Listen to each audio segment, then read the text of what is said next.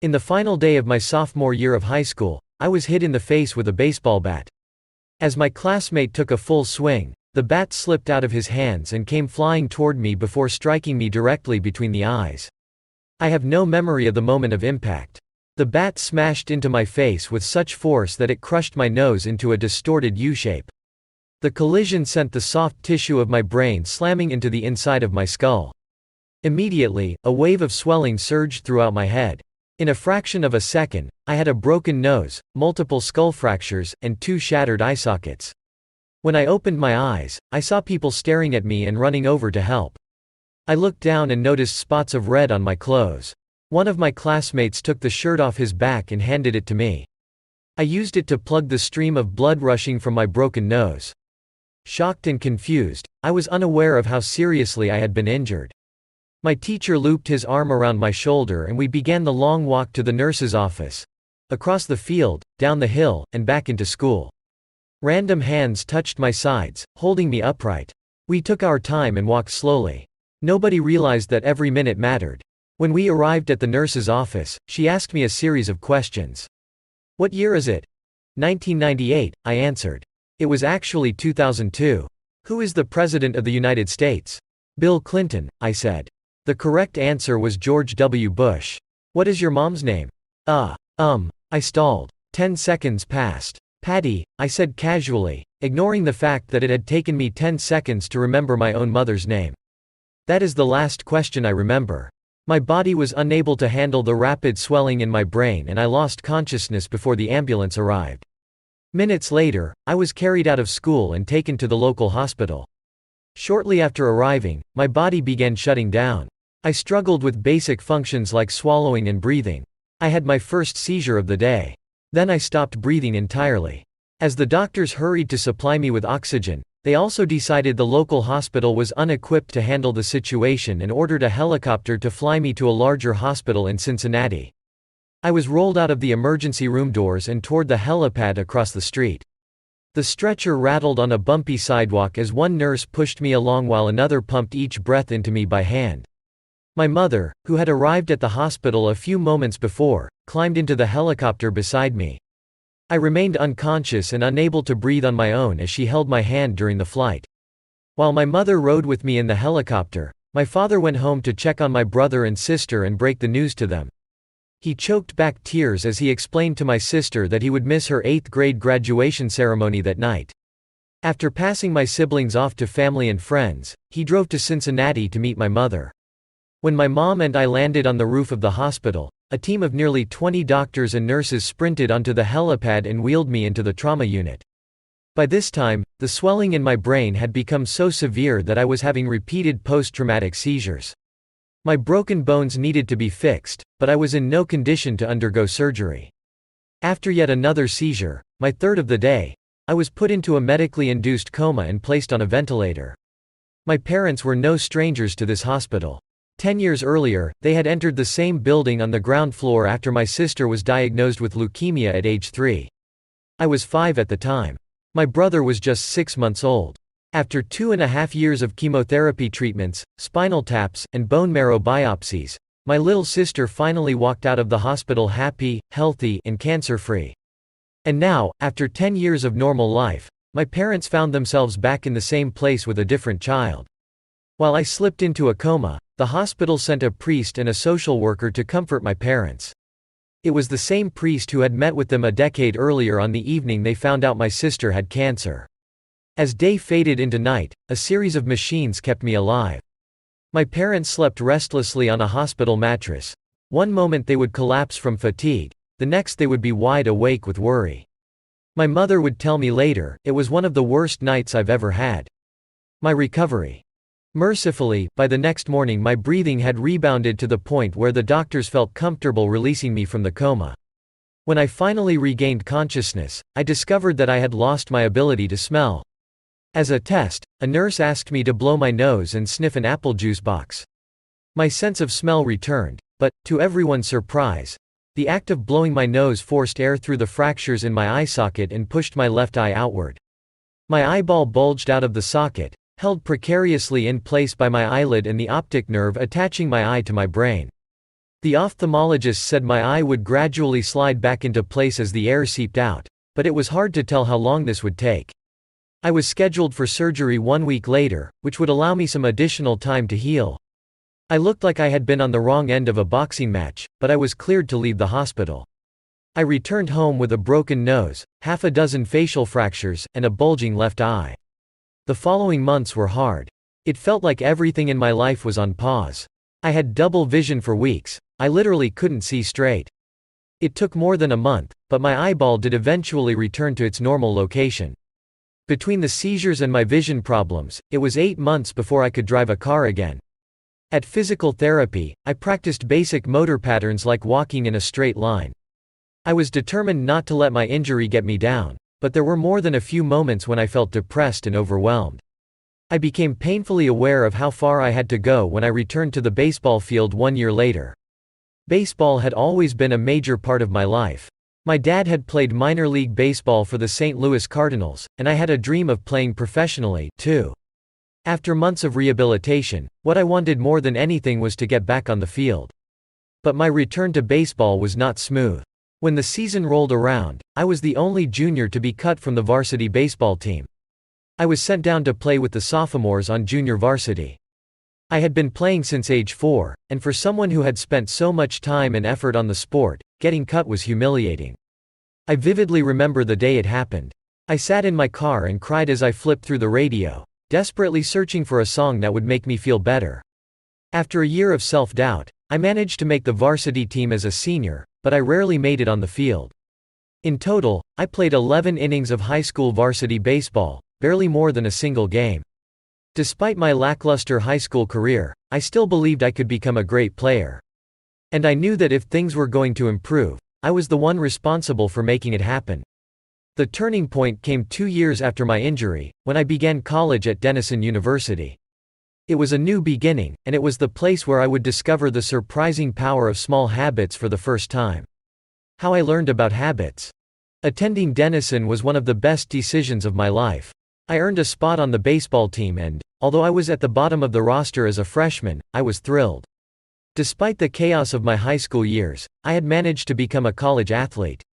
I wasn't going to be starting on the baseball team anytime soon, so I focused on getting my life in order.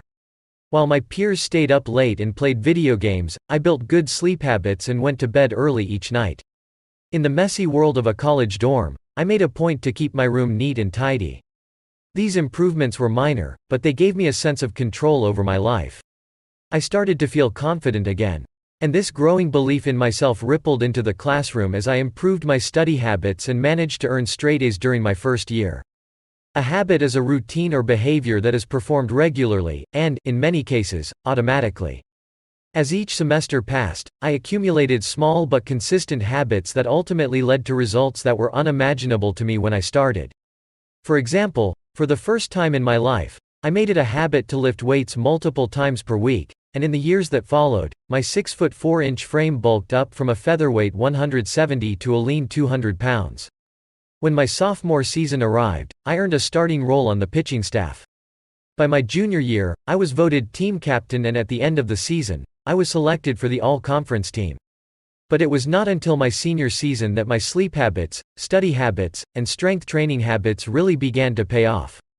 6 years after I had been hit in the face with a baseball bat, flown to the hospital, and placed into a coma, I was selected as the top male athlete at Denison University and named to the ESPN Academic All-America team, an honor given to just 33 players across the country.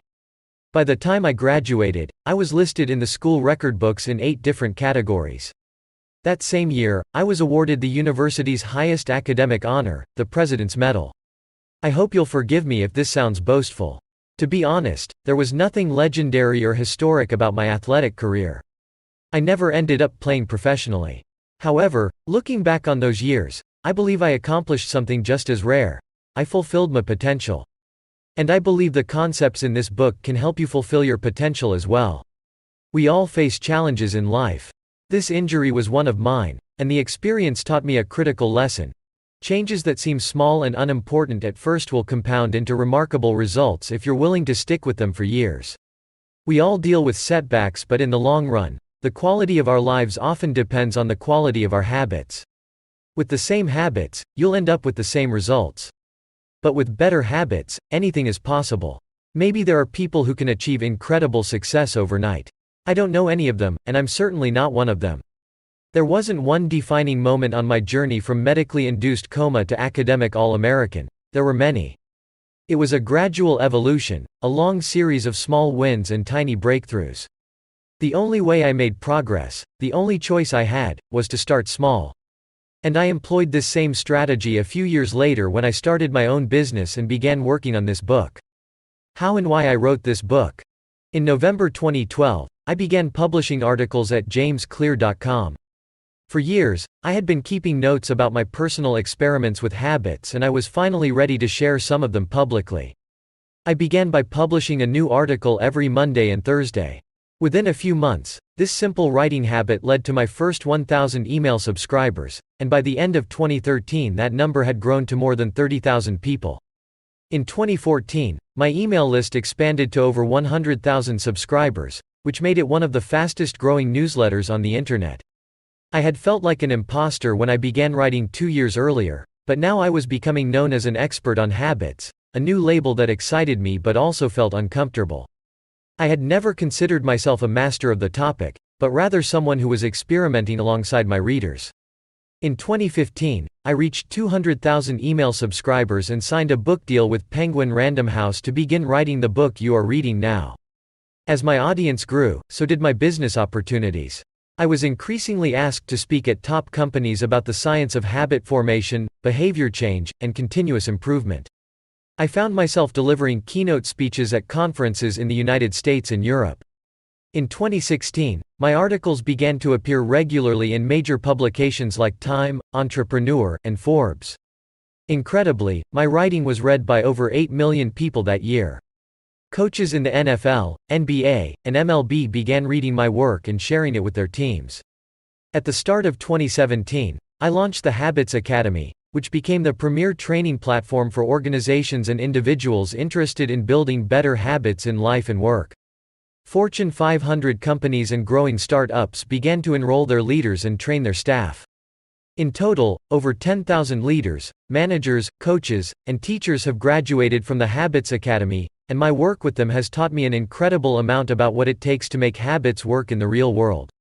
As I put the finishing touches on this book in 2018, JamesClear.com is receiving millions of visitors per month and nearly 500,000 people subscribe to my weekly email newsletter. A number that is so far beyond my expectations when I began that I'm not even sure what to think of it. How this book will benefit you. The entrepreneur and investor Naval Ravikant has said, "To write a great book, you must first become the book." I originally learned about the ideas mentioned here because I had to live them. I had to rely on small habits to rebound from my injury, to get stronger in the gym, to perform at a high level on the field, to become a writer, to build a successful business, and simply to develop into a responsible adult. Small habits helped me fulfill my potential, and since you picked up this book, I'm guessing you'd like to fulfill yours as well. In the pages that follow, I will share a step-by-step plan for building better habits, not for days or weeks, but for a lifetime. While science supports everything I've written, this book is not an academic research paper, it's an operating manual. You'll find wisdom and practical advice front and center as I explain the science of how to create and change your habits in a way that is easy to understand and apply. The fields I draw on, biology, neuroscience, philosophy, psychology, and more, have been around for many years. What I offer you is a synthesis of the best ideas smart people figured out a long time ago as well as the most compelling discoveries scientists have made recently. My contribution, I hope, is to find the ideas that matter most and connect them in a way that is highly actionable. Anything wise in these pages you should credit to the many experts who preceded me. Anything foolish, assume it is my error. The backbone of this book is my 4-step model of habits, cue, craving, response, and reward, and the 4 laws of behavior change that evolve out of these steps. Readers with a psychology background may recognize some of these terms from operant conditioning, which was first proposed as stimulus, response, reward by B.F. Skinner in the 1930s and has been popularized more recently as cue, routine, reward in The Power of Habit by Charles Duhigg. Behavioral scientists like Skinner realized that if you offered the right reward or punishment, you could get people to act in a certain way. But while Skinner's model did an excellent job of explaining how external stimuli influenced our habits, it lacked a good explanation for how our thoughts, feelings, and beliefs impact our behavior. Internal states, our moods and emotions, matter, too. In recent decades, scientists have begun to determine the connection between our thoughts, feelings, and behavior. This research will also be covered in these pages. In total, the framework I offer is an integrated model of the cognitive and behavioral sciences. I believe it is one of the first models of human behavior to accurately account for both the influence of external stimuli and internal emotions on our habits. While some of the language may be familiar, I am confident that the details, and the applications of the 4 laws of behavior change, will offer a new way to think about your habits. Human behavior is always changing, situation to situation, moment to moment, second to second. But this book is about what doesn't change. It's about the fundamentals of human behavior. The lasting principles you can rely on year after year. The ideas you can build a business around, build a family around, build a life around. There is no one right way to create better habits, but this book describes the best way I know, an approach that will be effective regardless of where you start or what you're trying to change.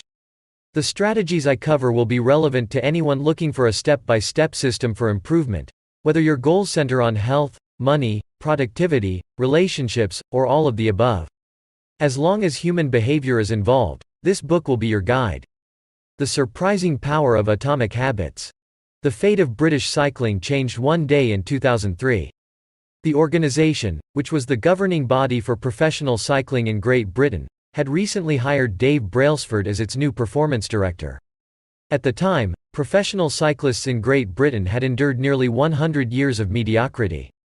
Since 1908, British riders had won just a single gold medal at the Olympic Games, and they had fared even worse in cycling's biggest race, the Tour de France. In 110 years, no British cyclist had ever won the event. In fact, the performance of British riders had been so underwhelming that one of the top bike manufacturers in Europe refused to sell bikes to the team because they were afraid that it would hurt sales if other professionals saw the Brits using their gear. Brailsford had been hired to put British cycling on a new trajectory. What made him different from previous coaches was his relentless commitment to a strategy that he referred to as the aggregation of marginal gains, which was the philosophy of searching for a tiny margin of improvement in everything you do. Brailsford said, "The whole principle came from the idea that if you broke down everything you could think of that goes into riding a bike, and then improve it by 1%, you will get a significant increase when you put them all together." Brailsford and his coaches began by making small adjustments you might expect from a professional cycling team.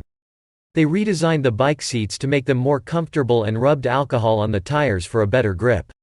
They asked riders to wear electrically heated overshorts to maintain ideal muscle temperature while riding and used biofeedback sensors to monitor how each athlete responded to a particular workout.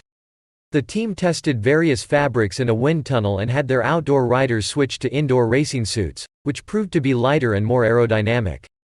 But they didn't stop there. Brailsford and his team continued to find 1% improvements in overlooked and unexpected areas. They tested different types of massage gels to see which one led to the fastest muscle recovery. They hired a surgeon to teach each rider the best way to wash their hands to reduce the chances of catching a cold. They determined the type of pillow and mattress that led to the best night's sleep for each rider. They even painted the inside of the team truck white, which helped them spot little bits of dust that would normally slip by unnoticed but could degrade the performance of the finely tuned bikes. As these and hundreds of other small improvements accumulated, the results came faster than anyone could have imagined. Just 5 years after Brailsford took over, the British cycling team dominated the road and track cycling events at the 2008 Olympic Games in Beijing, where they won an astounding 60% of the gold medals available. 4 years later, when the Olympic Games came to London, the Brits raised the bar as they set 9 Olympic records and 7 world records. That same year, Bradley Wiggins became the first British cyclist to win the Tour de France. The next year, his teammate Chris Froome won the race, and he would go on to win again in 2015, 2016, and 2017, giving the British team 5 Tour de France victories in 6 years. During the 10-year span from 2007 to 2017, British cyclists won 178 World Championships and 66 Olympic or Paralympic gold medals and captured 5 Tour de France victories in what is widely regarded as the most successful run in cycling history. How does this happen? How does a team of previously ordinary athletes transform into world champions with tiny changes that, at first glance, would seem to make a modest difference at best? Why do small improvements accumulate into such remarkable results, and how can you replicate this approach in your own life? Why small habits make a big difference. It is so easy to overestimate the importance of one defining moment and underestimate the value of making small improvements on a daily basis. Too often, we convince ourselves that massive success requires massive action. Whether it is losing weight, building a business, writing a book, winning a championship, or achieving any other goal, we put pressure on ourselves to make some earth-shattering improvement that everyone will talk about. Meanwhile, improving by 1% isn't particularly notable. Sometimes it isn't even noticeable. But it can be far more meaningful, especially in the long run. The difference a tiny improvement can make over time is astounding. Here's how the math works out. If you can get 1% better each day for 1 year, you'll end up 37 times better by the time you're done. Conversely, if you get 1% worse each day for 1 year, you'll decline nearly down to zero. What starts as a small win or a minor setback accumulates into something much more. Habits are the compound interest of self-improvement. The same way that money multiplies through compound interest, the effects of your habits multiply as you repeat them. They seem to make little difference on any given day, and yet the impact they deliver over the months and years can be enormous. It is only when looking back 2, 5, or perhaps 10 years later that the value of good habits and the cost of bad ones become strikingly apparent. This can be a difficult concept to appreciate in daily life. We often dismiss small changes because they don't seem to matter very much in the moment. If you save a little money now, you're still not a millionaire. If you go to the gym 3 days in a row, you're still out of shape. If you study Mandarin for an hour tonight, you still haven't learned the language. We make a few changes, but the results never seem to come quickly, and so we slide back into our previous routines.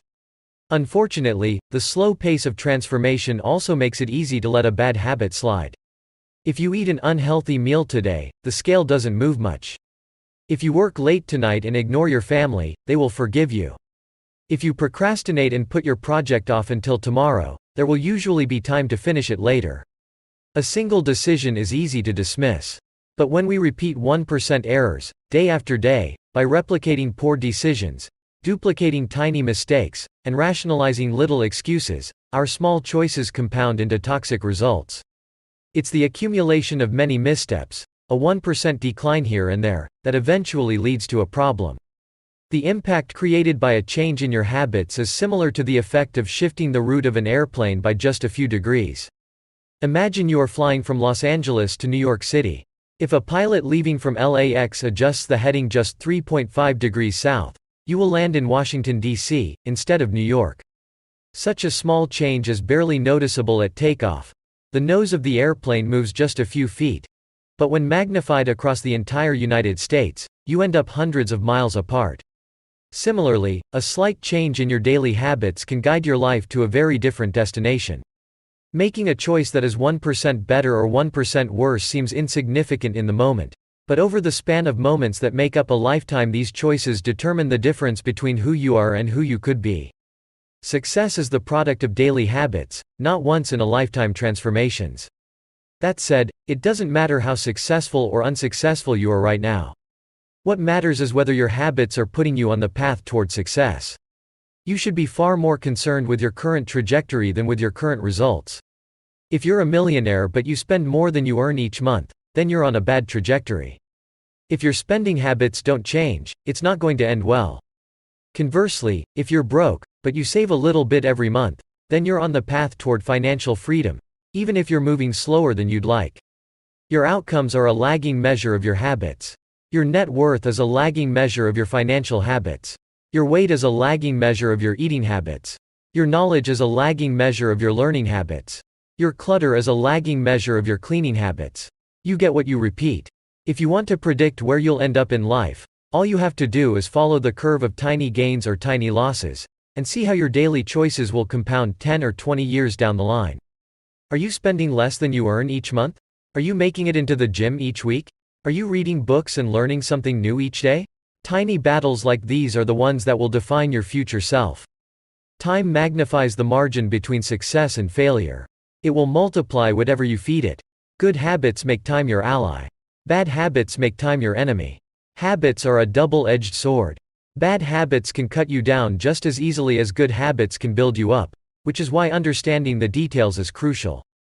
You need to know how habits work and how to design them to your liking, so you can avoid the dangerous half of the blade. What progress is really like. Imagine that you have an ice cube sitting on the table in front of you. The room is cold and you can see your breath. It is currently 25 degrees. Ever so slowly, the room begins to heat up.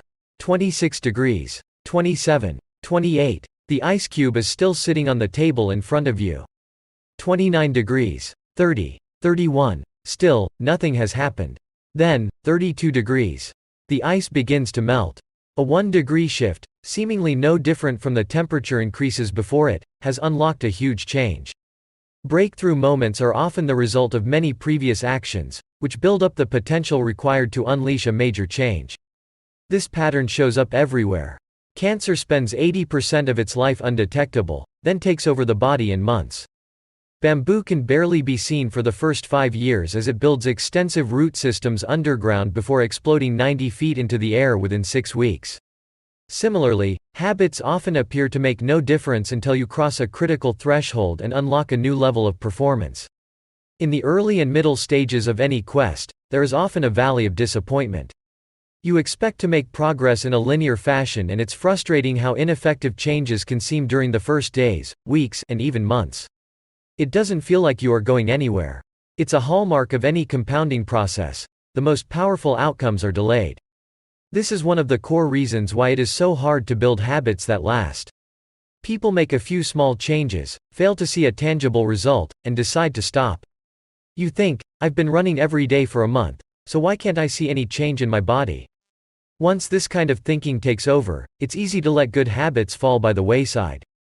But in order to make a meaningful difference, habits need to persist long enough to break through this plateau, what I call the plateau of latent potential. If you find yourself struggling to build a good habit or break a bad one, it is not because you have lost your ability to improve. It is often because you have not yet crossed the plateau of latent potential. Complaining about not achieving success despite working hard is like complaining about an ice cube not melting when you heated it from 25 to 31 degrees. Your work was not wasted, it is just being stored. All the action happens at 32 degrees. When you finally break through the plateau of latent potential, people will call it an overnight success. The outside world only sees the most dramatic event rather than all that preceded it. But you know that it's the work you did long ago, when it seemed that you weren't making any progress, that makes the jump today possible. It is the human equivalent of geological pressure. 2 tectonic plates can grind against one another for millions of years, the tension slowly building all the while. Then, one day, they rub each other once again, in the same fashion they have for ages, but this time the tension is too great. An earthquake erupts. Change can take years, before it happens all at once.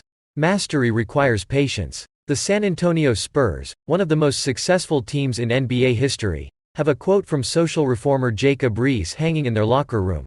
"When nothing seems to help, I go and look at a stonecutter hammering away at his rock, perhaps 100 times without as much as a crack showing in it. Yet at the 101st blow it will split in two, and I know it was not that last blow that did it, but all that had gone before." The plateau of latent potential. All big things come from small beginnings. The seed of every habit is a single, tiny decision. But as that decision is repeated, a habit sprouts and grows stronger. Roots entrench themselves and branches grow. The task of breaking a bad habit is like uprooting a powerful oak within us. And the task of building a good habit is like cultivating a delicate flower one day at a time. But what determines whether we stick with a habit long enough to survive the plateau of latent potential and break through to the other side? What is it that causes some people to slide into unwanted habits and enables others to enjoy the compounding effects of good ones? Forget about goals, focus on systems instead. Prevailing wisdom claims that the best way to achieve what we want in life, getting into better shape, building a successful business, relaxing more and worrying less, spending more time with friends and family, is to set specific, actionable goals. For many years, this was how I approached my habits, too. Each one was a goal to be reached. I set goals for the grades I wanted to get in school, for the weights I wanted to lift in the gym, for the profits I wanted to earn in business. I succeeded at a few, but I failed at a lot of them.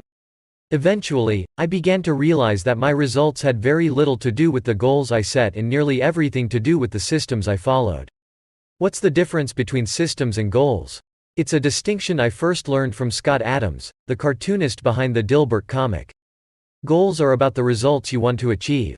Systems are about the processes that lead to those results. If you're a coach, your goal might be to win a championship.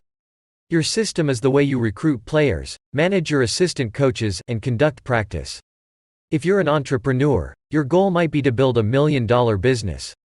Your system is how you test product ideas, hire employees, and run marketing campaigns. If you're a musician, your goal might be to play a new piece. Your system is how often you practice, how you break down and tackle difficult measures, and your method for receiving feedback from your instructor. Now for the interesting question. If you completely ignored your goals and focused only on your system, would you still succeed? For example, if you were a basketball coach and you ignored your goal to win a championship and focused only on what your team does at practice each day, would you still get results? I think you would. The goal in any sport is to finish with the best score, but it would be ridiculous to spend the whole game staring at the scoreboard. The only way to actually win is to get better each day. In the words of three-time Super Bowl winner Bill Walsh, the score takes care of itself. The same is true for other areas of life. If you want better results, then forget about setting goals.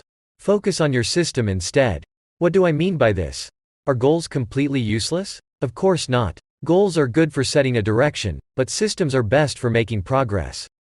A handful of problems arise when you spend too much time thinking about your goals and not enough time designing your systems. Problem number 1. Winners and losers have the same goals. Goal setting suffers from a serious case of survivorship bias. We concentrate on the people who end up winning, the survivors, and mistakenly assume that ambitious goals led to their success while overlooking all of the people who had the same objective but didn't succeed.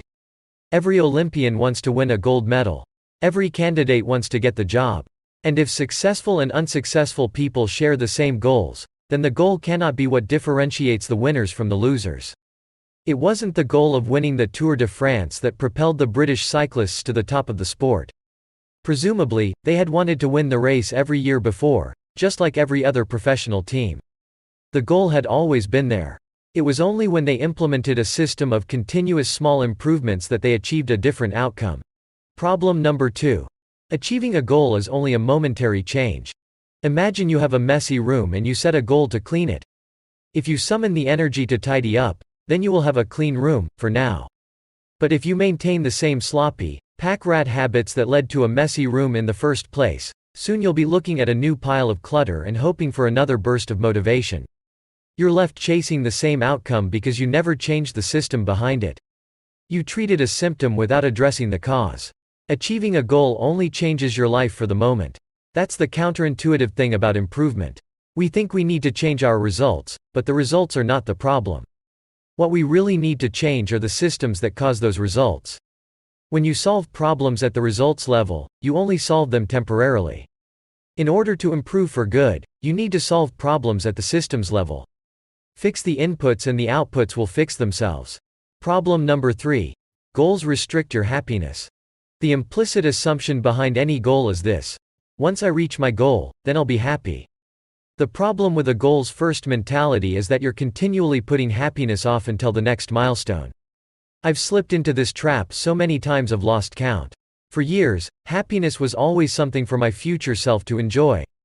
I promised myself that once I gained 20 pounds of muscle or after my business was featured in the New York Times, then I could finally relax. Furthermore, goals create an either-or conflict. Either you achieve your goal and are successful or you fail and you are a disappointment. You mentally box yourself into a narrow version of happiness. This is misguided. It is unlikely that your actual path through life will match the exact journey you had in mind when you set out. It makes no sense to restrict your satisfaction to one scenario when there are many paths to success. A systems-first mentality provides the antidote. When you fall in love with the process rather than the product, you don't have to wait to give yourself permission to be happy. You can be satisfied anytime your system is running. And a system can be successful in many different forms, not just the one you first envision. Problem number 4. Goals are at odds with long-term progress. Finally, a goal-oriented mindset can create a yo-yo effect. Many runners work hard for months, but as soon as they cross the finish line, they stop training. The race is no longer there to motivate them. When all of your hard work is focused on a particular goal, what is left to push you forward after you achieve it? This is why many people find themselves reverting to their old habits after accomplishing a goal. The purpose of setting goals is to win the game. The purpose of building systems is to continue playing the game. True long-term thinking is goal-less thinking. It's not about any single accomplishment. It is about the cycle of endless refinement and continuous improvement. Ultimately, it is your commitment to the process that will determine your progress. A system of atomic habits. If you're having trouble changing your habits, the problem isn't you. The problem is your system. Bad habits repeat themselves again and again, not because you don't want to change, but because you have the wrong system for change. You do not rise to the level of your goals. You fall to the level of your systems. Focusing on the overall system, rather than a single goal, is one of the core themes of this book. It is also one of the deeper meanings behind the word atomic. By now, you've probably realized that an atomic habit refers to a tiny change, a marginal gain, a 1% improvement. But atomic habits are not just any old habits, however small. They are little habits that are part of a larger system. Just as atoms are the building blocks of molecules, atomic habits are the building blocks of remarkable results. Habits are like the atoms of our lives. Each one is a fundamental unit that contributes to your overall improvement. At first, these tiny routines seem insignificant, but soon they build on each other and fuel bigger wins that multiply to a degree that far outweighs the cost of their initial investment. They are both small and mighty. This is the meaning of the phrase atomic habits, a regular practice or routine that is not only small and easy to do, but also the source of incredible power, a component of the system of compound growth. Chapter summary. Habits are the compound interest of self-improvement. Getting 1% better every day counts for a lot in the long run. Habits are a double-edged sword. They can work for you or against you, which is why understanding the details is essential. Small changes often appear to make no difference until you cross a critical threshold. The most powerful outcomes of any compounding process are delayed. You need to be patient. An atomic habit is a little habit that is part of a larger system. Just as atoms are the building blocks of molecules, atomic habits are the building blocks of remarkable results. If you want better results, then forget about setting goals. Focus on your system instead. You do not rise to the level of your goals. You fall to the level of your systems. Chapter 2. How your habits shape your identity. Why is it so easy to repeat bad habits and so hard to form good ones? Few things can have a more powerful impact on your life than improving your daily habits. And yet it is likely that this time next year you'll be doing the same thing rather than something better. It often feels difficult to keep good habits going for more than a few days, even with sincere effort and the occasional burst of motivation. Habits like exercise, meditation, journaling, and cooking are reasonable for a day or two and then become a hassle. However, once your habits are established, they seem to stick around forever, especially the unwanted ones. Despite our best intentions, unhealthy habits like eating junk food, watching too much television, procrastinating, and smoking can feel impossible to break. Changing our habits is challenging for two reasons. First, as we try to change the wrong thing, and second, as we try to change our habits in the wrong way. In this chapter, I'll address the first point. In the chapters that follow, I'll answer the second. Our first mistake is that we try to change the wrong thing. To understand what I mean, consider that there are 3 levels at which change can occur. You can imagine them like the layers of an onion. 3 layers of behavior change. The first layer is changing your outcomes. This level is concerned with changing your results, losing weight, publishing a book, winning a championship. Most of the goals you set are associated with this level of change. The second layer is changing your process. This level is concerned with changing your habits and systems, implementing a new routine at the gym, decluttering your desk for better workflow, developing a meditation practice. Most of the habits you build are associated with this level. The third and deepest layer is changing your identity. This level is concerned with changing your beliefs, your worldview, your self-image, your judgments about yourself and others. Most of the beliefs, assumptions, and biases you hold are associated with this level. Outcomes are about what you get. Processes are about what you do. Identity is about what you believe. When it comes to building habits that last, when it comes to building a system of 1% improvements, the problem is not that one level is better or worse than another. All levels of change are useful in their own way. The problem is the direction of change. Many people begin the process of changing their habits by focusing on what they want to achieve. This leads us to outcome-based habits. The alternative is to build identity-based habits. With this approach, we start by focusing on who we wish to become. Imagine two people resisting a cigarette. When offered a smoke, the first person says, "No thanks.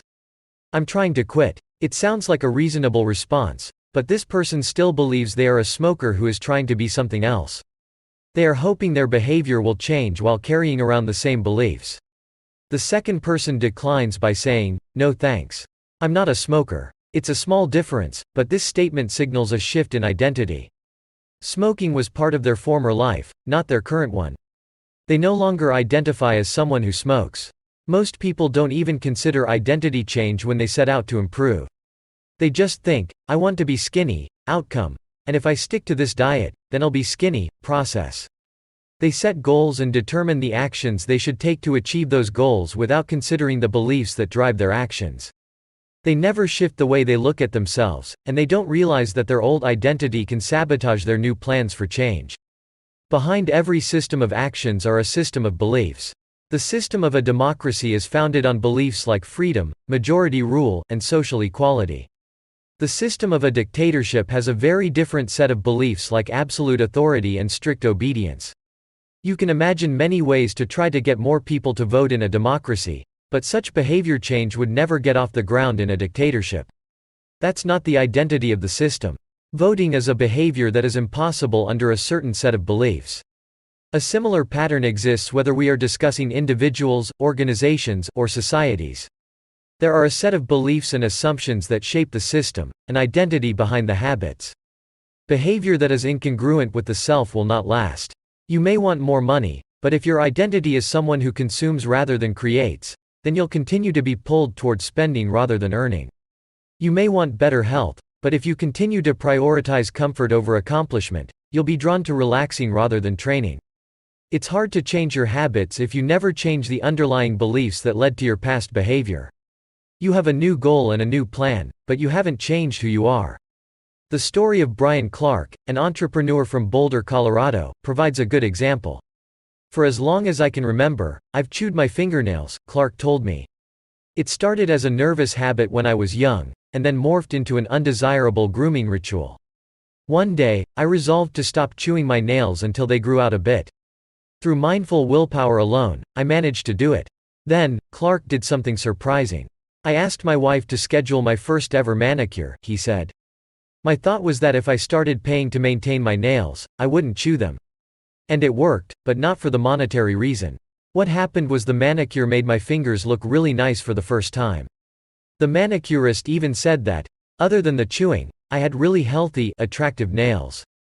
Suddenly, I was proud of my fingernails. And even though that's something I had never aspired to, it made all the difference. I've never chewed my nails since, not even a single close call. And it's because I now take pride in properly caring for them."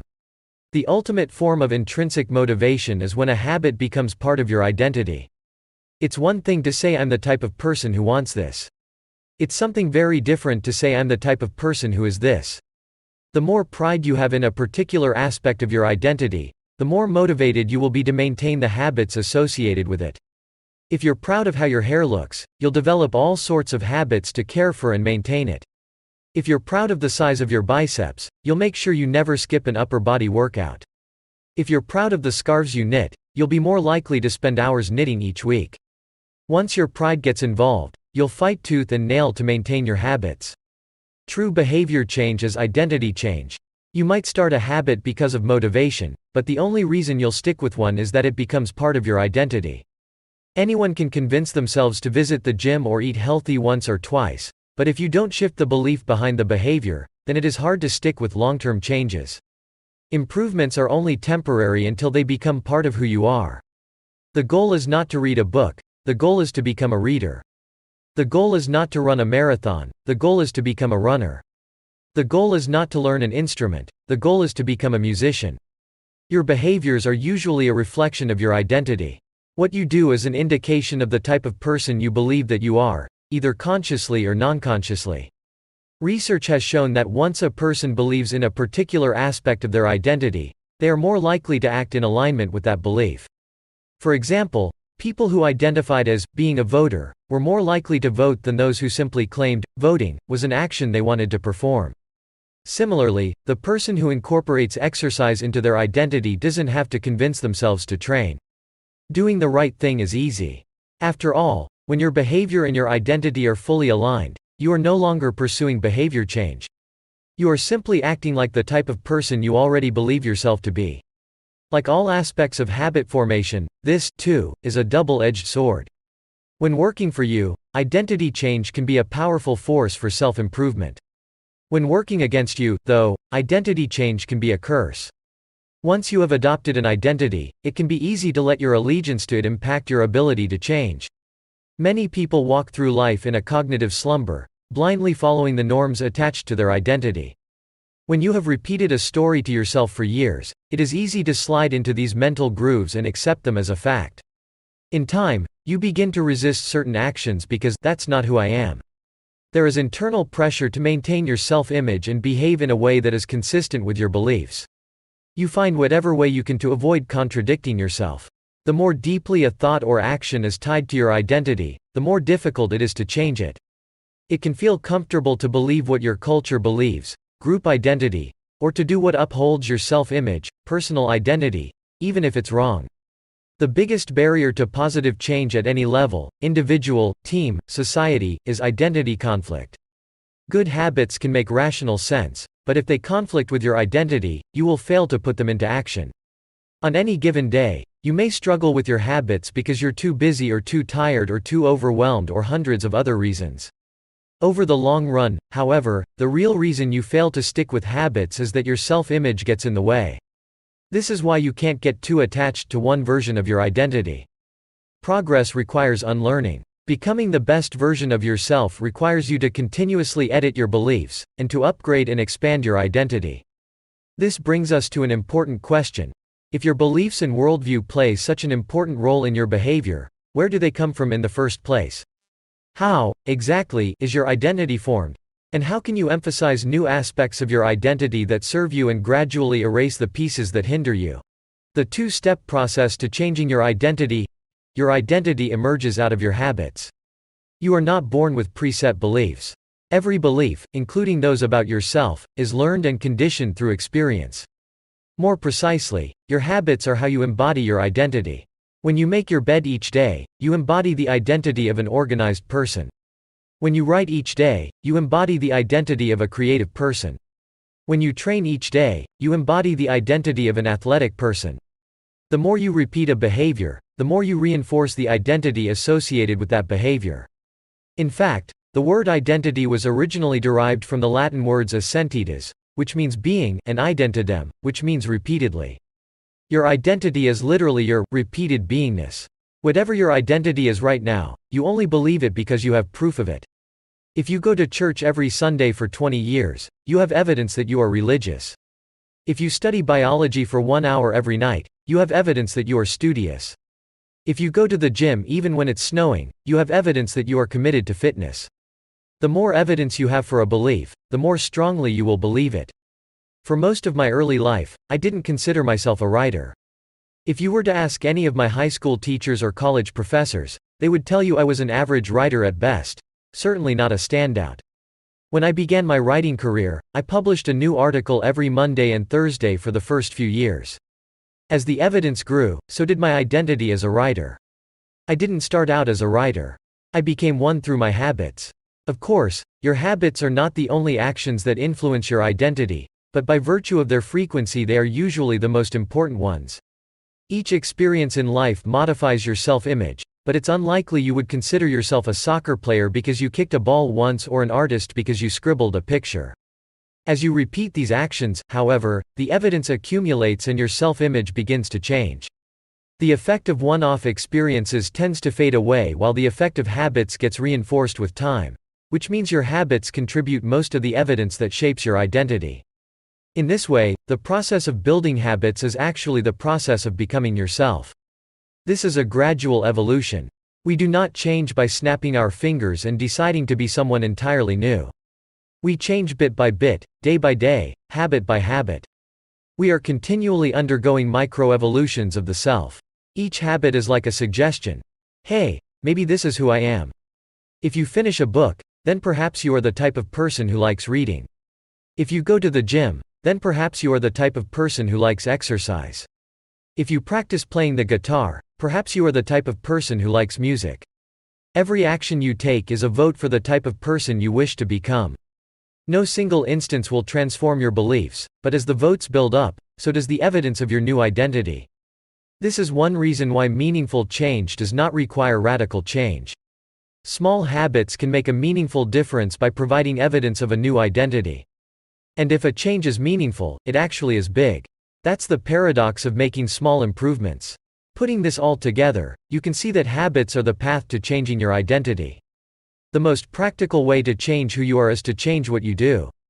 Each habit not only gets results but also teaches you something far more important: to trust yourself. You start to believe you can actually accomplish these things. When the votes mount up and the evidence begins to change, the story you tell yourself begins to change as well. Of course, it works the opposite way, too. Every time you choose to perform a bad habit, it's a vote for that identity. The good news is that you don't need to be perfect. In any election, there are going to be votes for both sides. You don't need a unanimous vote to win an election, you just need a majority. It doesn't matter if you cast a few votes for a bad behavior or an unproductive habit.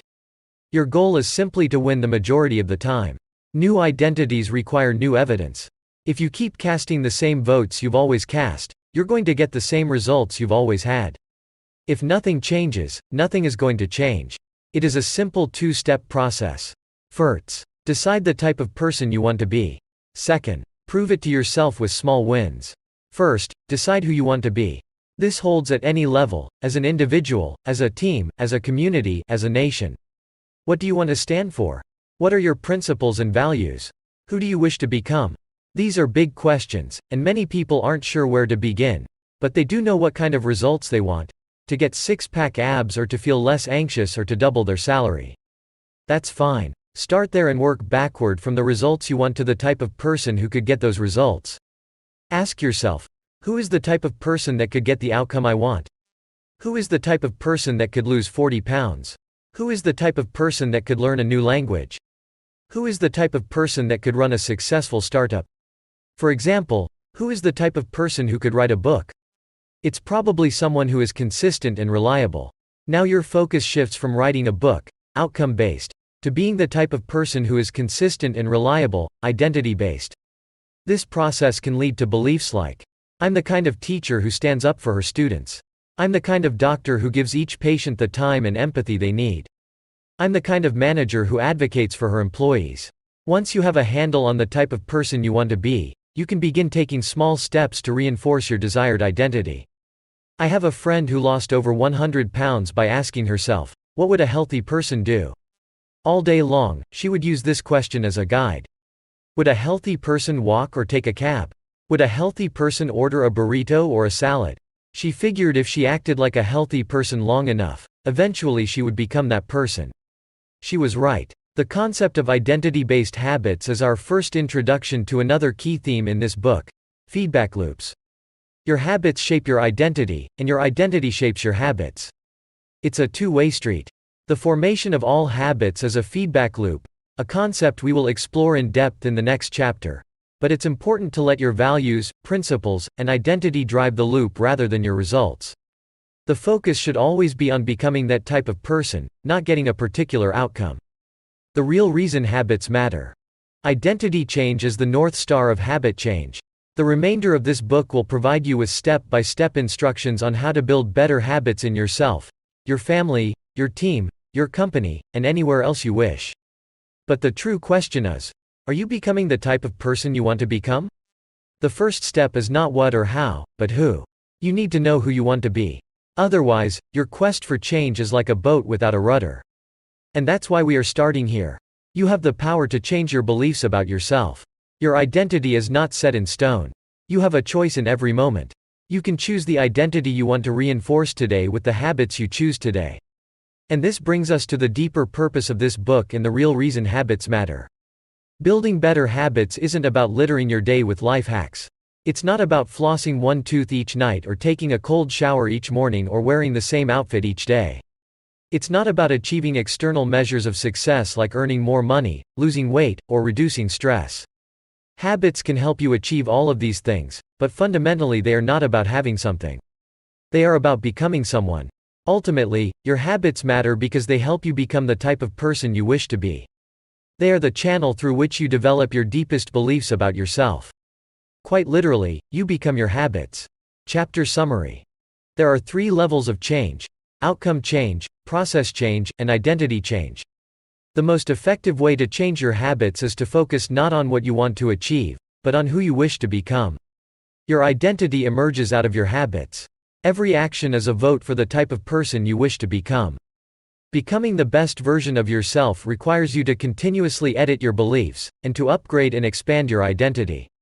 The real reason habits matter is not because they can get you better results, although they can do that, but because they can change your beliefs about yourself.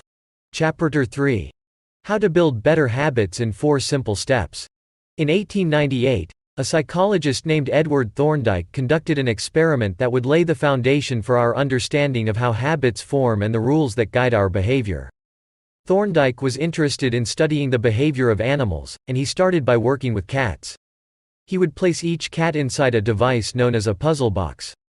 The box was designed so that the cat could escape through a door, by some simple act, such as pulling at a loop of cord, pressing a lever, or stepping on a platform. For example, one box contained a lever that, when pressed, would open a door on the side of the box. Once the door had been opened, the cat could dart out and run over to a bowl of food. Most cats wanted to escape as soon as they were placed inside the box. They would poke their nose into the corners, stick their paws through openings, and claw at loose objects. After a few minutes of exploration, the cats would happen to press the magical lever, the door would open, and they would escape. Thorndike tracked the behavior of each cat across many trials. In the beginning, the animals moved around the box at random. But as soon as the lever had been pressed and the door opened, the process of learning began. Gradually, each cat learned to associate the action of pressing the lever with the reward of escaping the box and getting to the food. After 20 to 30 trials, this behavior became so automatic and habitual that the cat could escape within a few seconds. For example, Thorndike noted, Cat 12 took the following times to perform the act: 160 seconds, 30 seconds, 90 seconds, 60, 15, 28, 20, 30, 22, 11, 15, 20, 12, 10, 14, 10, 8, 8, 5, 10, 8, 6, 6, 7. During the first 3 trials, the cat escaped in an average of 1.5 minutes. During the last 3 trials, it escaped in an average of 6.3 seconds. With practice, each cat made fewer errors and their actions became quicker and more automatic. Rather than repeat the same mistakes, the cat began to cut straight to the solution. From his studies, Thorndike described the learning process by stating, "Behaviors followed by satisfying consequences tend to be repeated, and those that produce unpleasant consequences are less likely to be repeated." His work provides the perfect starting point for discussing how habits form in our own lives. It also provides answers to some fundamental questions like, what are habits? And why does the brain bother building them at all? Why your brain builds habits. A habit is a behavior that has been repeated enough times to become automatic. The process of habit formation begins with trial and error. Whenever you encounter a new situation in life, your brain has to make a decision. How do I respond to this? The first time you come across a problem, you're not sure how to solve it. Like Thorndike's cat, you're just trying things out to see what works. Neurological activity in the brain is high during this period. You are carefully analyzing the situation and making conscious decisions about how to act. You're taking in tons of new information and trying to make sense of it all. The brain is busy learning the most effective course of action. Occasionally, like a cat pressing on a lever, you stumble across a solution. You're feeling anxious, and you discover that going for a run calms you down. You're mentally exhausted from a long day of work, and you learn that playing video games relaxes you. You're exploring, and then, bam, a reward. After you stumble upon an unexpected reward, you alter your strategy for next time. Your brain immediately begins to catalog the events that preceded the reward. Wait a minute, that felt good. What did I do right before that? This is the feedback loop behind all human behavior. Try, fail, learn, try differently. With practice, the useless movements fade away and the useful actions get reinforced. That's a habit forming. Whenever you face a problem repeatedly, your brain begins to automate the process of solving it. Your habits are just a series of automatic solutions that solve the problems and stresses you face regularly. As behavioral scientist Jason Ria writes, habits are, simply, reliable solutions to recurring problems in our environment. As habits are created, the level of activity in the brain decreases. You learn to lock in on the cues that predict success and tune out everything else. When a similar situation arises in the future, you know exactly what to look for. There is no longer a need to analyze every angle of a situation. Your brain skips the process of trial and error and creates a mental rule. If this, then that. These cognitive scripts can be followed automatically whenever the situation is appropriate. Now, whenever you feel stressed, you get the itch to run. As soon as you walk in the door from work, you grab the video game controller. A choice that once required effort is now automatic. A habit has been created. Habits are mental shortcuts learned from experience. In a sense, a habit is just a memory of the steps you previously followed to solve a problem in the past. Whenever the conditions are right, you can draw on this memory and automatically apply the same solution. The primary reason the brain remembers the past is to better predict what will work in the future. Habit formation is incredibly useful because the conscious mind is the bottleneck of the brain. It can only pay attention to one problem at a time. As a result, your brain is always working to preserve your conscious attention for whatever task is most essential. Whenever possible, the conscious mind likes to pawn off tasks to the non-conscious mind to do automatically. This is precisely what happens when a habit is formed. Habits reduce cognitive load and free up mental capacity, so you can allocate your attention to other tasks. Despite their efficiency, some people still wonder about the benefits of habits. The argument goes like this: will habits make my life dull? I don't want to pigeonhole myself into a lifestyle I don't enjoy. Doesn't so much routine take away the vibrancy and spontaneity of life? Hardly. Such questions set up a false dichotomy. They make you think that you have to choose between building habits and attaining freedom. In reality, the two complement each other. Habits do not restrict freedom. They create it. In fact, the people who don't have their habits handled are often the ones with the least amount of freedom. Without good financial habits, you will always be struggling for the next dollar. Without good health habits, you will always seem to be short on energy. Without good learning habits, you will always feel like you're behind the curve. If you're always being forced to make decisions about simple tasks, when should I work out? Where do I go to write? When do I pay the bills? Then you have less time for freedom. It's only by making the fundamentals of life easier that you can create the mental space needed for free thinking and creativity. Conversely, when you have your habits dialed in and the basics of life are handled and done, your mind is free to focus on new challenges and master the next set of problems. Building habits in the present allows you to do more of what you want in the future. The science of how habits work. The process of building a habit can be divided into 4 simple steps: cue, craving, response, and reward. Breaking it down into these fundamental parts can help us understand what a habit is, how it works, and how to improve it. This 4-step pattern is the backbone of every habit, and your brain runs through these steps in the same order each time. First, there is the cue. The cue triggers your brain to initiate a behavior. It is a bit of information that predicts a reward. Our prehistoric ancestors were paying attention to cues that signaled the location of primary rewards like food, water, and sex. Today, we spend most of our time learning cues that predict secondary rewards like money and fame, power and status, praise and approval, love and friendship, or a sense of personal satisfaction. Of course, these pursuits also indirectly improve our odds of survival and reproduction, which is the deeper motive behind everything we do. Your mind is continuously analyzing your internal and external environment for hints of where rewards are located. Because the cue is the first indication that we're close to a reward, it naturally leads to a craving. Cravings are the second step, and they are the motivational force behind every habit. Without some level of motivation or desire, without craving a change, we have no reason to act. What you crave is not the habit itself but the change in state it delivers. You do not crave smoking a cigarette, you crave the feeling of relief it provides. You are not motivated by brushing your teeth but rather by the feeling of a clean mouth. You do not want to turn on the television, you want to be entertained. Every craving is linked to a desire to change your internal state. This is an important point that we will discuss in detail later. Cravings differ from person to person. In theory, any piece of information could trigger a craving, but in practice, people are not motivated by the same cues. For a gambler, the sound of slot machines can be a potent trigger that sparks an intense wave of desire. For someone who rarely gambles, the jingles and chimes of the casino are just background noise. Cues are meaningless until they are interpreted. The thoughts, feelings, and emotions of the observer are what transform a cue into a craving. The third step is the response. The response is the actual habit you perform, which can take the form of a thought or an action. Whether a response occurs depends on how motivated you are and how much friction is associated with the behavior. If a particular action requires more physical or mental effort than you are willing to expend, then you won't do it. Your response also depends on your ability. It sounds simple, but a habit can occur only if you are capable of doing it.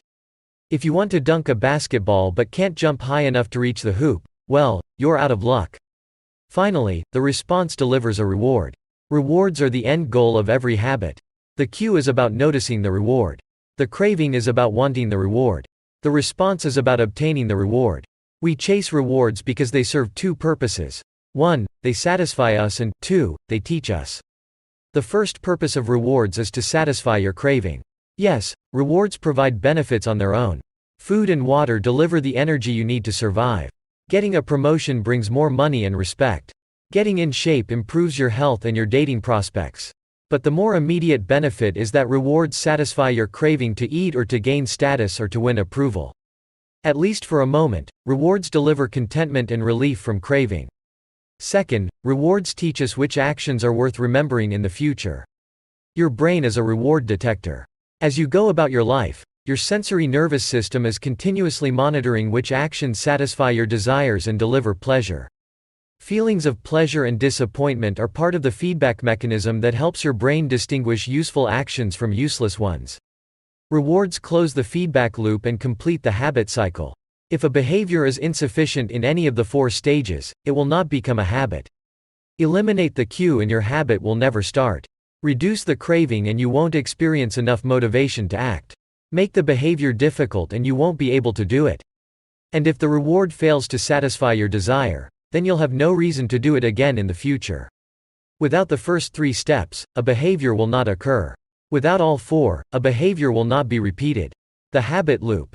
In summary, the cue triggers a craving, which motivates a response, which provides a reward, which satisfies the craving and, ultimately, becomes associated with the cue.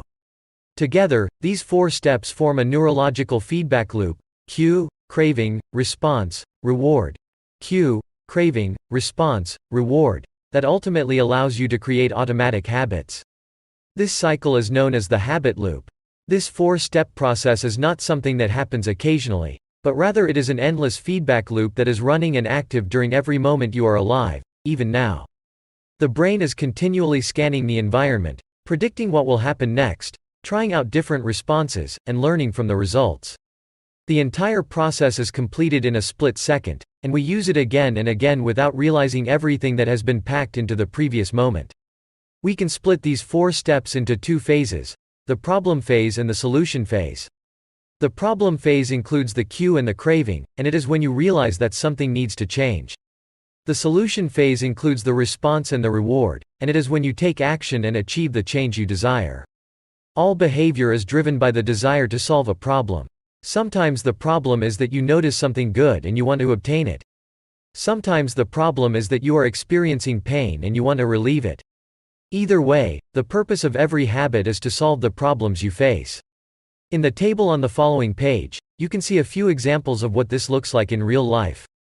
Imagine walking into a dark room and flipping on the light switch. You have performed this simple habit so many times that it occurs without thinking. You proceed through all 4 stages in the fraction of a second. The urge to act strikes you without thinking. By the time we become adults, we rarely notice the habits that are running our lives. Most of us never give a second thought to the fact that we tie the same shoe first each morning, or unplug the toaster after each use, or always change into comfortable clothes after getting home from work. After decades of mental programming, we automatically slip into these patterns of thinking and acting. The 4 laws of behavior change. In the following chapters, we will see time and again how the 4 stages of cue, craving, response, and reward influence nearly everything we do each day. But before we do that, we need to transform these 4 steps into a practical framework that we can use to design good habits and eliminate bad ones. I refer to this framework as the 4 laws of behavior change, and it provides a simple set of rules for creating good habits and breaking bad ones. You can think of each law as a lever that influences human behavior. When the levers are in the right positions, creating good habits is effortless. When they are in the wrong positions, it is nearly impossible. It would be irresponsible for me to claim that these 4 laws are an exhaustive framework for changing any human behavior, but I think they're close. As you will soon see, the 4 laws of behavior change apply to nearly every field, from sports to politics, art to medicine, comedy to management. These laws can be used no matter what challenge you are facing. There is no need for completely different strategies for each habit. Whenever you want to change your behavior, you can simply ask yourself, 1. How can I make it obvious? 2. How can I make it attractive? 3. How can I make it easy? 4. How can I make it satisfying? If you have ever wondered, why don't I do what I say I'm going to do? Why don't I lose the weight or stop smoking or save for retirement or start that side business? Why do I say something is important but never seem to make time for it? The answers to those questions can be found somewhere in these 4 laws. The key to creating good habits and breaking bad ones is to understand these fundamental laws and how to alter them to your specifications. Every goal is doomed to fail if it goes against the grain of human nature. Your habits are shaped by the systems in your life. In the chapters that follow, we will discuss these laws one by one and show how you can use them to create a system in which good habits emerge naturally and bad habits wither away. Chapter summary. A habit is a behavior that has been repeated enough times to become automatic. The ultimate purpose of habits is to solve the problems of life with as little energy and effort as possible. Any habit can be broken down into a feedback loop that involves 4 steps: cue, craving, response, and reward. The 4 laws of behavior change are a simple set of rules we can use to build better habits. They are: 1. Make it obvious, 2. Make it attractive, 3. Make it easy, and 4. Make it satisfying. Chapter 4. The Man Who Didn't Look Right. The psychologist Gary Klein once told me a story about a woman who attended a family gathering. She had spent years working as a paramedic and, upon arriving at the event, took one look at her father-in-law and got very concerned. "I don't like the way you look," she said. Her father-in-law, who was feeling perfectly fine, jokingly replied, "Well, I don't like your looks, either." "No," she insisted. "You need to go to the hospital now." A few hours later, the man was undergoing life-saving surgery after an examination had revealed that he had a blockage to a major artery and was at immediate risk of a heart attack. Without his daughter-in-law's intuition, he could have died.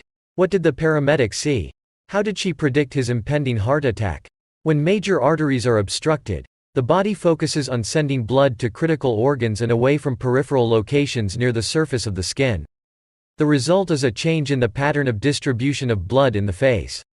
After many years of working with people with heart failure, the woman had unknowingly developed the ability to recognize this pattern on sight. She couldn't explain what it was that she noticed in her father-in-law's face, but she knew something was wrong. Similar stories exist in other fields. For example, military analysts can identify which blip on a radar screen is an enemy missile and which one is a plane from their own fleet even though they are traveling at the same speed, flying at the same altitude, and look identical on radar in nearly every respect. During the Gulf War, Lieutenant Commander Michael Riley saved an entire battleship when he ordered a missile shot down. despite the fact that it looked exactly like the battleship's own planes on radar. He made the right call, but even his superior officers couldn't explain how he did it. Museum curators have been known to discern the difference between an authentic piece of art and an expertly produced counterfeit even though they can't tell you precisely which details tipped them off. Experienced radiologists can look at a brain scan and predict the area where a stroke will develop before any obvious signs are visible to the untrained eye. I've even heard of hairdressers noticing whether a client is pregnant based only on the feel of her hair. The human brain is a prediction machine.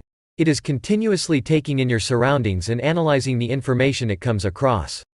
Whenever you experience something repeatedly, like a paramedic seeing the face of a heart attack patient or a military analyst seeing a missile on a radar screen, your brain begins noticing what is important, sorting through the details and highlighting the relevant cues, and cataloging that information for future use. With enough practice, you can pick up on the cues that predict certain outcomes without consciously thinking about it. Automatically, your brain encodes the lessons learned through experience. We can't always explain what it is we are learning, but learning is happening all along the way, and your ability to notice the relevant cues in a given situation is the foundation for every habit you have. We underestimate how much our brains and bodies can do without thinking. You do not tell your hair to grow, your heart to pump, your lungs to breathe, or your stomach to digest. And yet your body handles all this and more on autopilot. You are much more than your conscious self. Consider hunger. How do you know when you're hungry? You don't necessarily have to see a cookie on the counter to realize that it is time to eat. Appetite and hunger are governed non-consciously. Your body has a variety of feedback loops that gradually alert you when it is time to eat again and that track what is going on around you and within you.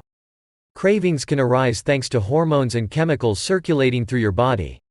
Suddenly, you're hungry even though you're not quite sure what tipped you off. This is one of the most surprising insights about our habits.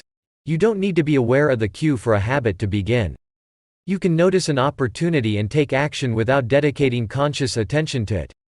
This is what makes habits useful. It's also what makes them dangerous. As habits form, your actions come under the direction of your automatic and non-conscious mind. You fall into old patterns before you realize what's happening. Unless someone points it out, you may not notice that you cover your mouth with your hand whenever you laugh, that you apologize before asking a question, or that you have a habit of finishing other people's sentences. And the more you repeat these patterns, the less likely you become to question what you're doing and why you're doing it. I once heard of a retail clerk who was instructed to cut up empty gift cards after customers had used up the balance on the card. One day, the clerk cashed out a few customers in a row who purchased with gift cards. When the next person walked up, the clerk swiped the customer's actual credit card, picked up the scissors, and then cut it in half, entirely on autopilot, before looking up at the stunned customer and realizing what had just happened. Another woman I came across in my research was a former preschool teacher who had switched to a corporate job. Even though she was now working with adults, her old habits would kick in and she kept asking coworkers if they had washed their hands after going to the bathroom. I also found the story of a man who had spent years working as a lifeguard and would occasionally yell, "Walk," whenever he saw a child running. Over time, the cues that spark our habits become so common that they are essentially invisible. The treats on the kitchen counter, the remote control next to the couch, the phone in our pocket. Our responses to these cues are so deeply encoded that it may feel like the urge to act comes from nowhere. For this reason, we must begin the process of behavior change with awareness. Before we can effectively build new habits, we need to get a handle on our current ones. This can be more challenging than it sounds because once a habit is firmly rooted in your life, it is mostly non-conscious and automatic. If a habit remains mindless, you can't expect to improve it. As the psychologist Carl Jung said, until you make the unconscious conscious, it will direct your life and you will call it fate. The Habits Scorecard. The Japanese railway system is regarded as one of the best in the world. If you ever find yourself riding a train in Tokyo, you'll notice that the conductors have a peculiar habit. As each operator runs the train, they proceed through a ritual of pointing at different objects and calling out commands. When the train approaches a signal, the operator will point at it and say, "Signal is green." As the train pulls into and out of each station, the operator will point at the speedometer and call out the exact speed. When it's time to leave, the operator will point at the timetable and state the time. Out on the platform, other employees are performing similar actions. Before each train departs, staff members will point along the edge of the platform and declare, "All clear." Every detail is identified, pointed at, and named aloud. This process, known as pointing and calling, is a safety system designed to reduce mistakes. It seems silly, but it works incredibly well. Pointing and calling reduces errors by up to 85% and cuts accidents by 30%. The MTA subway system in New York City adopted a modified version that is point only, and, within 2 years of implementation, incidents of incorrectly berthed subways fell 57%. Pointing and calling is so effective because it raises the level of awareness from a non-conscious habit to a more conscious level. Because the train operators must use their eyes, hands, mouth, and ears, they are more likely to notice problems before something goes wrong. My wife does something similar. Whenever we are preparing to walk out the door for a trip, she verbally calls out the most essential items in her packing list. I've got my keys. I've got my wallet. I've got my glasses. I've got my husband. The more automatic a behavior becomes, the less likely we are to consciously think about it. And when we've done something 1,000 times before, we begin to overlook things. We assume that the next time will be just like the last. We're so used to doing what we've always done that we don't stop to question whether it's the right thing to do at all. Many of our failures in performance are largely attributable to a lack of self-awareness. One of our greatest challenges in changing habits is maintaining awareness of what we are actually doing. This helps explain why the consequences of bad habits can sneak up on us. We need a point and call system for our personal lives. That's the origin of the Habits Scorecard, which is a simple exercise you can use to become more aware of your behavior. To create your own, make a list of your daily habits. The marks you give to a particular habit will depend on your situation and your goals. For someone who is trying to lose weight, eating a bagel with peanut butter every morning might be a bad habit. For someone who is trying to bulk up and add muscle, the same behavior might be a good habit. It all depends on what you're working toward. Scoring your habits can be a bit more complex for another reason as well. The labels, good habit, and bad habit, are slightly inaccurate. There are no good habits or bad habits. There are only effective habits. That is, effective at solving problems. All habits serve you in some way, even the bad ones, which is why you repeat them. For this exercise, categorize your habits by how they will benefit you in the long run. Generally speaking, good habits will have net positive outcomes. Bad habits have net negative outcomes. Smoking a cigarette may reduce stress right now, that's how it's serving you, but it's not a healthy long-term behavior. If you're still having trouble determining how to rate a particular habit, here is a question I like to use. Does this behavior help me become the type of person I wish to be? Does this habit cast a vote for or against my desired identity? Habits that reinforce your desired identity are usually good. Habits that conflict with your desired identity are usually bad. As you create your habits scorecard, there is no need to change anything at first. The goal is to simply notice what is actually going on. Observe your thoughts and actions without judgment or internal criticism. Don't blame yourself for your faults. Don't praise yourself for your successes. If you eat a chocolate bar every morning, acknowledge it, almost as if you were watching someone else. Oh, how interesting that they would do such a thing. If you binge eat, simply notice that you are eating more calories than you should. If you waste time online, notice that you are spending your life in a way that you do not want to. The first step to changing bad habits is to be on the lookout for them. If you feel like you need extra help, then you can try pointing and calling in your own life. Say out loud the action that you are thinking of taking and what the outcome will be. If you want to cut back on your junk food habit but notice yourself grabbing another cookie, say out loud, "I'm about to eat this cookie, but I don't need it. Eating it will cause me to gain weight and hurt my health." Hearing your bad habits spoken aloud makes the consequences seem more real. It adds weight to the action rather than letting yourself mindlessly slip into an old routine. This approach is useful even if you're simply trying to remember a task on your to-do list. Just saying out loud, "Tomorrow, I need to go to the post office after lunch," increases the odds that you'll actually do it. You're getting yourself to acknowledge the need for action, and that can make all the difference. The process of behavior change always starts with awareness. Strategies like pointing and calling and the habits scorecard are focused on getting you to recognize your habits and acknowledge the cues that trigger them, which makes it possible to respond in a way that benefits you. Chapter summary.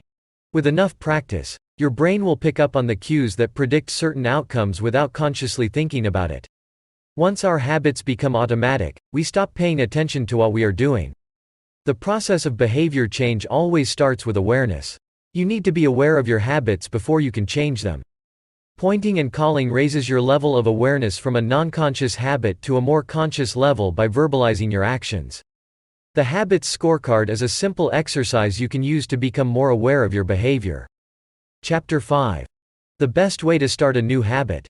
In 2001, researchers in Great Britain began working with 248 people to build better exercise habits over the course of 2 weeks. The subjects were divided into 3 groups.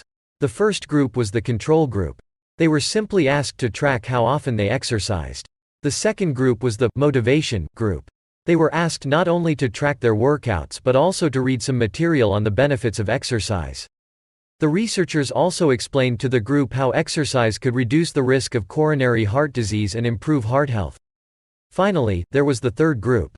These subjects received the same presentation as the second group, which ensured that they had equal levels of motivation.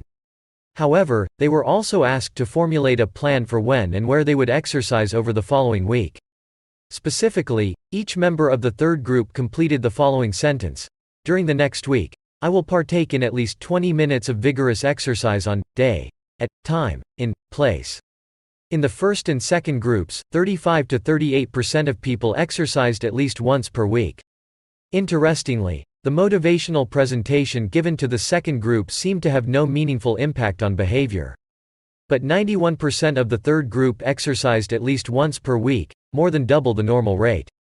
The sentence they filled out is what researchers refer to as an implementation intention, which is a plan you make beforehand about when and where to act. That is, how you intend to implement a particular habit. The cues that can trigger a habit come in a wide range of forms. The feel of your phone buzzing in your pocket, the smell of chocolate chip cookies, the sound of ambulance sirens. But the 2 most common cues are time and location. Implementation intentions leverage both of these cues. Hundreds of studies have shown that implementation intentions are effective for sticking to our goals, whether it's writing down the exact time and date of when you will get a flu shot or recording the time of your colonoscopy appointment. They increase the odds that people will stick with habits like recycling, studying, going to sleep early, and stopping smoking. Researchers have even found that voter turnout increases when people are forced to create implementation intentions by answering questions like, "What route are you taking to the polling station? At what time are you planning to go? What bus will get you there?" Other successful government programs have prompted citizens to make a clear plan to send taxes in on time or provided directions on when and where to pay late traffic bills. The punchline is clear. People who make a specific plan for when and where they will perform a new habit are more likely to follow through. Too many people try to change their habits without these basic details figured out. We tell ourselves, "I'm going to eat healthier," or "I'm going to write more," but we never say when and where these habits are going to happen. We leave it up to chance and hope that we will just remember to do it, or feel motivated at the right time. An implementation intention sweeps away foggy notions like, "I want to work out more," or "I want to be more productive," or "I should vote," and transforms them into a concrete plan of action. Many people think they lack motivation when what they really lack is clarity. It is not always obvious when and where to take action. Some people spend their entire lives waiting for the time to be right to make an improvement. Once an implementation intention has been set, you don't have to wait for inspiration to strike. Do I write a chapter today or not? Do I meditate this morning or at lunch? When the moment of action occurs, there is no need to make a decision. Simply follow your predetermined plan. If you aren't sure when to start your habit, try the first day of the week, month, or year. People are more likely to take action at those times because hope is usually higher. If we have hope, we have a reason to take action. A fresh start feels motivating. There is another benefit to implementation intentions. Being specific about what you want and how you will achieve it helps you say no to things that derail progress, distract your attention, and pull you off course. We often say yes to little requests because we are not clear enough about what we need to be doing instead. When your dreams are vague, it's easy to rationalize little exceptions all day long and never get around to the specific things you need to do to succeed. Give your habits a time and a space to live in the world. The goal is to make the time and location so obvious that, with enough repetition, You get an urge to do the right thing at the right time, even if you can't say why. As the writer Jason Zweig noted, obviously you're never going to just work out without conscious thought. But like a dog salivating at a bell, maybe you start to get antsy around the time of day you normally work out. There are many ways to use implementation intentions in your life and work. My favorite approach is one I learned from Stanford professor B.J. Fogg, and it is a strategy I refer to as habit stacking. Habit stacking. A simple plan to overhaul your habits. The French philosopher Denis Diderot lived nearly his entire life in poverty, but that all changed one day in 1765. Diderot's daughter was about to be married and he could not afford to pay for the wedding. Despite his lack of wealth, Diderot was well known for his role as the co-founder and writer of Encyclopédie, one of the most comprehensive encyclopedias of the time. When Catherine the Great, the Empress of Russia, heard of Diderot's financial troubles, her heart went out to him. She was a book lover and greatly enjoyed his encyclopedia. She offered to buy Diderot's personal library for £1,000, more than $150,000 today. Suddenly, Diderot had money to spare. With his new wealth, he not only paid for the wedding but also acquired a scarlet robe for himself. Diderot's scarlet robe was beautiful. So beautiful, in fact, that he immediately noticed how out of place it seemed when surrounded by his more common possessions. He wrote that there was no more coordination, no more unity, no more beauty between his elegant robe and the rest of his stuff. Diderot soon felt the urge to upgrade his possessions. He replaced his rug with one from Damascus. He decorated his home with expensive sculptures. He bought a mirror to place above the mantel, and a better kitchen table. He tossed aside his old straw chair for a leather one. Like falling dominoes, one purchase led to the next. Diderot's behavior is not uncommon. In fact, the tendency for one purchase to lead to another one has a name: the Diderot effect. The Diderot effect states that obtaining a new possession often creates a spiral of consumption that leads to additional purchases. You can spot this pattern everywhere. You buy a dress and have to get new shoes and earrings to match. You buy a couch and suddenly question the layout of your entire living room. You buy a toy for your child and soon find yourself purchasing all of the accessories that go with it. It's a chain reaction of purchases. Many human behaviors follow this cycle. You often decide what to do next based on what you have just finished doing. Going to the bathroom leads to washing and drying your hands, which reminds you that you need to put the dirty towels in the laundry, so you add laundry detergent to the shopping list, and so on. No behavior happens in isolation. Each action becomes a cue that triggers the next behavior. Why is this important? When it comes to building new habits, you can use the connectedness of behavior to your advantage. One of the best ways to build a new habit is to identify a current habit you already do each day and then stack your new behavior on top. This is called habit stacking. Habit stacking is a special form of an implementation intention. Rather than pairing your new habit with a particular time and location, you pair it with a current habit. This method, which was created by B.J. Fogg as part of his Tiny Habits program, can be used to design an obvious cue for nearly any habit. The key is to tie your desired behavior into something you already do each day. Once you have mastered this basic structure, you can begin to create larger stacks by chaining small habits together. This allows you to take advantage of the natural momentum that comes from one behavior leading into the next, a positive version of the Diderot effect. Habit stacking. Your morning routine habit stack might look like this. 1. After I pour my morning cup of coffee, I will meditate for 60 seconds. 2. After I meditate for 60 seconds, I will write my to-do list for the day. 3. After I write my to-do list for the day, I will immediately begin my first task. Or, consider this habit stack in the evening. 1.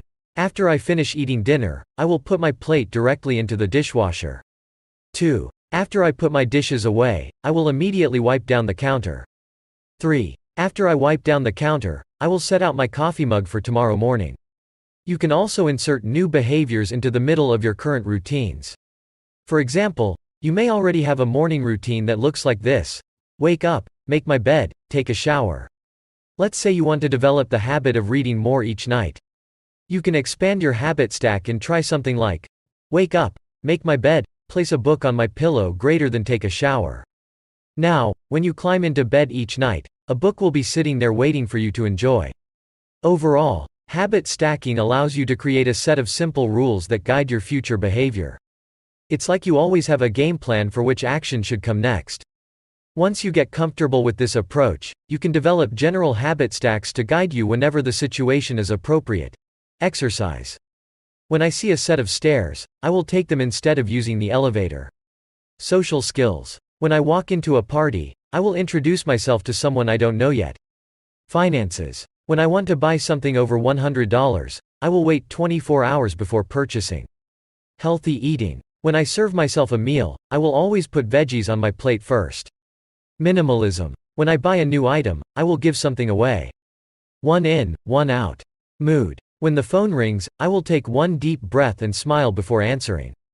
Forgetfulness. When I leave a public place, I will check the table and chairs to make sure I don't leave anything behind. No matter how you use this strategy, the secret to creating a successful habit stack is selecting the right cue to kick things off. Unlike an implementation intention, which specifically states the time and location for a given behavior, habit stacking implicitly has the time and location built into it. When and where you choose to insert a habit into your daily routine can make a big difference.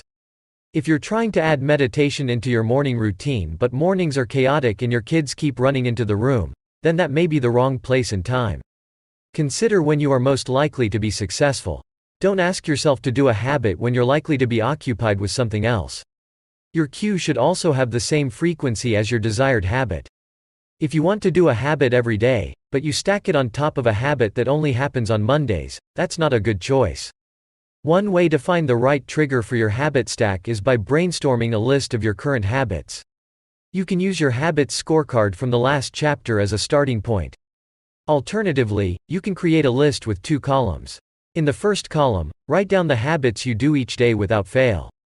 For example, get out of bed, take a shower, brush your teeth, get dressed, brew a cup of coffee, eat breakfast, take the kids to school, start the workday, eat lunch, end the workday, change out of work clothes, sit down for dinner, turn off the lights, get into bed. Your list can be much longer, but you get the idea. In the second column, write down all of the things that happen to you each day without fail. For example, the sun rises.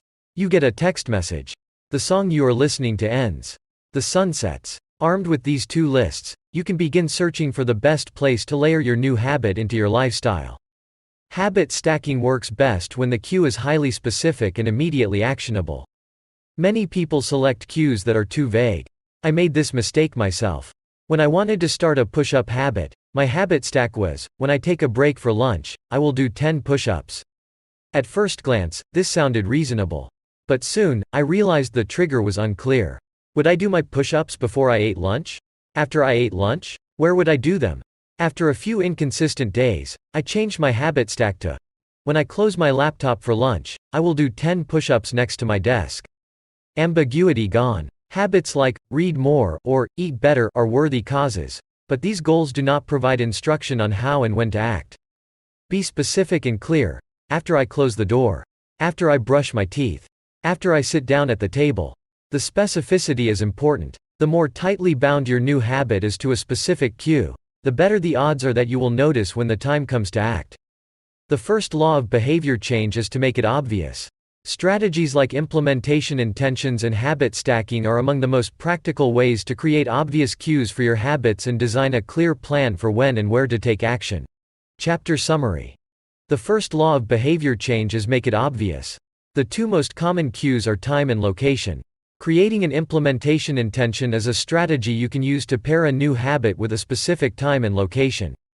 Habit stacking is a strategy you can use to pair a new habit with a current habit. Chapter 6. Motivation is overrated. Environment often matters more. Anne Thorndike, a primary care physician at Massachusetts General Hospital in Boston, had a crazy idea. She believed she could improve the eating habits of thousands of hospital staff and visitors without changing their willpower or motivation in the slightest way. In fact, she didn't plan on talking to them at all. Thorndike and her colleagues designed a 6-month study to alter the choice architecture of the hospital cafeteria. They started by changing how drinks were arranged in the room. Originally, the refrigerators located next to the cash registers in the cafeteria were filled with only soda. The researchers added water as an option to each one. Additionally, they placed baskets of bottled water next to the food stations throughout the room. Soda was still in the primary refrigerators, but water was now available at all drink locations. Over the next 3 months, the number of soda sales at the hospital dropped by 11.4%. Meanwhile, sales of bottled water increased by 25.8%. They made similar adjustments, and saw similar results, with the food in the cafeteria. Nobody had said a word to anyone eating there. People often choose products not because of what they are, but because of where they are.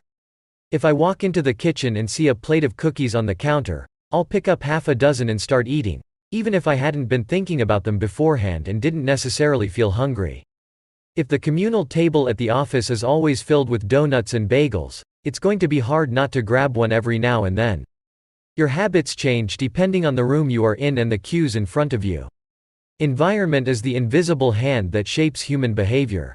Despite our unique personalities, certain behaviors tend to arise again and again under certain environmental conditions. In church, people tend to talk in whispers. On a dark street, people act wary and guarded. In this way, the most common form of change is not internal, but external. We are changed by the world around us. Every habit is context-dependent. In 1936, psychologist Kurt Lewin wrote a simple equation that makes a powerful statement. Behavior is a function of the person in their environment, or B equals F, P, E. It didn't take long for Lewin's equation to be tested in business.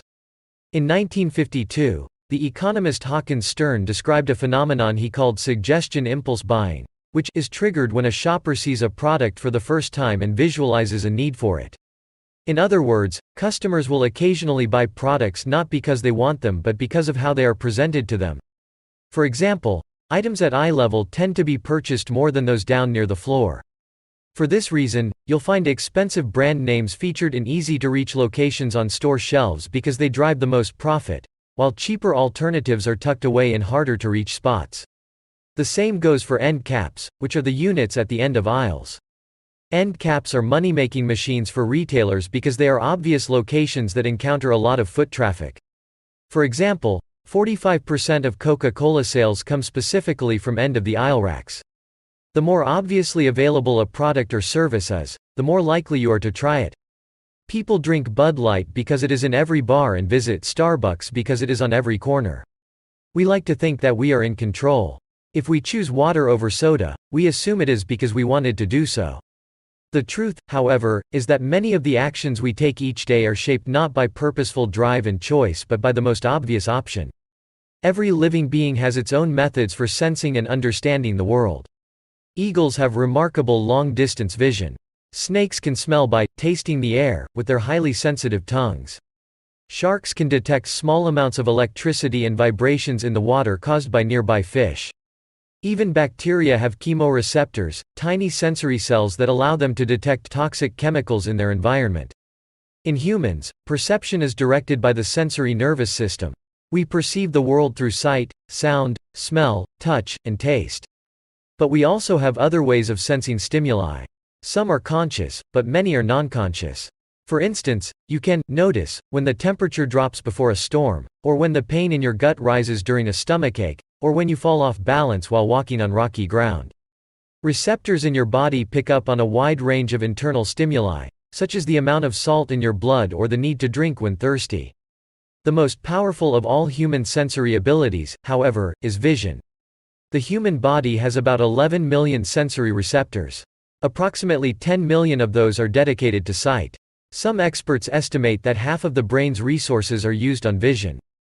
Given that we are more dependent on vision than on any other sense, it should come as no surprise that visual cues are the greatest catalyst of our behavior. For this reason, a small change in what you see can lead to a big shift in what you do. As a result, you can imagine how important it is to live and work in environments that are filled with productive cues and devoid of unproductive ones. Thankfully, there is good news in this respect. You don't have to be the victim of your environment. You can also be the architect of it. How to design your environment for success. During the energy crisis and oil embargo of the 1970s, Dutch researchers began to pay close attention to the country's energy usage. In one suburb near Amsterdam, they found that some homeowners used 30% less energy than their neighbors, despite the homes being of similar size and getting electricity for the same price. It turned out the houses in this neighborhood were nearly identical except for one feature. the location of the electrical meter. Some had one in the basement. Others had the electrical meter upstairs in the main hallway. As you may guess, the homes with the meters located in the main hallway used less electricity. When their energy use was obvious and easy to track, people changed their behavior. Every habit is initiated by a cue, and we are more likely to notice cues that stand out. Unfortunately, the environments where we live and work often make it easy not to do certain actions because there is no obvious cue to trigger the behavior. It's easy not to practice the guitar when it's tucked away in the closet. It's easy not to read a book when the bookshelf is in the corner of the guest room. It's easy not to take your vitamins when they are out of sight in the pantry. When the cues that spark a habit are subtle or hidden, they are easy to ignore. By comparison, creating obvious visual cues can draw your attention toward a desired habit. In the early 1990s, the cleaning staff at Schiphol Airport in Amsterdam installed a small sticker that looked like a fly near the center of each urinal. Apparently, when men stepped up to the urinals, they aimed for what they thought was a bug. The stickers improved their aim and significantly reduced spillage around the urinals. Further analysis determined that the stickers cut bathroom cleaning costs by 8% per year. I've experienced the power of obvious cues in my own life. I used to buy apples from the store, put them in the crisper in the bottom of the refrigerator, and forget all about them. By the time I remembered, the apples would have gone bad. I never saw them, so I never ate them. Eventually, I took my own advice and redesigned my environment. I bought a large display bowl and placed it in the middle of the kitchen counter. The next time I bought apples, that was where they went, out in the open where I could see them. Almost like magic, I began eating a few apples each day simply because they were obvious rather than out of sight. Here are a few ways you can redesign your environment and make the cues for your preferred habits more obvious. If you want to remember to take your medication each night, put your pill bottle directly next to the faucet on the bathroom counter. If you want to practice guitar more frequently, place your guitar stand in the middle of the living room. If you want to remember to send more thank you notes, keep a stack of stationery on your desk. If you want to drink more water, fill up a few water bottles each morning and place them in common locations around the house. If you want to make a habit a big part of your life, make the cue a big part of your environment. The most persistent behaviors usually have multiple cues. Consider how many different ways a smoker could be prompted to pull out a cigarette. Driving in the car, seeing a friend smoke, feeling stressed at work, and so on. The same strategy can be employed for good habits. By sprinkling triggers throughout your surroundings, you increase the odds that you'll think about your habit throughout the day. Make sure the best choice is the most obvious one. Making a better decision is easy and natural when the cues for good habits are right in front of you. Environment design is powerful not only because it influences how we engage with the world but also because we rarely do it. Most people live in a world others have created for them. But you can alter the spaces where you live and work to increase your exposure to positive cues and reduce your exposure to negative ones. Environment design allows you to take back control and become the architect of your life. Be the designer of your world and not merely the consumer of it. The context is the cue. The cues that trigger a habit can start out very specific, but over time your habits become associated not with a single trigger but with the entire context surrounding the behavior. For example, many people drink more in social situations than they would ever drink alone. The trigger is rarely a single cue, but rather the whole situation. Watching your friends order drinks, hearing the music at the bar, seeing the beers on tap. We mentally assign our habits to the locations in which they occur: the home, the office, the gym. Each location develops a connection to certain habits and routines. You establish a particular relationship with the objects on your desk, the items on your kitchen counter, the things in your bedroom. Our behavior is not defined by the objects in the environment but by our relationship to them. In fact, this is a useful way to think about the influence of the environment on your behavior. Stop thinking about your environment as filled with objects. Start thinking about it as filled with relationships. Think in terms of how you interact with the spaces around you. For one person, her couch is the place where she reads for an hour each night. For someone else, the couch is where he watches television and eats a bowl of ice cream after work. Different people can have different memories, and thus different habits, associated with the same place. The good news? You can train yourself to link a particular habit with a particular context. In one study, scientists instructed insomniacs to get into bed only when they were tired. If they couldn't fall asleep, they were told to sit in a different room until they became sleepy. Over time, subjects began to associate the context of their bed with the action of sleeping, and it became easier to quickly fall asleep when they climbed in bed. Their brains learned that sleeping, not browsing on their phones, not watching television, not staring at the clock, was the only action that happened in that room. The power of context also reveals an important strategy. Habits can be easier to change in a new environment. It helps to escape the subtle triggers and cues that nudge you toward your current habits. Go to a new place, a different coffee shop, a bench in the park, a corner of your room you seldom use, and create a new routine there. It is easier to associate a new habit with a new context than to build a new habit in the face of competing cues. It can be difficult to go to bed early if you watch television in your bedroom each night. It can be hard to study in the living room without getting distracted if that's where you always play video games. But when you step outside your normal environment, you leave your behavioral biases behind. You aren't battling old environmental cues, which allows new habits to form without interruption. Want to think more creatively? Move to a bigger room, a rooftop patio, or a building with expansive architecture. Take a break from the space where you do your daily work, which is also linked to your current thought patterns.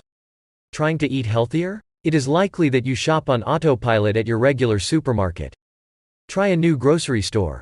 You may find it easier to avoid unhealthy food when your brain doesn't automatically know where it is located in the store. When you can't manage to get to an entirely new environment, redefine or rearrange your current one. Create a separate space for work, study, exercise, entertainment, and cooking. The mantra I find useful is, one space, one use. When I started my career as an entrepreneur, I would often work from my couch or at the kitchen table. In the evenings, I found it very difficult to stop working.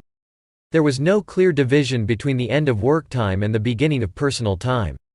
Was the kitchen table my office or the space where I ate meals? Was the couch where I relaxed or where I sent emails? Everything happened in the same place.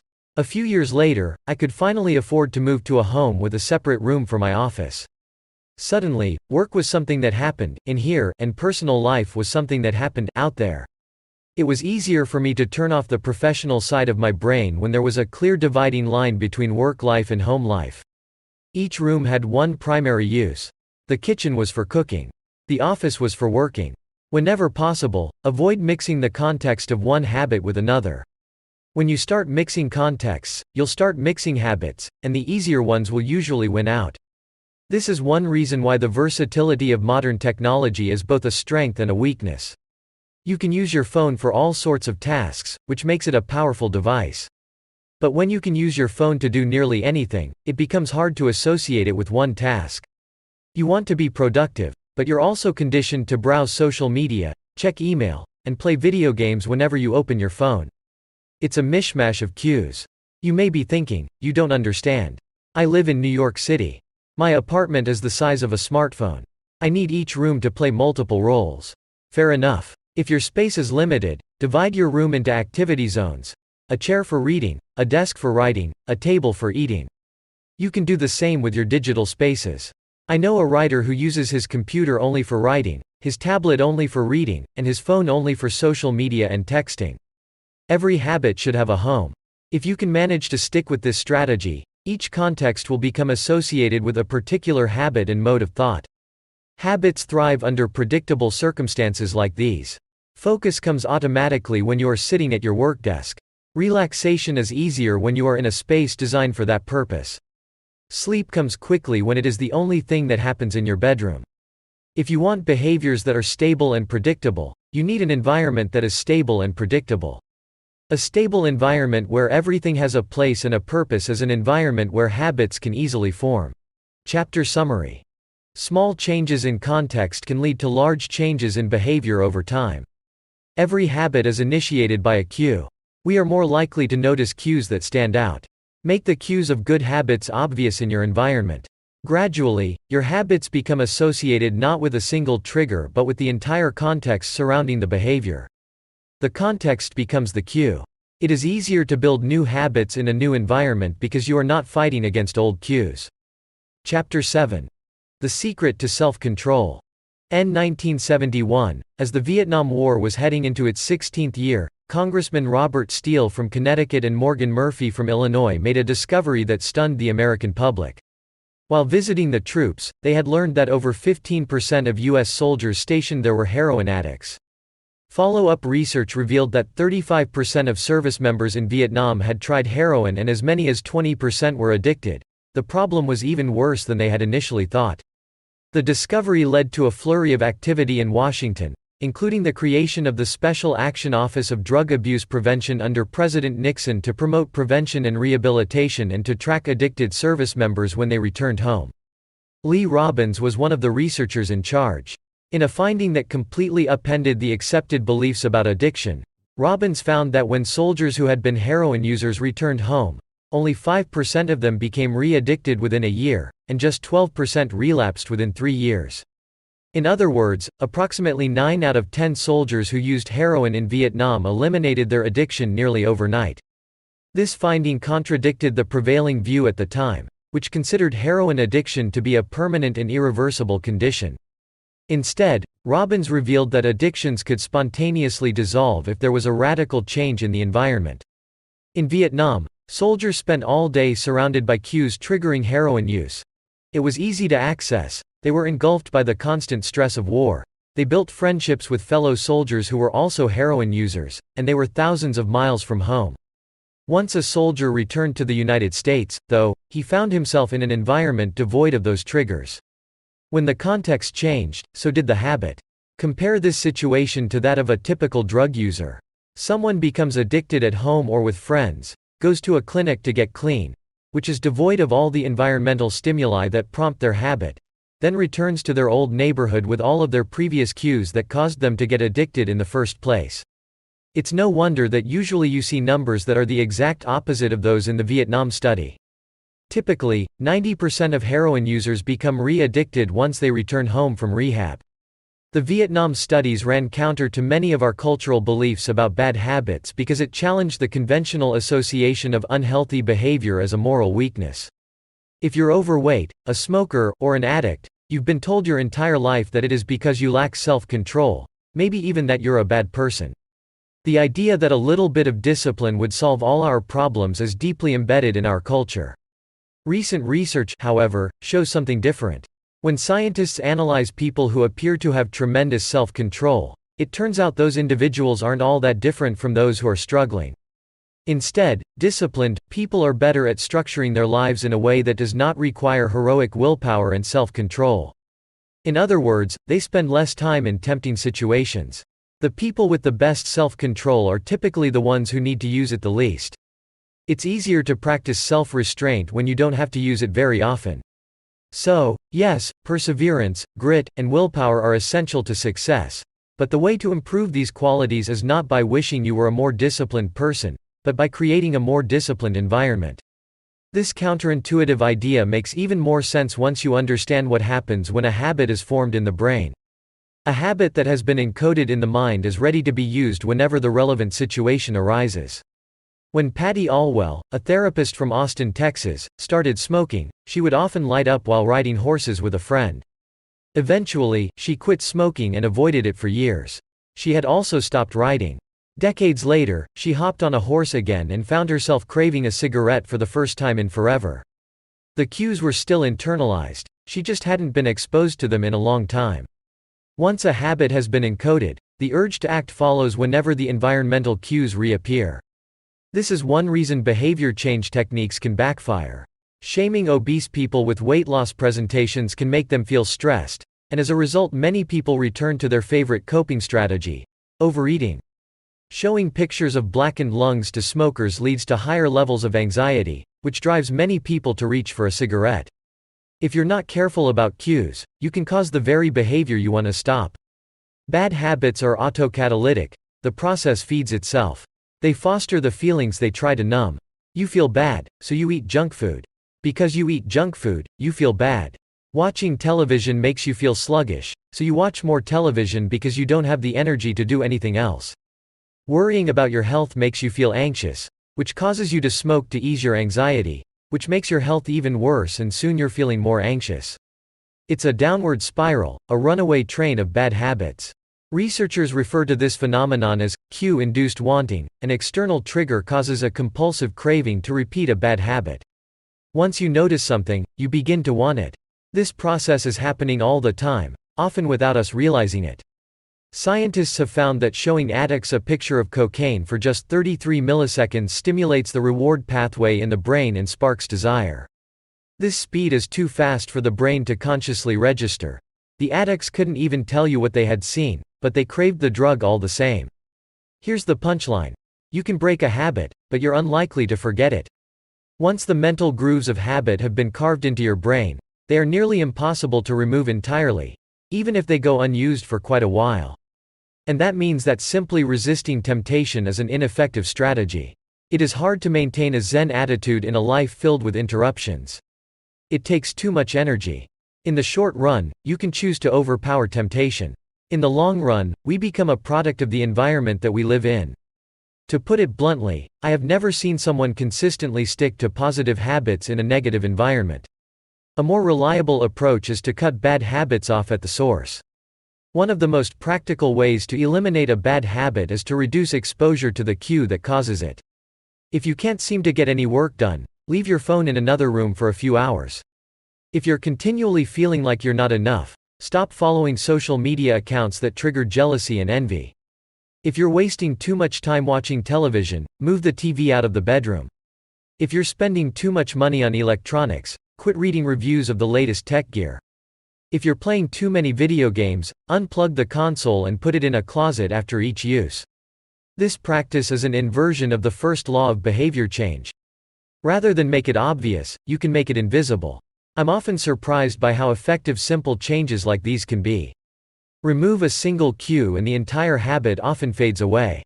Self-control is a short-term strategy, not a long-term one. You may be able to resist temptation once or twice, but it's unlikely you can muster the willpower to override your desires every time. Instead of summoning a new dose of willpower whenever you want to do the right thing, your energy would be better spent optimizing your environment. This is the secret to self-control. Make the cues of your good habits obvious and the cues of your bad habits invisible. Chapter summary. The inversion of the first law of behavior change is make it invisible. Once a habit is formed, it is unlikely to be forgotten. People with high self-control tend to spend less time in tempting situations. It's easier to avoid temptation than resist it. One of the most practical ways to eliminate a bad habit is to reduce exposure to the cue that causes it. Self-control is a short-term strategy, not a long-term one. Chapter 8. How to make a habit irresistible. In the 1940s, a Dutch scientist named Nico Tinbergen performed a series of experiments that transformed our understanding of what motivates us. Tinbergen, who eventually won a Nobel Prize for his work, was investigating herring gulls, the gray and white birds often seen flying along the seashores of North America. Adult herring gulls have a small red dot on their beak, and Tinbergen noticed that newly hatched chicks would peck this spot whenever they wanted food. To begin one experiment, he created a collection of fake cardboard beaks, just a head without a body. When the parents had flown away, he went over to the nest and offered these dummy beaks to the chicks. The beaks were obvious fakes, and he assumed the baby birds would reject them altogether. However, when the tiny gulls saw the red spot on the cardboard beak, they pecked away just as if it were attached to their own mother. They had a clear preference for those red spots, as if they had been genetically programmed at birth. Soon Tinbergen discovered that the bigger the red spot, the faster the chicks pecked. Eventually, he created a beak with 3 large red dots on it. When he placed it over the nest, the baby birds went crazy with delight. They pecked at the little red patches as if it was the greatest beak they had ever seen. Tinbergen and his colleagues discovered similar behavior in other animals. For example, the greylag goose is a ground nesting bird. Occasionally, as the mother moves around on the nest, one of the eggs will roll out and settle on the grass nearby. Whenever this happens, the goose will waddle over to the egg and use its beak and neck to pull it back into the nest. Tinbergen discovered that the goose will pull any nearby round object, such as a billiard ball or a light bulb, back into the nest.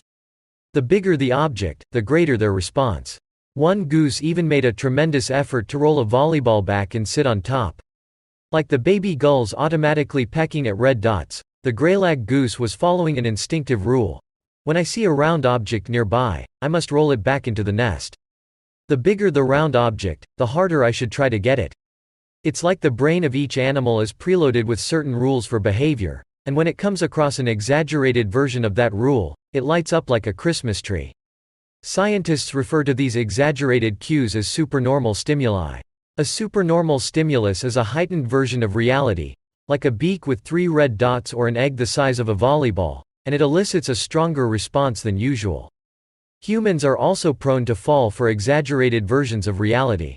Junk food, for example, drives our reward systems into a frenzy. After spending hundreds of thousands of years hunting and foraging for food in the wild, the human brain has evolved to place a high value on salt, sugar, and fat. Such foods are often calorie-dense, and they were quite rare when our ancient ancestors were roaming the savanna. When you don't know where your next meal is coming from, eating as much as possible is an excellent strategy for survival. Today, however, we live in a calorie-rich environment. Food is abundant, but your brain continues to crave it like it is scarce. Placing a high value on salt, sugar, and fat is no longer advantageous to our health, but the craving persists because the brain's reward centers have not changed for approximately 50,000 years. The modern food industry relies on stretching our Paleolithic instincts beyond their evolutionary purpose. A primary goal of food science is to create products that are more attractive to consumers. Nearly every food in a bag, box, or jar has been enhanced in some way, if only with additional flavoring. Companies spend millions of dollars to discover the most satisfying level of crunch in a potato chip or the perfect amount of fizz in a soda. Entire departments are dedicated to optimizing how a product feels in your mouth, a quality known as orosensation. French fries, for example, are a potent combination, golden brown and crunchy on the outside, light and smooth on the inside. Other processed foods enhance dynamic contrast, which refers to items with a combination of sensations, like crunchy and creamy. Imagine the gooiness of melted cheese on top of a crispy pizza crust, or the crunch of an Oreo cookie combined with its smooth center. With natural, unprocessed foods, you tend to experience the same sensations over and over. How's that 17th bite of kale taste? After a few minutes, your brain loses interest and you begin to feel full. But foods that are high in dynamic contrast keep the experience novel and interesting, encouraging you to eat more.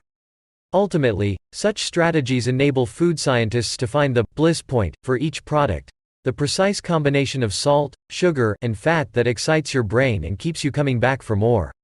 The result, of course, is that you overeat because hyperpalatable foods are more attractive to the human brain. As Stephan Winnet, a neuroscientist who specializes in eating behavior and obesity, says, "We've gotten too good at pushing our own buttons." The modern food industry, and the overeating habits it has spawned, is just one example of the second law of behavior change: make it attractive. The more attractive an opportunity is, the more likely it is to become habit-forming. Look around. Society is filled with highly engineered versions of reality that are more attractive than the world our ancestors evolved in. Stores feature mannequins with exaggerated hips and breasts to sell clothes. Social media delivers more likes and praise in a few minutes than we could ever get in the office or at home. Online porn splices together stimulating scenes at a rate that would be impossible to replicate in real life.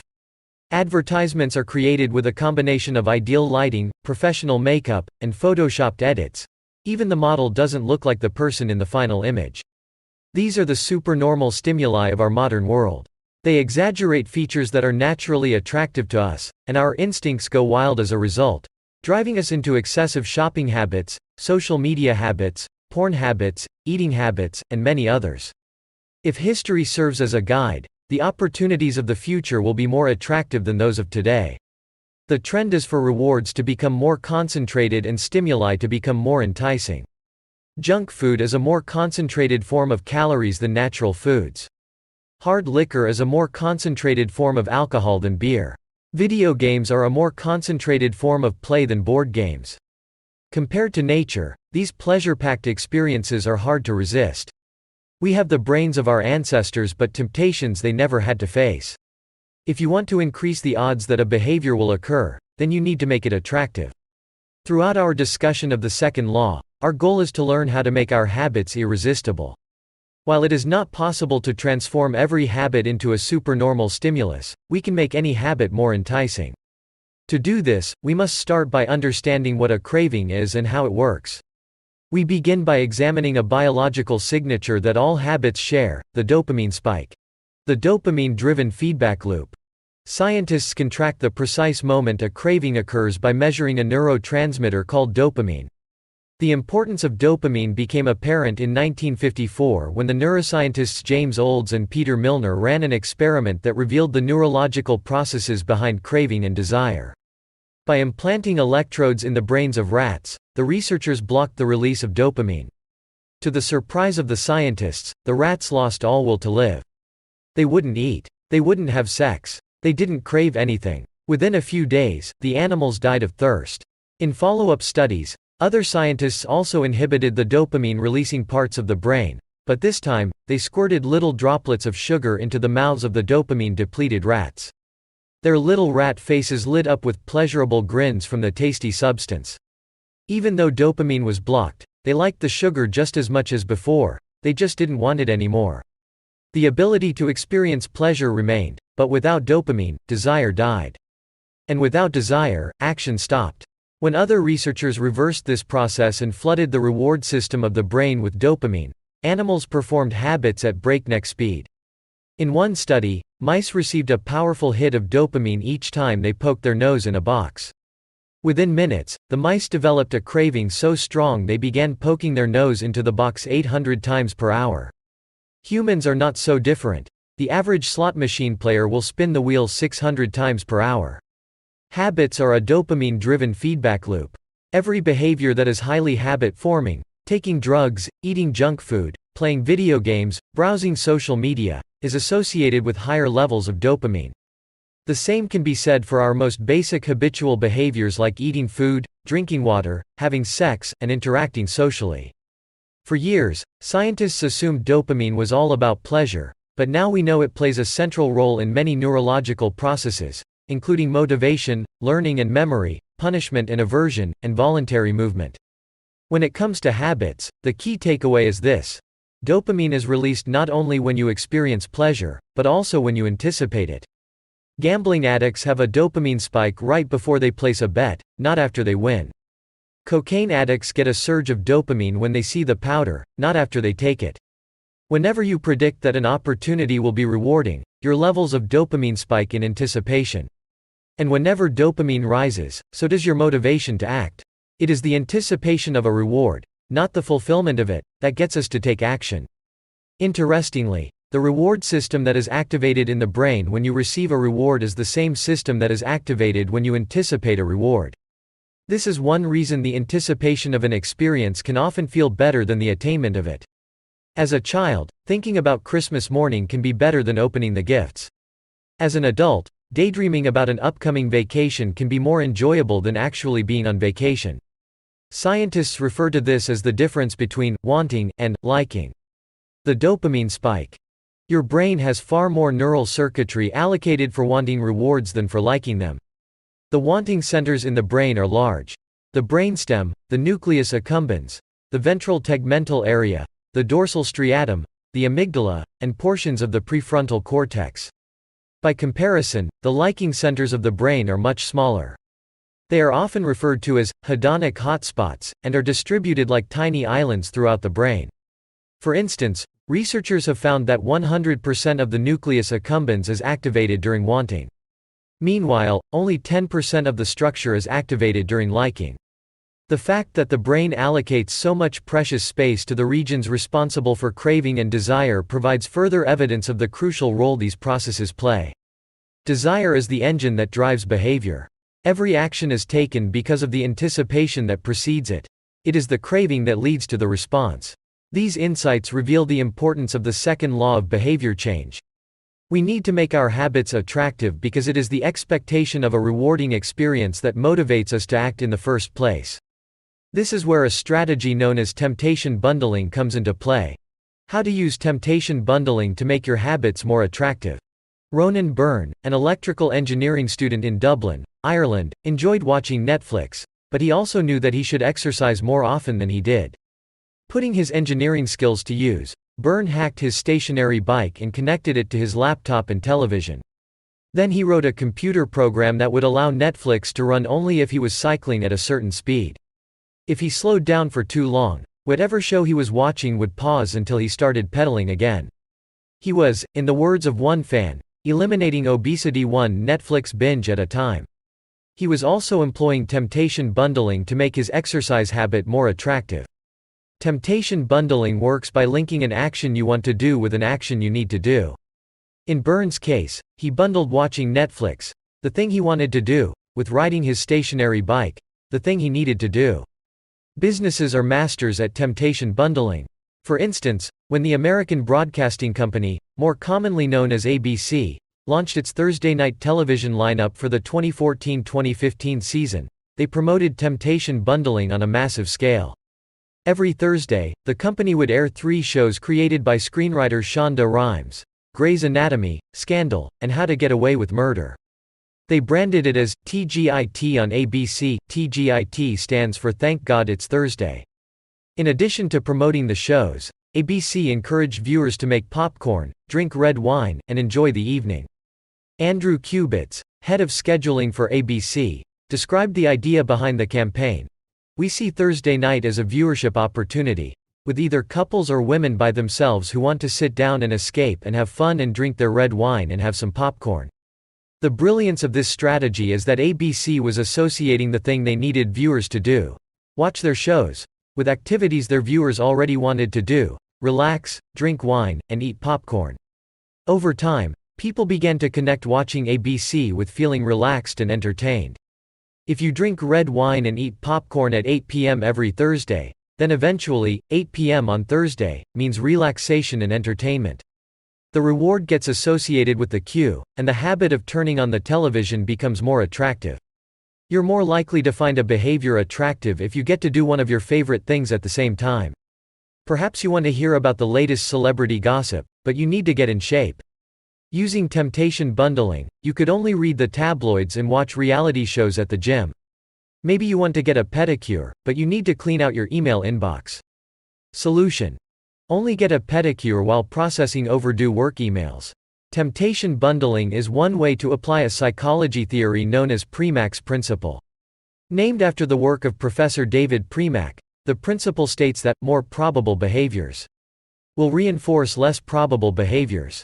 In other words, even if you don't really want to process overdue work emails, you'll become conditioned to do it if it means you get to do something you really want to do along the way. You can even combine temptation bundling with the habit stacking strategy we discussed in Chapter 5 to create a set of rules to guide your behavior. The hope is that eventually you'll look forward to calling 3 clients or doing 10 burpees because it means you get to read the latest sports news or check Facebook. Doing the thing you need to do means you get to do the thing you want to do.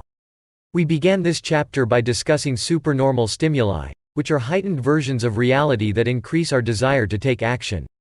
Temptation bundling is one way to create a heightened version of any habit by connecting it with something you already want. Engineering a truly irresistible habit is a hard task, but this simple strategy can be employed to make nearly any habit more attractive than it would be otherwise. Chapter summary. The second law of behavior change is make it attractive. The more attractive an opportunity is, the more likely it is to become habit-forming. Habits are a dopamine-driven feedback loop. When dopamine rises, so does our motivation to act. It is the anticipation of a reward, not the fulfillment of it, that gets us to take action. The greater the anticipation, the greater the dopamine spike. Temptation bundling is one way to make your habits more attractive. The strategy is to pair an action you want to do with an action you need to do. Chapter 9. The role of family and friends in shaping your habits. In 1965, a Hungarian man named Laszlo Polgar wrote a series of strange letters to a woman named Clara. Laszlo was a firm believer in hard work. In fact, it was all he believed in. He completely rejected the idea of innate talent. He claimed that with deliberate practice and the development of good habits, a child could become a genius in any field. His mantra was, "A genius is not born, but is educated and trained." Laszlo believed in this idea so strongly that he wanted to test it with his own children, and he was writing to Clara because he needed a wife willing to jump on board. Clara was a teacher and, although she may not have been as adamant as Laszlo, She also believed that with proper instruction, anyone could advance their skills. Laszlo decided chess would be a suitable field for the experiment, and he laid out a plan to raise his children to become chess prodigies. The kids would be home-schooled, a rarity in Hungary at the time. The house would be filled with chess books and pictures of famous chess players. The children would play against each other constantly and compete in the best tournaments they could find. The family would keep a meticulous file system of the tournament history of every competitor the children faced. Their lives would be dedicated to chess. Laszlo successfully courted Klara, and within a few years, the Polgars were parents to 3 young girls, Susan, Sofia, and Judit. Susan, the oldest, began playing chess when she was 4 years old. Within 6 months, she was defeating adults. Sofia, the middle child, did even better. By 14, she was a world champion, and a few years later, she became a grandmaster. Judit, the youngest, was the best of all. By age 5, she could beat her father. At 12, she was the youngest player ever listed among the top 100 chess players in the world. At 15 years and 4 months old, she became the youngest grandmaster of all time, younger than Bobby Fischer, the previous record holder.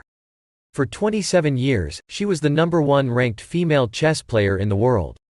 The childhood of the Polgar sisters was atypical, to say the least. And yet, if you ask them about it, they claim their lifestyle was attractive, even enjoyable. In interviews, the sisters talk about their childhood as entertaining rather than grueling. They loved playing chess. They couldn't get enough of it. Once, Laszlo reportedly found Sofia playing chess in the bathroom in the middle of the night. Encouraging her to go back to sleep, he said, "Sofia, leave the pieces alone." To which she replied, "Daddy, they won't leave me alone." The Polgar sisters grew up in a culture that prioritized chess above all else, praised them for it, rewarded them for it. In their world, an obsession with chess was normal. And as we are about to see, whatever habits are normal in your culture are among the most attractive behaviors you'll find. The seductive pull of social norms. Humans are herd animals. We want to fit in, to bond with others, and to earn the respect and approval of our peers. Such inclinations are essential to our survival. For most of our evolutionary history, our ancestors lived in tribes. Becoming separated from the tribe, or worse, being cast out, was a death sentence. The lone wolf dies, but the pack survives. Meanwhile, those who collaborated and bonded with others enjoyed increased safety, mating opportunities, and access to resources. As Charles Darwin noted, in the long history of humankind, those who learned to collaborate and improvise most effectively have prevailed. As a result, one of the deepest human desires is to belong. And this ancient preference exerts a powerful influence on our modern behavior. We don't choose our earliest habits, we imitate them. We follow the script handed down by our friends and family, our church or school, our local community and society at large. Each of these cultures and groups comes with its own set of expectations and standards: when and whether to get married, how many children to have, which holidays to celebrate, how much money to spend on your child's birthday party. In many ways, these social norms are the invisible rules that guide your behavior each day. You're always keeping them in mind, even if they are at the not top of your mind. Often, you follow the habits of your culture without thinking, without questioning, and sometimes without remembering. As the French philosopher Michel de Montaigne wrote, "The customs and practices of life in society sweep us along. Most of the time, going along with the group does not feel like a burden. Everyone wants to belong. If you grow up in a family that rewards you for your chess skills, playing chess will seem like a very attractive thing to do. If you work in a job where everyone wears expensive suits, then you'll be inclined to splurge on one as well. If all of your friends are sharing an inside joke or using a new phrase, you'll want to do it, too, so they know that you get it. Behaviors are attractive when they help us fit in. We imitate the habits of 3 groups in particular: the close, the many, the powerful. Each group offers an opportunity to leverage the second law of behavior change and make our habits more attractive. 1. Imitating the close. Proximity has a powerful effect on our behavior. This is true of the physical environment, as we discussed in Chapter 6, but it is also true of the social environment. We pick up habits from the people around us. We copy the way our parents handle arguments, the way our peers flirt with one another, the way our coworkers get results. When your friends smoke pot, you give it a try, too. When your wife has a habit of double-checking that the door is locked before going to bed, you pick it up as well. I find that I often imitate the behavior of those around me without realizing it. In conversation, I'll automatically assume the body posture of the other person. In college, I began to talk like my roommates. When traveling to other countries, I unconsciously imitate the local accent despite reminding myself to stop. As a general rule, the closer we are to someone, the more likely we are to imitate some of their habits. One groundbreaking study tracked 12,000 people for 32 years and found that a person's chances of becoming obese increased by 57% if he or she had a friend who became obese. It works the other way, too. Another study found that if one person in a relationship lost weight, the other partner would also slim down about 1/3 of the time. Our friends and family provide a sort of invisible peer pressure that pulls us in their direction. Of course, peer pressure is bad only if you're surrounded by bad influences. When astronaut Mike Massimino was a graduate student at MIT, he took a small robotics class. Of the 10 people in the class, 4 became astronauts. If your goal was to make it into space, then that room was about the best culture you could ask for. Similarly, one study found that the higher your best friend's IQ at age 11 or 12, the higher your IQ would be at age 15, even after controlling for natural levels of intelligence. We soak up the qualities and practices of those around us. One of the most effective things you can do to build better habits is to join a culture where your desired behavior is the normal behavior. New habits seem achievable when you see others doing them every day. If you are surrounded by fit people, you're more likely to consider working out to be a common habit. If you're surrounded by jazz lovers, you're more likely to believe it's reasonable to play jazz every day. Your culture sets your expectation for what is normal. Surround yourself with people who have the habits you want to have yourself. You'll rise together. To make your habits even more attractive, you can take this strategy one step further. Join a culture where 1. Your desired behavior is the normal behavior and 2. You already have something in common with the group. Steve Kamb, an entrepreneur in New York City, runs a company called Nerd Fitness, which helps nerds, misfits, and mutants lose weight, get strong, and get healthy. His clients include video game lovers, movie fanatics, and average Joes who want to get in shape. Many people feel out of place the first time they go to the gym or try to change their diet, but if you are already similar to the other members of the group in some way, say, your mutual love of Star Wars, change becomes more appealing because it feels like something people like you already do. Nothing sustains motivation better than belonging to the tribe. It transforms a personal quest into a shared one. Previously, you were on your own. Your identity was singular. You are a reader. You are a musician. You are an athlete. When you join a book club or a band or a cycling group, your identity becomes linked to those around you. Growth and change is no longer an individual pursuit. We are readers. We are musicians. We are cyclists. The shared identity begins to reinforce your personal identity. This is why remaining part of a group after achieving a goal is crucial to maintaining your habits. It's friendship and community that embed a new identity and help behaviors last over the long run. 2. Imitating the many. In the 1950s, psychologist Solomon Asch conducted a series of experiments that are now taught to legions of undergrads each year. To begin each experiment, the subject entered the room with a group of strangers. Unbeknownst to them, the other participants were actors planted by the researcher and instructed to deliver scripted answers to certain questions. The group would be shown one card with a line on it and then a second card with a series of lines. Each person was asked to select the line on the second card that was similar in length to the line on the first card. It was a very simple task. Here is an example of 2 cards used in the experiment, conforming to social norms. The experiment always began the same. First, there would be some easy trials where everyone agreed on the correct line. After a few rounds, the participants were shown a test that was just as obvious as the previous ones, except the actors in the room would select an intentionally incorrect answer. For example, they would respond, A, to the comparison shown in Figure 10. Everyone would agree that the lines were the same even though they were clearly different. The subject, who was unaware of the ruse, would immediately become bewildered. Their eyes would open wide. They would laugh nervously to themselves. They would double-check the reactions of other participants. Their agitation would grow as one person after another delivered the same incorrect response. Soon, the subject began to doubt their own eyes. Eventually, they delivered the answer they knew in their heart to be incorrect. Ash ran this experiment many times and in many different ways. What he discovered was that as the number of actors increased, so did the conformity of the subject. If it was just the subject and one actor, then there was no effect on the person's choice. They just assumed they were in the room with a dummy. When 2 actors were in the room with the subject, there was still little impact. But as the number of people increased to 3 actors and 4 and all the way to 8, the subject became more likely to second-guess themselves. By the end of the experiment, nearly 75% of the subjects had agreed with the group answer even though it was obviously incorrect. Whenever we are unsure how to act, we look to the group to guide our behavior. We are constantly scanning our environment and wondering, what is everyone else doing? We check reviews on Amazon or Yelp or TripAdvisor because we want to imitate the best buying, eating, and travel habits. It's usually a smart strategy. There is evidence in numbers. But there can be a downside. The normal behavior of the tribe often overpowers the desired behavior of the individual.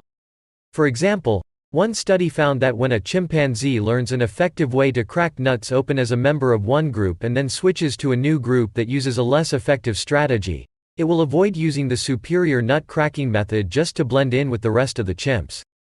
Humans are similar. There is tremendous internal pressure to comply with the norms of the group. The reward of being accepted is often greater than the reward of winning an argument, looking smart, or finding truth. Most days, we'd rather be wrong with the crowd than be right by ourselves. The human mind knows how to get along with others. It wants to get along with others. This is our natural mode. You can override it. You can choose to ignore the group or to stop caring what other people think, but it takes work. Running against the grain of your culture requires extra effort. When changing your habits means challenging the tribe, change is unattractive. When changing your habits means fitting in with the tribe, change is very attractive. 3. Imitating the powerful. Humans everywhere pursue power, prestige, and status. We want pins and medallions on our jackets. We want president or partner in our titles. We want to be acknowledged, recognized, and praised. This tendency can seem vain, but overall, it's a smart move. Historically, a person with greater power and status has access to more resources, worries less about survival, and proves to be a more attractive mate. We are drawn to behaviors that earn us respect, approval, admiration, and status. We want to be the one in the gym who can do muscle-ups or the musician who can play the hardest chord progressions or the parent with the most accomplished children because these things separate us from the crowd. Once we fit in, we start looking for ways to stand out. This is one reason we care so much about the habits of highly effective people. We try to copy the behavior of successful people because we desire success ourselves. Many of our daily habits are imitations of people we admire. You replicate the marketing strategies of the most successful firms in your industry. You make a recipe from your favorite baker. You borrow the storytelling strategies of your favorite writer. You mimic the communication style of your boss. We imitate people we envy. High-status people enjoy the approval, respect, and praise of others. And that means if a behavior can get us approval, respect, and praise, we find it attractive. We are also motivated to avoid behaviors that would lower our status. We trim our hedges and mow our lawn because we don't want to be the slob of the neighborhood. When our mother comes to visit, we clean up the house because we don't want to be judged. We are continually wondering, what will others think of me? And altering our behavior based on the answer. The Polgar sisters, the chess prodigies mentioned at the beginning of this chapter, are evidence of the powerful and lasting impact social influences can have on our behavior. The sisters practiced chess for many hours each day and continued this remarkable effort for decades. But these habits and behaviors maintained their attractiveness, in part, because they were valued by their culture. From the praise of their parents to the achievement of different status markers like becoming a grandmaster, they had many reasons to continue their effort. Chapter summary. The culture we live in determines which behaviors are attractive to us. We tend to adopt habits that are praised and approved of by our culture because we have a strong desire to fit in and belong to the tribe. We tend to imitate the habits of 3 social groups: the close, family and friends; the many, the tribe; and the powerful, those with status and prestige. One of the most effective things you can do to build better habits is to join a culture where 1. Your desired behavior is the normal behavior and 2. You already have something in common with the group. The normal behavior of the tribe often overpowers the desired behavior of the individual. Most days, we'd rather be wrong with the crowd than be right by ourselves. If a behavior can get us approval, respect, and praise, we find it attractive. Chapter 10. How to find and fix the causes of your bad habits. In late 2012, I was sitting in an old apartment just a few blocks from Istanbul's most famous street, Istiklal Caddesi. I was in the middle of a 4-day trip to Turkey and my guide, Mike, was relaxing in a worn-out armchair a few feet away. Mike wasn't really a guide. He was just a guy from Maine who had been living in Turkey for 5 years, but he offered to show me around while I was visiting the country and I took him up on it. On this particular night, I had been invited to dinner with him and a handful of his Turkish friends. There were 7 of us, and I was the only one who hadn't, at some point, smoked at least 1 pack of cigarettes per day. I asked one of the Turks how he got started. "Friends," he said. "It always starts with your friends. One friend smokes, then you try it." What was truly fascinating was that half of the people in the room had managed to quit smoking. Mike had been smoke-free for a few years at that point, and he swore up and down that he broke the habit because of a book called Alan Carr's Easy Way to Stop Smoking. "It frees you from the mental burden of smoking," he said. "It tells you, stop lying to yourself. You know you don't actually want to smoke. You know you don't really enjoy this. It helps you feel like you're not the victim anymore. You start to realize that you don't need to smoke." I had never tried a cigarette, but I took a look at the book afterward out of curiosity. The author employs an interesting strategy to help smokers eliminate their cravings. He systematically reframes each cue associated with smoking and gives it a new meaning. He says things like, "You think you are quitting something, but you're not quitting anything because cigarettes do nothing for you. You think smoking is something you need to do to be social, but it's not. You can be social without smoking at all. You think smoking is about relieving stress, but it's not. Smoking does not relieve your nerves, it destroys them."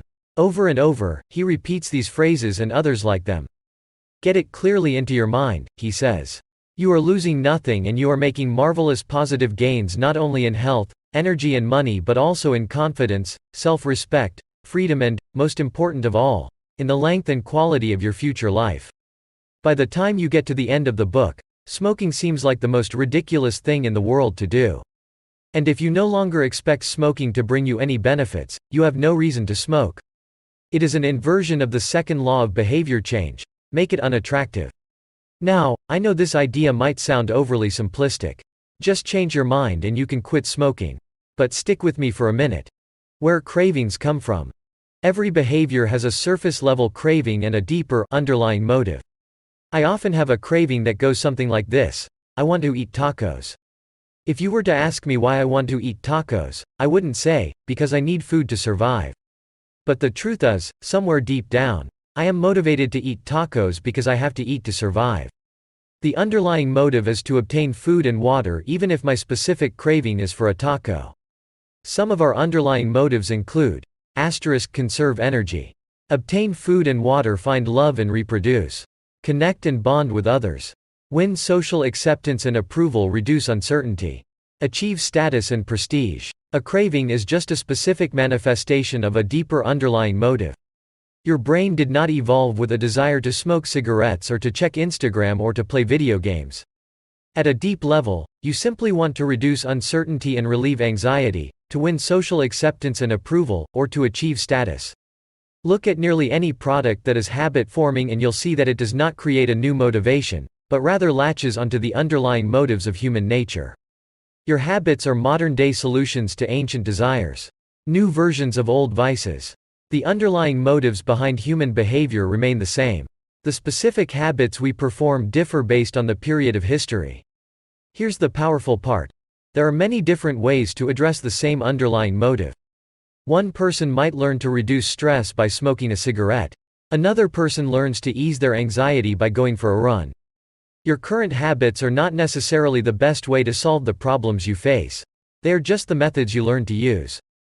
Once you associate a solution with the problem you need to solve, you keep coming back to it. Habits are all about associations. These associations determine whether we predict a habit to be worth repeating or not. As we covered in our discussion of the first law, your brain is continually absorbing information and noticing cues in the environment. Every time you perceive a cue, your brain runs a simulation and makes a prediction about what to do in the next moment.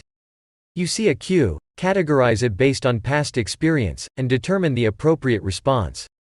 This all happens in an instant, but it plays a crucial role in your habits because every action is preceded by a prediction. Life feels reactive, but it is actually predictive. All day long, you are making your best guess of how to act given what you've just seen and what has worked for you in the past. You are endlessly predicting what will happen in the next moment. Our behavior is heavily dependent on these predictions. Put another way, our behavior is heavily dependent on how we interpret the events that happen to us, not necessarily the objective reality of the events themselves. Two people can look at the same cigarette, and one feels the urge to smoke while the other is repulsed by the smell. The same cue can spark a good habit or a bad habit depending on your prediction. The cause of your habits is actually the prediction that precedes them. These predictions lead to feelings, which is how we typically describe a craving, a feeling, a desire, an urge. Feelings and emotions transform the cues we perceive and the predictions we make into a signal that we can apply. They help explain what we are currently sensing. For instance, whether or not you realize it, you are noticing how warm or cold you feel right now. If the temperature drops by 1 degree, you probably won't do anything. If the temperature drops 10 degrees, however, you'll feel cold and put on another layer of clothing. Feeling cold was the signal that prompted you to act. You have been sensing the cues the entire time, but it is only when you predict that you would be better off in a different state that you take action. A craving is the sense that something is missing. It is the desire to change your internal state. When the temperature falls, there is a gap between what your body is currently sensing and what it wants to be sensing. This gap between your current state and your desired state provides a reason to act. Desire is the difference between where you are now and where you want to be in the future. Even the tiniest action is tinged with the motivation to feel differently than you do in the moment. When you binge eat or light up or browse social media, what you really want is not a potato chip or a cigarette or a bunch of likes. What you really want is to feel different. Our feelings and emotions tell us whether to hold steady in our current state or to make a change. They help us decide the best course of action. Neurologists have discovered that when emotions and feelings are impaired, we actually lose the ability to make decisions. We have no signal of what to pursue and what to avoid. As the neuroscientist Antonio Damasio explains, it is emotion that allows you to mark things as good, bad, or indifferent. To summarize, the specific cravings you feel and habits you perform are really an attempt to address your fundamental underlying motives. Whenever a habit successfully addresses a motive, you develop a craving to do it again. In time, you learn to predict that checking social media will help you feel loved or that watching YouTube will allow you to forget your fears. Habits are attractive when we associate them with positive feelings, and we can use this insight to our advantage rather than to our detriment. How to reprogram your brain to enjoy hard habits. You can make hard habits more attractive if you can learn to associate them with a positive experience. Sometimes, all you need is a slight mindset shift. For instance, we often talk about everything we have to do in a given day. You have to wake up early for work. You have to make another sales call for your business. You have to cook dinner for your family. Now, imagine changing just one word. You don't have to. You get to. You get to wake up early for work. You get to make another sales call for your business. You get to cook dinner for your family. By simply changing one word, you shift the way you view each event. You transition from seeing these behaviors as burdens and turn them into opportunities. The key point is that both versions of reality are true. You have to do those things, and you also get to do them. We can find evidence for whatever mindset we choose. I once heard a story about a man who uses a wheelchair. When asked if it was difficult being confined, he responded, "I'm not confined to my wheelchair, I am liberated by it. If it wasn't for my wheelchair, I would be bedbound and never able to leave my house." This shift in perspective completely transformed how he lived each day. Reframing your habits to highlight their benefits rather than their drawbacks is a fast and lightweight way to reprogram your mind and make a habit seem more attractive. Exercise. Many people associate exercise with being a challenging task that drains energy and wears you down. You can just as easily view it as a way to develop skills and build you up. Instead of telling yourself, "I need to go run in the morning," say, "It's time to build endurance and get fast." Finance. Saving money is often associated with sacrifice. However, you can associate it with freedom rather than limitation if you realize one simple truth. Living below your current means increases your future means. The money you save this month increases your purchasing power next month. Chapter 11. Walk slowly, but never backward. On the first day of class, Jerry Uelsman, a professor at the University of Florida, divided his film photography students into two groups. Everyone on the left side of the classroom, he explained, would be in the quantity group. They would be graded solely on the amount of work they produced. On the final day of class, he would tally the number of photos submitted by each student. 100 photos would rate an A, 90 photos a B, 80 photos a C, and so on. Meanwhile, everyone on the right side of the room would be in the quality group. They would be graded only on the excellence of their work. They would only need to produce one photo during the semester, but to get an A, it had to be a nearly perfect image. At the end of the term, he was surprised to find that all the best photos were produced by the quantity group. During the semester, these students were busy taking photos, experimenting with composition and lighting, testing out various methods in the darkroom, and learning from their mistakes. In the process of creating hundreds of photos, they honed their skills. Meanwhile, the quality group sat around speculating about perfection. In the end, they had little to show for their efforts other than unverified theories and one mediocre photo. It is easy to get bogged down trying to find the optimal plan for change.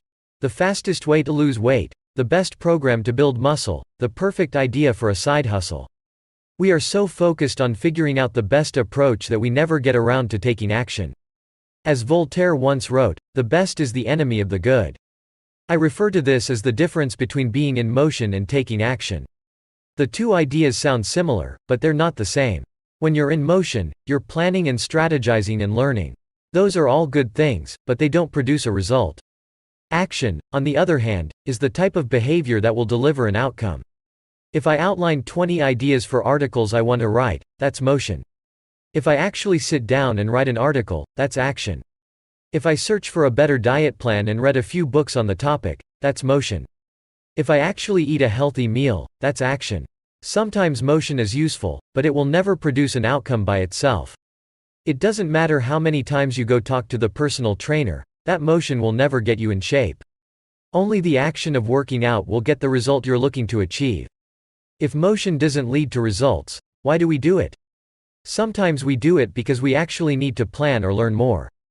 But more often than not, we do it because motion allows us to feel like we're making progress without running the risk of failure. Most of us are experts at avoiding criticism. It doesn't feel good to fail or to be judged publicly, so we tend to avoid situations where that might happen. And that's the biggest reason why you slip into motion rather than taking action. You want to delay failure. It's easy to be in motion and convince yourself that you're still making progress. You think, I've got conversations going with 4 potential clients right now. This is good. We're moving in the right direction. Or, I brainstormed some ideas for that book I want to write. This is coming together. Motion makes you feel like you're getting things done. But really, you're just preparing to get something done. When preparation becomes a form of procrastination, you need to change something. You don't want to merely be planning. You want to be practicing. If you want to master a habit, the key is to start with repetition, not perfection. You don't need to map out every feature of a new habit. You just need to practice it. This is the first takeaway of the third law. You just need to get your reps in. How long does it actually take to form a new habit? Habit formation is the process by which a behavior becomes progressively more automatic through repetition. The more you repeat an activity, the more the structure of your brain changes to become efficient at that activity. Neuroscientists call this long-term potentiation, which refers to the strengthening of connections between neurons in the brain based on recent patterns of activity. With each repetition, cell-to-cell signaling improves and the neural connections tighten. First described by neuropsychologist Donald Hebb in 1949, this phenomenon is commonly known as Hebb's law. Neurons that fire together wire together. Repeating a habit leads to clear physical changes in the brain. In musicians, the cerebellum, critical for physical movements like plucking a guitar string or pulling a violin bow, is larger than it is in non-musicians. Mathematicians, meanwhile, have increased gray matter in the inferior parietal lobule, which plays a key role in computation and calculation. Its size is directly correlated with the amount of time spent in the field. The older and more experienced the mathematician, the greater the increase in gray matter. When scientists analyzed the brains of taxi drivers in London, they found that the hippocampus, a region of the brain involved in spatial memory, was significantly larger in their subjects than in non-taxi drivers. Even more fascinating, the hippocampus decreased in size when a driver retired. Like the muscles of the body responding to regular weight training, particular regions of the brain adapt as they are used and atrophy as they are abandoned. Of course, the importance of repetition in establishing habits was recognized long before neuroscientists began poking around. In 1860, the English philosopher George H. Lewis noted, "In learning to speak a new language, to play on a musical instrument, or to perform unaccustomed movements, great difficulty is felt, because the channels through which each sensation has to pass have not become established. But no sooner has frequent repetition cut a pathway, than this difficulty vanishes. The actions become so automatic that they can be performed while the mind is otherwise engaged." Both common sense and scientific evidence agree. Repetition is a form of change. Each time you repeat an action, you are activating a particular neural circuit associated with that habit. This means that simply putting in your reps is one of the most critical steps you can take to encoding a new habit. It is why the students who took tons of photos improved their skills while those who merely theorized about perfect photos did not. One group engaged in active practice, the other in passive learning. One in action, the other in motion. All habits follow a similar trajectory from effortful practice to automatic behavior, a process known as automaticity. Automaticity is the ability to perform a behavior without thinking about each step, which occurs when the non-conscious mind takes over. On the following page, you'll see what it looks like when researchers track the level of automaticity for an actual habit like walking for 10 minutes each day. The shape of these charts, which scientists call learning curves, reveals an important truth about behavior change. Habits form based on frequency, not time. One of the most common questions I hear is, how long does it take to build a new habit? But what people really should be asking is, how many does it take to form a new habit? That is, how many repetitions are required to make a habit automatic? There is nothing magical about time passing with regard to habit formation. It doesn't matter if it's been 21 days or 30 days or 300 days. What matters is the rate at which you perform the behavior. You could do something twice in 30 days, or 200 times. It's the frequency that makes the difference. Your current habits have been internalized over the course of hundreds, if not thousands, of repetitions. New habits require the same level of frequency. You need to string together enough successful attempts until the behavior is firmly embedded in your mind and you cross the habit line. In practice, it doesn't really matter how long it takes for a habit to become automatic. What matters is that you take the actions you need to take to make progress. Whether an action is fully automatic is of less importance. To build a habit, you need to practice it. And the most effective way to make practice happen is to adhere to the third law of behavior change: make it easy. The chapters that follow will show you how to do exactly that. Chapter Summary. The third law of behavior change is make it easy. The most effective form of learning is practice, not planning. Focus on taking action, not being in motion. Habit formation is the process by which a behavior becomes progressively more automatic through repetition. The amount of time you have been performing a habit is not as important as the number of times you have performed it. Chapter 12. The Law of Least Effort. In his award-winning book, Guns, Germs, and Steel, anthropologist and biologist Jared Diamond points out a simple fact: different continents have different shapes. At first glance, this statement seems rather obvious and unimportant, but it turns out to have a profound impact on human behavior. The primary axis of the Americas runs from north to south. That is, the landmass of North and South America tends to be tall and thin rather than wide and fat. The same is generally true for Africa. Meanwhile, the landmass that makes up Europe, Asia, and the Middle East is the opposite. This massive stretch of land tends to be more east-west in shape. According to Diamond, this difference in shape played a significant role in the spread of agriculture over the centuries. When agriculture began to spread around the globe, farmers had an easier time expanding along east-west routes than along north-south ones. This is because locations along the same latitude generally share similar climates, amounts of sunlight and rainfall, and changes in season. These factors allowed farmers in Europe and Asia to domesticate a few crops and grow them along the entire stretch of land from France to China. By comparison, the climate varies greatly when traveling from north to south. Just imagine how different the weather is in Florida compared to Canada. You can be the most talented farmer in the world, but it won't help you grow Florida oranges in the Canadian winter. Snow is a poor substitute for soil. In order to spread crops along north-south routes, farmers would need to find and domesticate new plants whenever the climate changed. As a result, agriculture spread 2 to 3 times faster across Asia and Europe than it did up and down the Americas. Over the span of centuries, this small difference had a very big impact. Increased food production allowed for more rapid population growth. With more people, these cultures were able to build stronger armies and were better equipped to develop new technologies. The changes started out small: a crop that spread slightly farther, a population that grew slightly faster, but compounded into substantial differences over time. The spread of agriculture provides an example of the third law of behavior change on a global scale. Conventional wisdom holds that motivation is the key to habit change. Maybe if you really wanted it, you'd actually do it. But the truth is, our real motivation is to be lazy and to do what is convenient.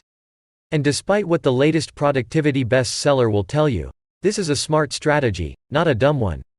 Energy is precious, and the brain is wired to conserve it whenever possible. It is human nature to follow the law of least effort, which states that when deciding between two similar options, people will naturally gravitate toward the option that requires the least amount of work. For example, expanding your farm to the east where you can grow the same crops rather than heading north where the climate is different. Out of all the possible actions we could take, the one that is realized is the one that delivers the most value for the least effort. We are motivated to do what is easy. Every action requires a certain amount of energy. The more energy required, the less likely it is to occur. If your goal is to do 100 push-ups per day, that's a lot of energy. In the beginning, when you're motivated and excited, you can muster the strength to get started. But after a few days, such a massive effort feels exhausting.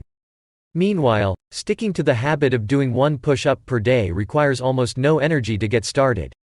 And the less energy a habit requires, the more likely it is to occur. Look at any behavior that fills up much of your life and you'll see that it can be performed with very low levels of motivation. Habits like scrolling on our phones, checking email, and watching television steal so much of our time because they can be performed almost without effort. They are remarkably convenient. In a sense, every habit is just an obstacle to getting what you really want. Dieting is an obstacle to getting fit. Meditation is an obstacle to feeling calm. Journaling is an obstacle to thinking clearly. You don't actually want the habit itself. What you really want is the outcome the habit delivers. The greater the obstacle, that is, the more difficult the habit, the more friction there is between you and your desired end state. This is why it is crucial to make your habits so easy that you'll do them even when you don't feel like it. If you can make your good habits more convenient, you'll be more likely to follow through on them. But what about all the moments when we seem to do the opposite? If we're all so lazy, then how do you explain people accomplishing hard things like raising a child or starting a business or climbing Mount Everest? Certainly, you are capable of doing very hard things. The problem is that some days you feel like doing the hard work and some days you feel like giving in. On the tough days, it's crucial to have as many things working in your favor as possible so that you can overcome the challenges life naturally throws your way. The less friction you face, the easier it is for your stronger self to emerge. The idea behind Make It Easy is not to only do easy things. The idea is to make it as easy as possible in the moment to do things that pay off in the long run. How to achieve more with less effort. Imagine you are holding a garden hose that is bent in the middle. Some water can flow through, but not very much. If you want to increase the rate at which water passes through the hose, you have 2 options. The first option is to crank up the valve and force more water out.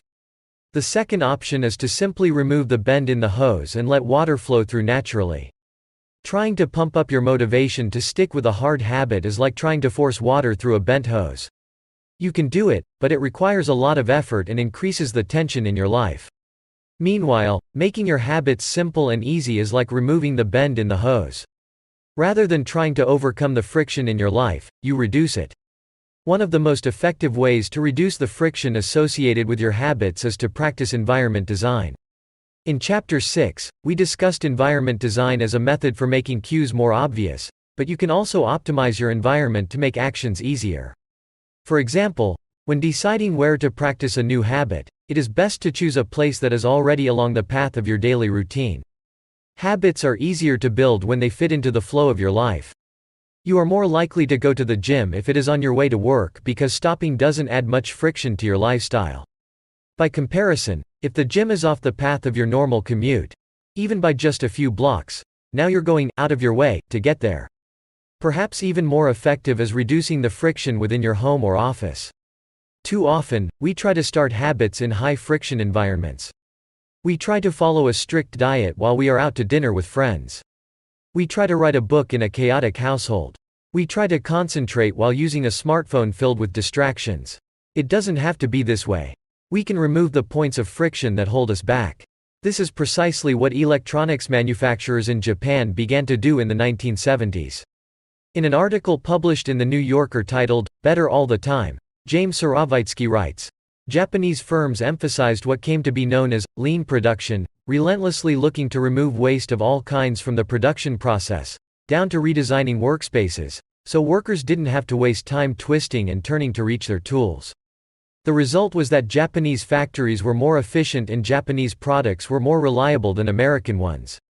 In 1974, service calls for American-made color televisions were 5 times as common as for Japanese televisions. By 1979, it took American workers 3 times as long to assemble their sets. I like to refer to this strategy as addition by subtraction. The Japanese companies looked for every point of friction in the manufacturing process and eliminated it. As they subtracted wasted effort, they added customers and revenue. Similarly, when we remove the points of friction that sap our time and energy, we can achieve more with less effort. This is one reason tidying up can feel so good. We are simultaneously moving forward and lightening the cognitive load our environment places on us. If you look at the most habit-forming products, you'll notice that one of the things these goods and services do best is remove little bits of friction from your life. Meal delivery services reduce the friction of shopping for groceries. Dating apps reduce the friction of making social introductions. Ride-sharing services reduce the friction of getting across town. Text messaging reduces the friction of sending a letter in the mail. Like a Japanese television manufacturer redesigning their workspace to reduce wasted motion, successful companies design their products to automate, eliminate, or simplify as many steps as possible. They reduce the number of fields on each form. They pare down the number of clicks required to create an account. They deliver their products with easy-to-understand directions or ask their customers to make fewer choices. When the first voice-activated speakers were released, products like Google Home, Amazon Echo, and Apple HomePod, I asked a friend what he liked about the product he had purchased. He said it was just easier to say, "Play some country music," than to pull out his phone, open the music app, and pick a playlist.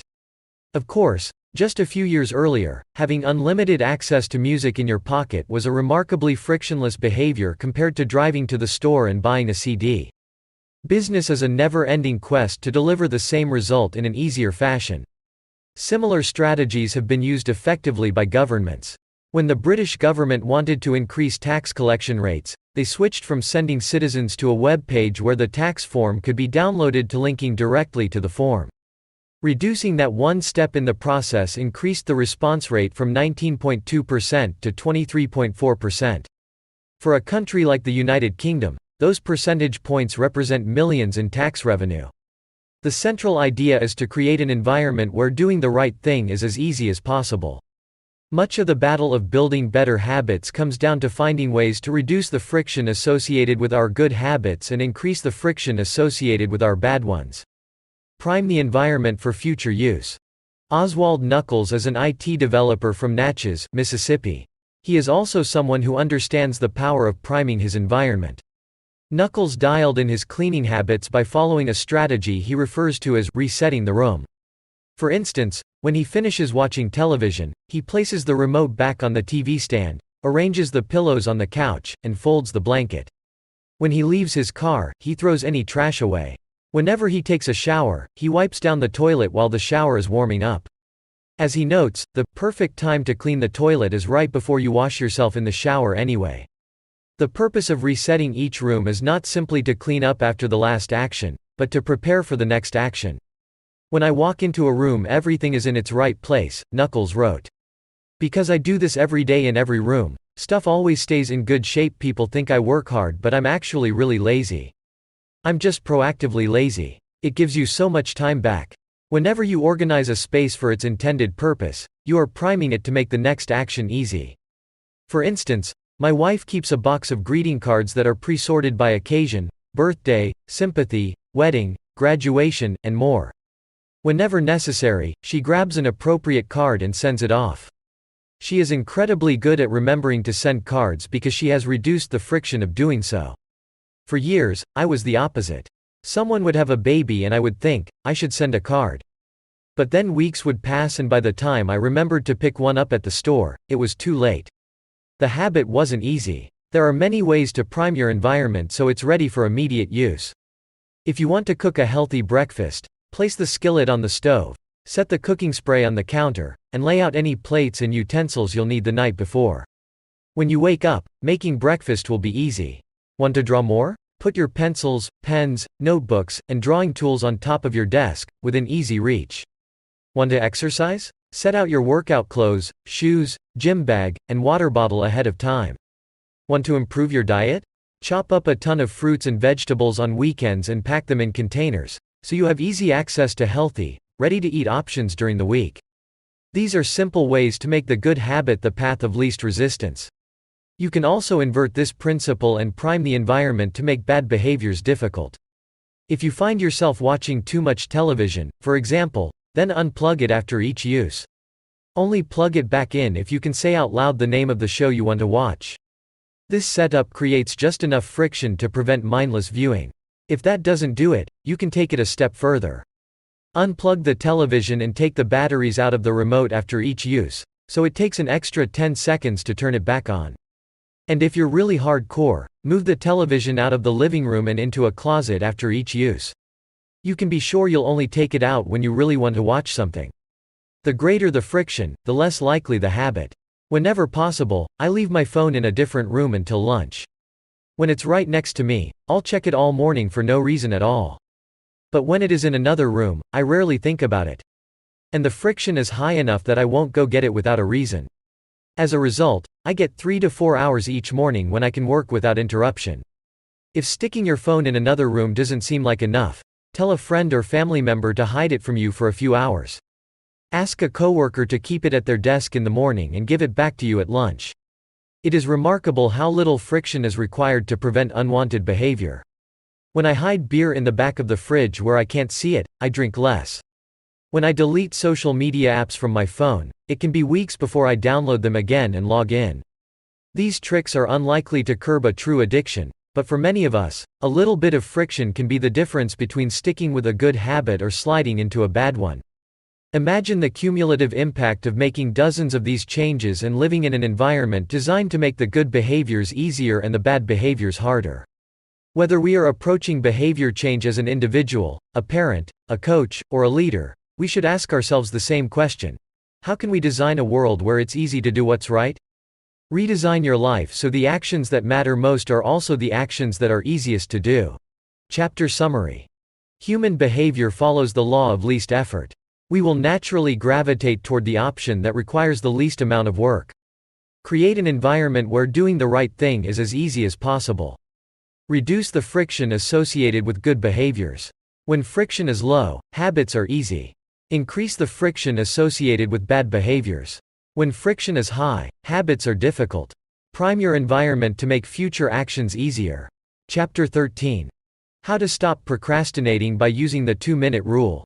Twyla Tharp is widely regarded as one of the greatest dancers and choreographers of the modern era.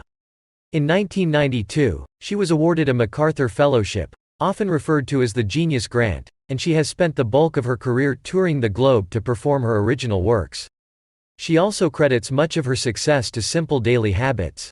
I begin each day of my life with a ritual, she writes. I wake up at 5:30 a.m., put on my workout clothes, my leg warmers, my sweatshirt, and my hat. I walk outside my Manhattan home, hail a taxi, and tell the driver to take me to the Pumping Iron Gym at 91st Street and 1st Avenue, where I work out for 2 hours. The ritual is not the stretching and weight training I put my body through each morning at the gym. The ritual is the cab. The moment I tell the driver where to go, I have completed the ritual. It's a simple act, but doing it the same way each morning habitualizes it, makes it repeatable, easy to do. It reduces the chance that I would skip it or do it differently. It is one more item in my arsenal of routines, and one less thing to think about. Hailing a cab each morning may be a tiny action, but it is a splendid example of the third law of behavior change. Researchers estimate that 40 to 50% of our actions on any given day are done out of habit. This is already a substantial percentage, but the true influence of your habits is even greater than these numbers suggest. Habits are automatic choices that influence the conscious decisions that follow. Yes, a habit can be completed in just a few seconds, but it can also shape the actions that you take for minutes or hours afterward. Habits are like the entrance ramp to a highway. They lead you down a path and, before you know it, you're speeding toward the next behavior. It seems to be easier to continue what you are already doing than to start doing something different. You sit through a bad movie for 2 hours. You keep snacking even when you're already full. You check your phone for just a second, and soon you have spent 20 minutes staring at the screen. In this way, the habits you follow without thinking often determine the choices you make when you're thinking. Each evening, there is a tiny moment, usually around 5:15 p.m., that shapes the rest of my night. My wife walks in the door from work and either we change into our workout clothes and head to the gym or we crash onto the couch, order Indian food, and watch The Office. Similar to Twyla Tharp hailing the cab, the ritual is changing into my workout clothes. If I change clothes, I know the workout will happen. Everything that follows, driving to the gym, deciding which exercises to do, stepping under the bar, is easy once I've taken the first step. Every day, there are a handful of moments that deliver an outsized impact. I refer to these little choices as decisive moments. The moment you decide between ordering takeout or cooking dinner. The moment you choose between driving your car or riding your bike. The moment you decide between starting your homework or grabbing the video game controller. These choices are a fork in the road. Decisive moments set the options available to your future self. For instance, walking into a restaurant is a decisive moment because it determines what you'll be eating for lunch. Technically, you are in control of what you order, but in a larger sense, you can only order an item if it is on the menu. If you walk into a steakhouse, you can get a sirloin or a rib eye, but not sushi. Your options are constrained by what's available. They are shaped by the first choice. We are limited by where our habits lead us. This is why mastering the decisive moments throughout your day is so important. Each day is made up of many moments, but it is really a few habitual choices that determine the path you take. These little choices stack up, each one setting the trajectory for how you spend the next chunk of time. Habits are the entry point, not the end point. They are the cab, not the gym. The 2-minute rule. Even when you know you should start small, it's easy to start too big. When you dream about making a change, excitement inevitably takes over and you end up trying to do too much too soon. The most effective way I know to counteract this tendency is to use the 2-minute rule, which states, when you start a new habit, it should take less than 2 minutes to do. You'll find that nearly any habit can be scaled down into a 2-minute version. Read before bed each night becomes read 1 page. Do 30 minutes of yoga becomes take out my yoga mat. Study for class becomes open my notes. Fold the laundry becomes fold 1 pair of socks. Run 3 miles becomes tie my running shoes. The idea is to make your habits as easy as possible to start. Anyone can meditate for 1 minute, read 1 page, or put 1 item of clothing away. And, as we have just discussed, this is a powerful strategy because once you've started doing the right thing, it is much easier to continue doing it. A new habit should not feel like a challenge. The actions that follow can be challenging, but the first 2 minutes should be easy. What you want is a gateway habit that naturally leads you down a more productive path. You can usually figure out the gateway habits that will lead to your desired outcome by mapping out your goals on a scale from very easy to very hard. For instance, running a marathon is very hard. Running a 5K is hard. Walking 10,000 steps is moderately difficult. Walking 10 minutes is easy. And putting on your running shoes is very easy. Your goal might be to run a marathon, but your gateway habit is to put on your running shoes. That's how you follow the 2-minute rule. People often think it's weird to get hyped about reading 1 page or meditating for 1 minute or making 1 sales call. But the point is not to do one thing. The point is to master the habit of showing up. The truth is, a habit must be established before it can be improved. If you can't learn the basic skill of showing up, then you have little hope of mastering the finer details. Instead of trying to engineer a perfect habit from the start, do the easy thing on a more consistent basis. You have to standardize before you can optimize. As you master the art of showing up, the first 2 minutes simply become a ritual at the beginning of a larger routine. This is not merely a hack to make habits easier but actually the ideal way to master a difficult skill. The more you ritualize the beginning of a process, the more likely it becomes that you can slip into the state of deep focus that is required to do great things. By doing the same warm-up before every workout, you make it easier to get into a state of peak performance. By following the same creative ritual, you make it easier to get into the hard work of creating. By developing a consistent power-down habit, you make it easier to get to bed at a reasonable time each night. You may not be able to automate the whole process, but you can make the first action mindless. Make it easy to start and the rest will follow. The 2-minute rule can seem like a trick to some people. You know that the real goal is to do more than just 2 minutes, so it may feel like you're trying to fool yourself. Nobody is actually aspiring to read 1 page or do 1 push-up or open their notes. And if you know it's a mental trick, why would you fall for it? If the 2-minute rule feels forced, try this. Do it for 2 minutes and then stop. Go for a run, but you must stop after 2 minutes. Start meditating, but you must stop after 2 minutes. Study Arabic, but you must stop after 2 minutes. It's not a strategy for starting, it's the whole thing. Your habit can only last 120 seconds. One of my readers used this strategy to lose over 100 pounds. In the beginning, he went to the gym each day, but he told himself he wasn't allowed to stay for more than 5 minutes. He would go to the gym, exercise for 5 minutes, and leave as soon as his time was up. After a few weeks, he looked around and thought, well, I'm always coming here anyway. I might as well start staying a little longer. A few years later, the weight was gone. Journaling provides another example. Nearly everyone can benefit from getting their thoughts out of their head and onto paper, but most people give up after a few days or avoid it entirely because journaling feels like a chore. The secret is to always stay below the point where it feels like work.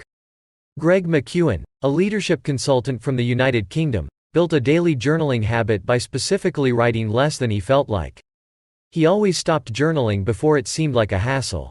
Ernest Hemingway believed in similar advice for any kind of writing. The best way is to always stop when you are going good, he said. Strategies like this work for another reason, too. They reinforce the identity you want to build. If you show up at the gym 5 days in a row, even if it's just for 2 minutes, you are casting votes for your new identity. You're not worried about getting in shape. You're focused on becoming the type of person who doesn't miss workouts. You're taking the smallest action that confirms the type of person you want to be. We rarely think about change this way because everyone is consumed by the end goal. But 1 push-up is better than not exercising. 1 minute of guitar practice is better than none at all. 1 minute of reading is better than never picking up a book. It's better to do less than you hope than to do nothing at all. At some point, once you've established the habit and you're showing up each day, you can combine the 2-minute rule with a technique we call habit shaping to scale your habit back up toward your ultimate goal. Start by mastering the first 2 minutes of the smallest version of the behavior. Then, advance to an intermediate step and repeat the process, focusing on just the first 2 minutes and mastering that stage before moving on to the next level. Eventually, you'll end up with the habit you had originally hoped to build while still keeping your focus where it should be, on the first 2 minutes of the behavior. Chapter Summary. Habits can be completed in a few seconds but continue to impact your behavior for minutes or hours afterward. Many habits occur at decisive moments, choices that are like a fork in the road, and either send you in the direction of a productive day or an unproductive one. The 2-minute rule states, when you start a new habit, it should take less than 2 minutes to do. The more you ritualize the beginning of a process, the more likely it becomes that you can slip into the state of deep focus that is required to do great things. Standardize before you optimize. You can't improve a habit that doesn't exist. Chapter 14. How to make good habits inevitable and bad habits impossible. In the summer of 1830, Victor Hugo was facing an impossible deadline. 12 months earlier, the French author had promised his publisher a new book. But instead of writing, he spent that year pursuing other projects, entertaining guests, and delaying his work. Frustrated, Hugo's publisher responded by setting a deadline less than 6 months away. The book had to be finished by February 1831. Hugo concocted a strange plan to beat his procrastination. He collected all of his clothes and asked an assistant to lock them away in a large chest. He was left with nothing to wear except a large shawl. Lacking any suitable clothing to go outdoors, he remained in his study and wrote furiously during the fall and winter of 1830. The Hunchback of Notre Dame was published 2 weeks early on January 14, 1831. Sometimes success is less about making good habits easy and more about making bad habits hard. This is an inversion of the third law of behavior change: make it difficult. If you find yourself continually struggling to follow through on your plans, then you can take a page from Victor Hugo and make your bad habits more difficult by creating what psychologists call a commitment device. A commitment device is a choice you make in the present that controls your actions in the future. It is a way to lock in future behavior, bind you to good habits, and restrict you from bad ones. When Victor Hugo shut his clothes away so he could focus on writing, he was creating a commitment device. There are many ways to create a commitment device. You can reduce overeating by purchasing food in individual packages rather than in bulk size. You can voluntarily ask to be added to the banned list at casinos and online poker sites to prevent future gambling sprees. I've even heard of athletes who have to make weight for a competition, choosing to leave their wallets at home during the week before weigh-in so they won't be tempted to buy fast food. As another example, my friend and fellow habits expert Nir Eyal purchased an outlet timer, which is an adapter that he plugged in between his internet router and the power outlet. At 10 p.m. each night, the outlet timer cuts off the power to the router. When the internet goes off, everyone knows it is time to go to bed. Commitment devices are useful because they enable you to take advantage of good intentions before you can fall victim to temptation. Whenever I'm looking to cut calories, for example, I will ask the waiter to split my meal and box half of it to go before the meal is served. If I waited until the meal came out and told myself, I'll just eat half, it would never work. The key is to change the task such that it requires more work to get out of the good habit than to get started on it. If you're feeling motivated to get in shape, schedule a yoga session and pay ahead of time. If you're excited about the business you want to start, email an entrepreneur you respect and set up a consulting call. When the time comes to act, the only way to bail is to cancel the meeting, which requires effort and may cost money. Commitment devices increase the odds that you'll do the right thing in the future by making bad habits difficult in the present. However, we can do even better. We can make good habits inevitable and bad habits impossible. How to automate a habit and never think about it again. John Henry Patterson was born in Dayton, Ohio, in 1844. He spent his childhood doing chores on the family farm and working shifts at his father's sawmill. After attending college at Dartmouth, Patterson returned to Ohio and opened a small supply store for coal miners. It seemed like a good opportunity. The store faced little competition and enjoyed a steady stream of customers, but still struggled to make money. That was when Patterson discovered his employees were stealing from him. In the mid-1800s, employee theft was a common problem. Receipts were kept in an open drawer and could easily be altered or discarded. There were no video cameras to review behavior and no software to track transactions. Unless you were willing to hover over your employees every minute of the day, or to manage all transactions yourself, it was difficult to prevent theft. As Patterson mulled over his predicament, he came across an advertisement for a new invention called Riddy's Incorruptible Cashier. Designed by fellow Dayton resident James Riddy, it was the first cash register. The machine automatically locked the cash and receipts inside after each transaction. Patterson bought 2 for $50 each. Employee theft at his store vanished overnight. In the next 6 months, Patterson's business went from losing money to making $5,000 in profit, the equivalent of more than $100,000 today. Patterson was so impressed with the machine that he changed businesses.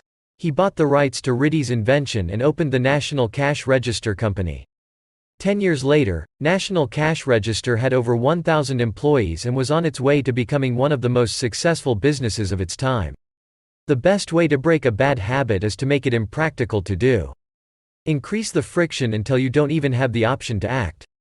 The brilliance of the cash register was that it automated ethical behavior by making stealing practically impossible. Rather than trying to change the employees, it made the preferred behavior automatic. Some actions, like installing a cash register, pay off again and again. These one-time choices require a little bit of effort up front but create increasing value over time. I'm fascinated by the idea that a single choice can deliver returns again and again, and I surveyed my readers on their favorite one-time actions that lead to better long-term habits. The table on the following page shares some of the most popular answers. I'd wager that if the average person were to simply do half of the one-time actions on this list, even if they didn't give another thought to their habits, most would find themselves living a better life a year from now. These one-time actions are a straightforward way to employ the third law of behavior change. They make it easier to sleep well, eat healthy, be productive, save money, and generally live better. Of course, there are many ways to automate good habits and eliminate bad ones. Typically, they involve putting technology to work for you. Technology can transform actions that were once hard, annoying, and complicated into behaviors that are easy, painless, and simple. It is the most reliable and effective way to guarantee the right behavior. This is particularly useful for behaviors that happen too infrequently to become habitual. Things you have to do monthly or yearly, like rebalancing your investment portfolio, are never repeated frequently enough to become a habit, so they benefit in particular from technology remembering to do them for you. Other examples include medicine. Prescriptions can be automatically refilled. Personal finance. Employees can save for retirement with an automatic wage deduction. Cooking. Meal delivery services can do your grocery shopping. Productivity. Social media browsing can be cut off with a website blocker. When you automate as much of your life as possible, you can spend your effort on the tasks machines cannot do yet. Each habit that we hand over to the authority of technology frees up time and energy to pour into the next stage of growth. As mathematician and philosopher Alfred North Whitehead wrote, "Civilization advances by extending the number of operations we can perform without thinking about them." Of course, the power of technology can work against us as well. Binge watching becomes a habit because you have to put more effort in to stop looking at the screen than to continue doing so. Instead of pressing a button to advance to the next episode, Netflix or YouTube will autoplay it for you. All you have to do is keep your eyes open. Technology creates a level of convenience that enables you to act on your smallest whims and desires. At the mere suggestion of hunger, you can have food delivered to your door. At the slightest hint of boredom, you can get lost in the vast expanse of social media. When the effort required to act on your desires becomes effectively zero, you can find yourself slipping into whatever impulse arises at the moment. The downside of automation is that we can find ourselves jumping from easy task to easy task without making time for more difficult, but ultimately more rewarding, work. I often find myself gravitating towards social media during any downtime. If I feel bored for just a fraction of a second, I reach for my phone. It's easy to write off these minor distractions as just taking a break, but over time they can accumulate into a serious issue. The constant tug of just one more minute can prevent me from doing anything of consequence. I'm not the only one. The average person spends over 2 hours per day on social media. What could you do with an extra 600 hours per year? During the year I was writing this book, I experimented with a new time management strategy. Every Monday, my assistant would reset the passwords on all my social media accounts, which logged me out on each device. All week I worked without distraction. On Friday, she would send me the new passwords. I had the entire weekend to enjoy what social media had to offer until Monday morning when she would do it again. If you don't have an assistant, team up with a friend or family member and reset each other's passwords each week. One of the biggest surprises was how quickly I adapted. Within the first week of locking myself out of social media, I realized that I didn't need to check it nearly as often as I had been, and I certainly didn't need it each day. It had simply been so easy that it had become the default. Once my bad habit became impossible, I discovered that I did actually have the motivation to work on more meaningful tasks. After I removed the mental candy from my environment, it became much easier to eat the healthy stuff. When working in your favor, automation can make your good habits inevitable and your bad habits impossible. It is the ultimate way to lock in future behavior rather than relying on willpower in the moment. By utilizing commitment devices, strategic one-time decisions, and technology, you can create an environment of inevitability, a space where good habits are not just an outcome you hope for but an outcome that is virtually guaranteed. Chapter summary. The inversion of the third law of behavior change is make it difficult. A commitment device is a choice you make in the present that locks in better behavior in the future. The ultimate way to lock in future behavior is to automate your habits. One-time choices. like buying a better mattress or enrolling in an automatic savings plan, are single actions that automate your future habits and deliver increasing returns over time. Using technology to automate your habits is the most reliable and effective way to guarantee the right behavior. Chapter 15. The Cardinal Rule of Behavior Change. In the late 1990s, a public health worker named Stephen Luby left his hometown of Omaha, Nebraska, and bought a one-way ticket to Karachi, Pakistan. Karachi was one of the most populous cities in the world. By 1998, over 9 million people called it home.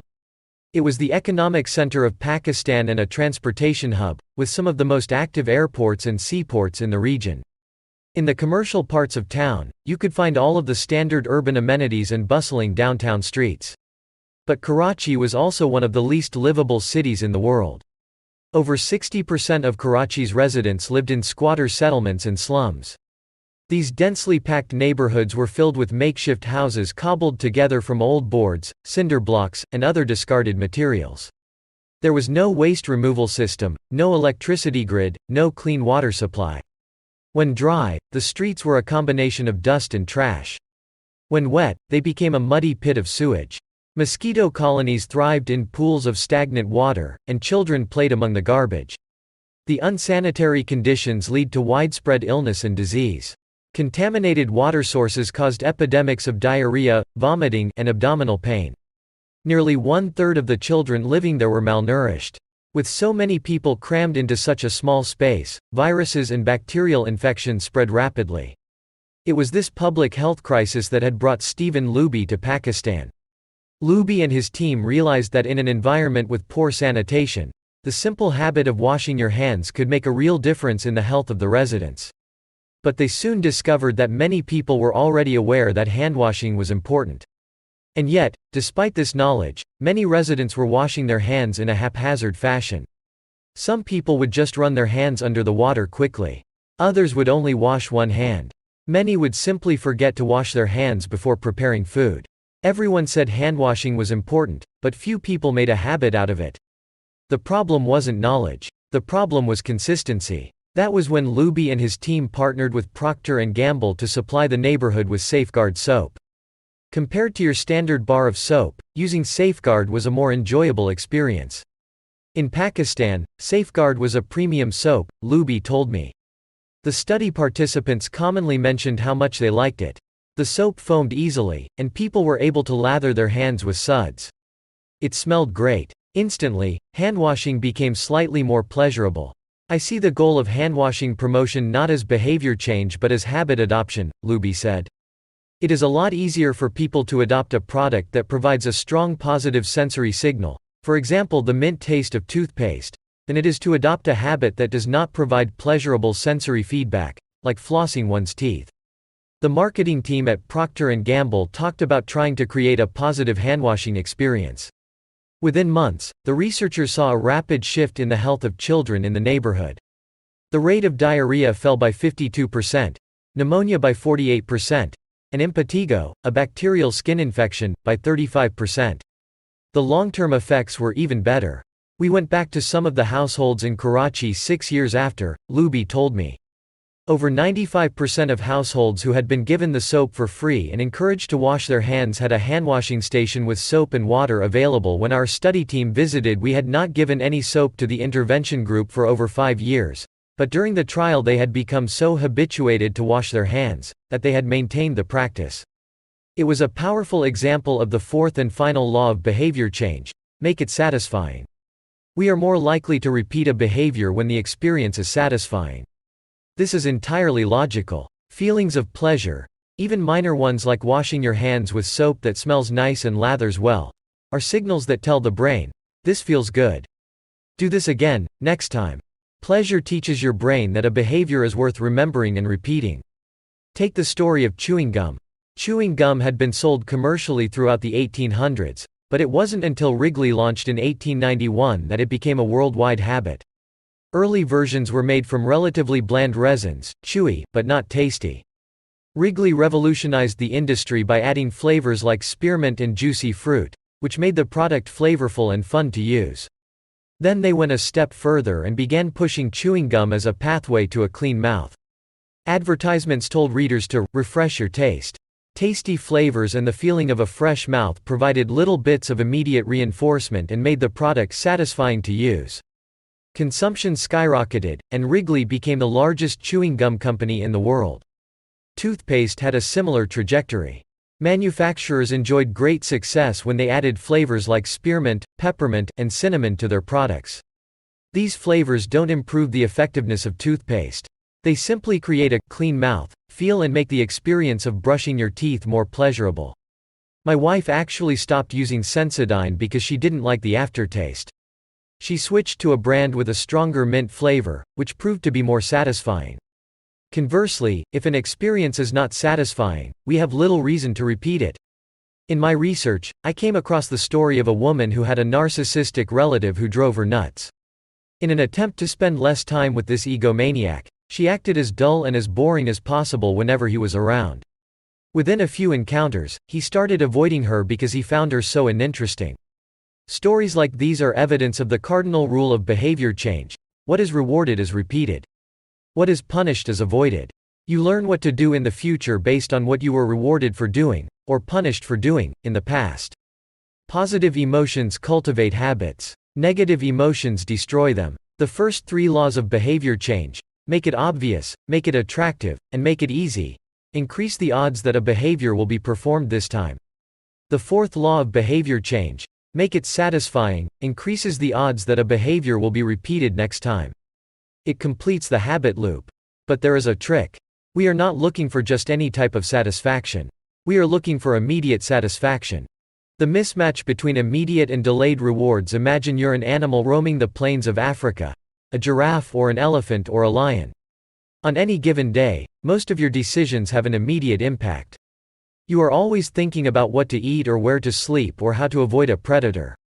You are constantly focused on the present or the very near future. You live in what scientists call an immediate return environment because your actions instantly deliver clear and immediate outcomes. Now switch back to your human self. In modern society, many of the choices you make today will not benefit you immediately. If you do a good job at work, you'll get a paycheck in a few weeks. If you exercise today, perhaps you won't be overweight next year. If you save money now, maybe you'll have enough for retirement decades from now. You live in what scientists call a delayed return environment because you can work for years before your actions deliver the intended payoff. The human brain did not evolve for life in a delayed return environment. The earliest remains of modern humans, known as Homo sapiens sapiens, are approximately 200,000 years old. These were the first humans to have a brain relatively similar to ours. In particular, the neocortex, the newest part of the brain and the region responsible for higher functions like language, was roughly the same size 200,000 years ago as today. You are walking around with the same hardware as your Paleolithic ancestors. It is only recently, during the last 500 years or so, that society has shifted to a predominantly delayed return environment. Compared to the age of the brain, modern society is brand new. In the last 100 years, we have seen the rise of the car, the airplane, the television, the personal computer, the internet, the smartphone, and Beyoncé. The world has changed much in recent years, but human nature has changed little. Similar to other animals on the African savanna, our ancestors spent their days responding to grave threats, securing the next meal, and taking shelter from a storm. It made sense to place a high value on instant gratification. The distant future was less of a concern. And after thousands of generations in an immediate return environment, our brains evolved to prefer quick payoffs to long-term ones. Behavioral economists refer to this tendency as time inconsistency. That is, the way your brain evaluates rewards is inconsistent across time. You value the present more than the future. Usually, this tendency serves us well. A reward that is certain right now is typically worth more than one that is merely possible in the future. But occasionally, our bias toward instant gratification causes problems. Why would someone smoke if they know it increases the risk of lung cancer? Why would someone overeat when they know it increases their risk of obesity? Why would someone have unsafe sex if they know it can result in sexually transmitted disease? Once you understand how the brain prioritizes rewards, the answers become clear. The consequences of bad habits are delayed while the rewards are immediate. Smoking might kill you in 10 years, but it reduces stress and eases your nicotine cravings now. Overeating is harmful in the long run but appetizing in the moment. Sex, safe or not, provides pleasure right away. Disease and infection won't show up for days or weeks, even years. Every habit produces multiple outcomes across time. Unfortunately, these outcomes are often misaligned.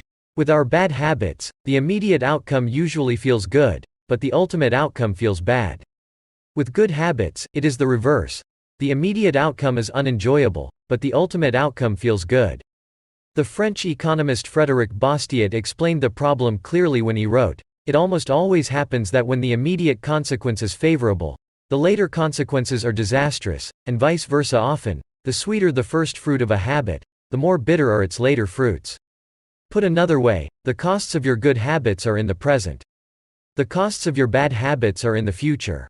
The brain's tendency to prioritize the present moment means you can't rely on good intentions.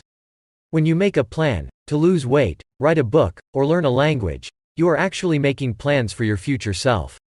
And when you envision what you want your life to be like, it is easy to see the value in taking actions with long-term benefits. We all want better lives for our future selves.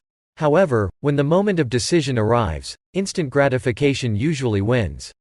You are no longer making a choice for future you, who dreams of being fitter or wealthier or happier. You are choosing for present you, who wants to be full, pampered, and entertained. As a general rule, the more immediate pleasure you get from an action, the more strongly you should question whether it aligns with your long-term goals. With a fuller understanding of what causes our brain to repeat some behaviors and avoid others, let's update the cardinal rule of behavior change. What is immediately rewarded is repeated. What is immediately punished is avoided. Our preference for instant gratification reveals an important truth about success. Because of how we are wired, most people will spend all day chasing quick hits of satisfaction. The road less traveled is the road of delayed gratification. If you're willing to wait for the rewards, you'll face less competition and often get a bigger payoff. As the saying goes, the last mile is always the least crowded. This is precisely what research has shown. People who are better at delaying gratification have higher SAT scores, lower levels of substance abuse, lower likelihood of obesity, better responses to stress, and superior social skills. We've all seen this play out in our own lives. If you delay watching television and get your homework done, you'll generally learn more and get better grades. If you don't buy desserts and chips at the store, you'll often eat healthier food when you get home. At some point, success in nearly every field requires you to ignore an immediate reward in favor of a delayed reward. Here's the problem. Most people know that delaying gratification is the wise approach. They want the benefits of good habits, to be healthy, productive, at peace. But these outcomes are seldom top of mind at the decisive moment. Thankfully, it's possible to train yourself to delay gratification, but you need to work with the grain of human nature, not against it. The best way to do this is to add a little bit of immediate pleasure to the habits that pay off in the long run and a little bit of immediate pain to ones that don't. How to turn instant gratification to your advantage. The vital thing in getting a habit to stick is to feel successful, even if it's in a small way. The feeling of success is a signal that your habit paid off and that the work was worth the effort. In a perfect world, the reward for a good habit is the habit itself. In the real world, good habits tend to feel worthwhile only after they have provided you with something. Early on, it's all sacrifice. You've gone to the gym a few times, but you're not stronger or fitter or faster, at least, not in any noticeable sense. It's only months later, once you shed a few pounds or your arms gain some definition, that it becomes easier to exercise for its own sake.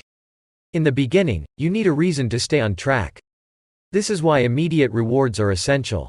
They keep you excited while the delayed rewards accumulate in the background.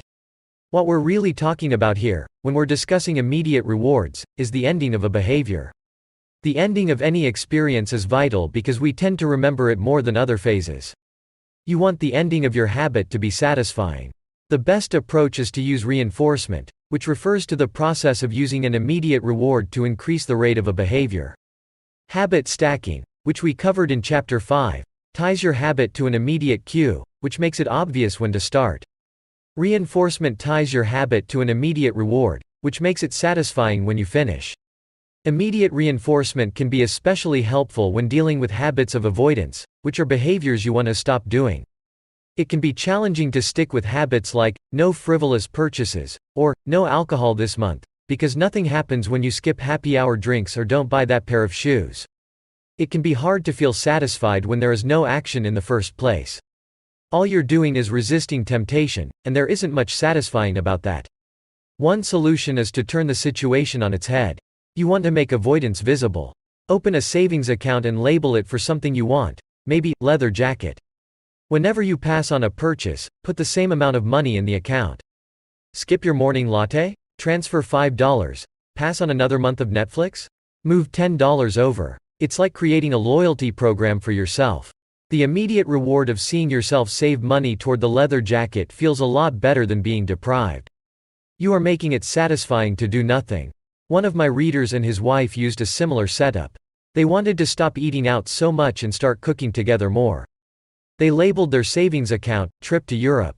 Whenever they skipped going out to eat, they transferred $50 into the account. At the end of the year, they put the money toward the vacation. It is worth noting that it is important to select short-term rewards that reinforce your identity rather than ones that conflict with it.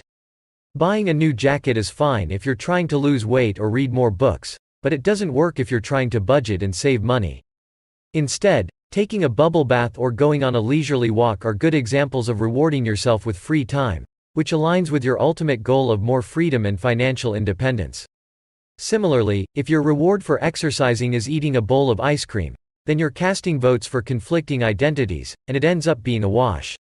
Instead, maybe your reward is a massage, which is both a luxury and a vote toward taking care of your body. Now the short-term reward is aligned with your long-term vision of being a healthy person.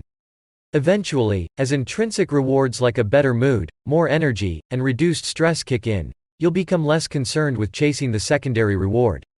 The identity itself becomes the reinforcer. You do it because it's who you are and it feels good to be you. The more a habit becomes part of your life, the less you need outside encouragement to follow through. Incentives can start a habit. Identity sustains a habit. That said, it takes time for the evidence to accumulate and a new identity to emerge. Immediate reinforcement helps maintain motivation in the short term while you're waiting for the long-term rewards to arrive. In summary, a habit needs to be enjoyable for it to last. Simple bits of reinforcement, like soap that smells great or toothpaste that has a refreshing mint flavor or seeing $50 hit your savings account, can offer the immediate pleasure you need to enjoy a habit. And change is easy when it is enjoyable. Chapter summary. The fourth law of behavior change is make it satisfying. We are more likely to repeat a behavior when the experience is satisfying. The human brain evolved to prioritize immediate rewards over delayed rewards. The cardinal rule of behavior change: what is immediately rewarded is repeated. What is immediately punished is avoided. To get a habit to stick, you need to feel immediately successful, even if it's in a small way. The first three laws of behavior change: make it obvious, make it attractive, and make it easy, increase the odds that a behavior will be performed this time. The fourth law of behavior change: make it satisfying, increases the odds that a behavior will be repeated next time. Chapter 16. How to stick with good habits every day. In 1993, a bank in Abbotsford, Canada, hired a 23-year-old stockbroker named Trent Dursmid. Abbotsford was a relatively small suburb, tucked away in the shadow of nearby Vancouver, where most of the big business deals were being made. Given the location, and the fact that Dursmid was a rookie, nobody expected too much of him. But he made brisk progress thanks to a simple daily habit. Dursmid began each morning with 2 jars on his desk. One was filled with 120 paper clips. The other was empty. As soon as he settled in each day, he would make a sales call. Immediately after, he would move one paper clip from the full jar to the empty jar and the process would begin again. Every morning I would start with 120 paper clips in one jar and I would keep dialing the phone until I had moved them all to the second jar, he told me. Within 18 months, Dursmid was bringing in $5 million to the firm. By age 24, he was making $75,000 per year, the equivalent of $125,000 today. Not long after, he landed a 6-figure job with another company. I like to refer to this technique as the paper clip strategy and, over the years, I've heard from readers who have employed it in a variety of ways. One woman shifted a hairpin from one container to another whenever she wrote a page of her book. Another man moved a marble from one bin to the next after each set of push-ups. Making progress is satisfying, and visual measures, like moving paper clips or hairpins or marbles, provide clear evidence of your progress. As a result, they reinforce your behavior and add a little bit of immediate satisfaction to any activity. Visual measurement comes in many forms: food journals, workout logs, loyalty punch cards, the progress bar on a software download, even the page numbers in a book. But perhaps the best way to measure your progress is with a habit tracker. How to keep your habits on track.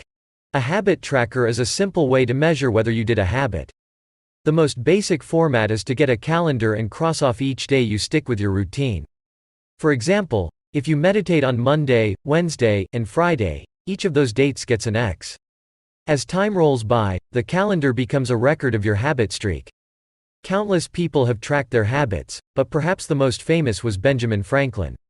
Beginning at age 20, Franklin carried a small booklet everywhere he went and used it to track 13 personal virtues. This list included goals like, lose no time, be always employed in something useful, and avoid trifling conversation. At the end of each day, Franklin would open his booklet and record his progress. Jerry Seinfeld reportedly uses a habit tracker to stick with his streak of writing jokes. In the documentary Comedian, he explains that his goal is simply to never break the chain of writing jokes every day. In other words, he is not focused on how good or bad a particular joke is or how inspired he feels. He is simply focused on showing up and adding to his streak. Don't break the chain is a powerful mantra. Don't break the chain of sales calls and you'll build a successful book of business. Don't break the chain of workouts and you'll get fit faster than you'd expect.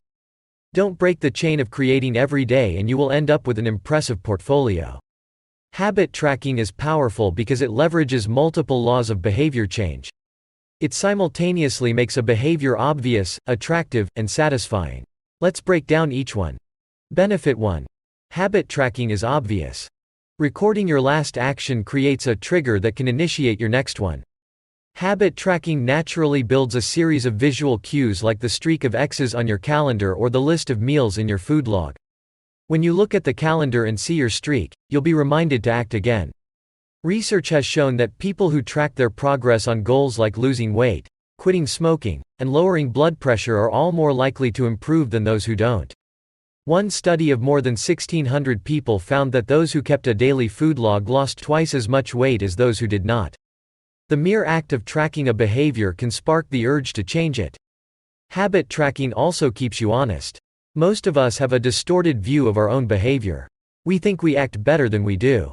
Measurement offers one way to overcome our blindness to our own behavior and notice what's really going on each day. One glance at the paper clips in the container and you immediately know how much work you have, or haven't, been putting in. When the evidence is right in front of you, you're less likely to lie to yourself. Benefit number 2. Habit tracking is attractive. The most effective form of motivation is progress.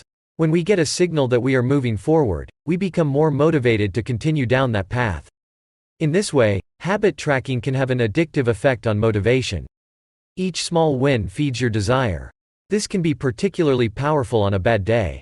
When you're feeling down, it's easy to forget about all the progress you have already made. Habit tracking provides visual proof of your hard work, a subtle reminder of how far you've come. Plus, the empty square you see each morning can motivate you to get started because you don't want to lose your progress by breaking the streak. Benefit number 3. Habit tracking is satisfying. This is the most crucial benefit of all. Tracking can become its own form of reward. It is satisfying to cross an item off your to-do list, to complete an entry in your workout log, or to mark an X on the calendar. It feels good to watch your results grow. The size of your investment portfolio, the length of your book manuscript, and if it feels good, then you're more likely to endure. Habit tracking also helps keep your eye on the ball. You're focused on the process rather than the result.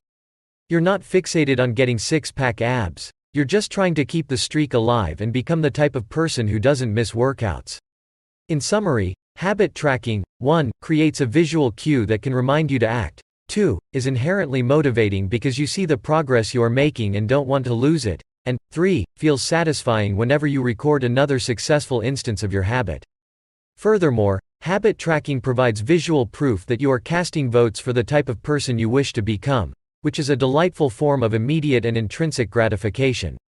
You may be wondering, if habit tracking is so useful, why have I waited so long to talk about it? Despite all the benefits, I've left this discussion until now for a simple reason. Many people resist the idea of tracking and measuring. It can feel like a burden because it forces you into two habits: the habit you're trying to build and the habit of tracking it. Counting calories sounds like a hassle when you're already struggling to follow a diet. Writing down every sales call seems tedious when you've got work to do. It feels easier to say, "I'll just eat less," or "I'll try harder," or "I'll remember to do it." People inevitably tell me things like, "I have a decision journal, but I wish I used it more." Or, "I recorded my workouts for a week, but then quit." I've been there myself. I once made a food log to track my calories.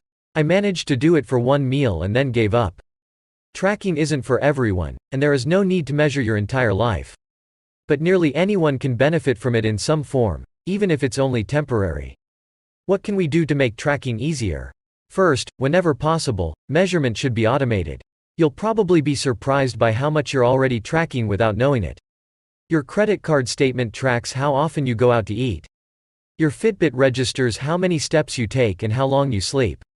Your calendar records how many new places you travel to each year. Once you know where to get the data, add a note to your calendar to review it each week or each month, which is more practical than tracking it every day. Second, manual tracking should be limited to your most important habits. It is better to consistently track one habit than to sporadically track 10.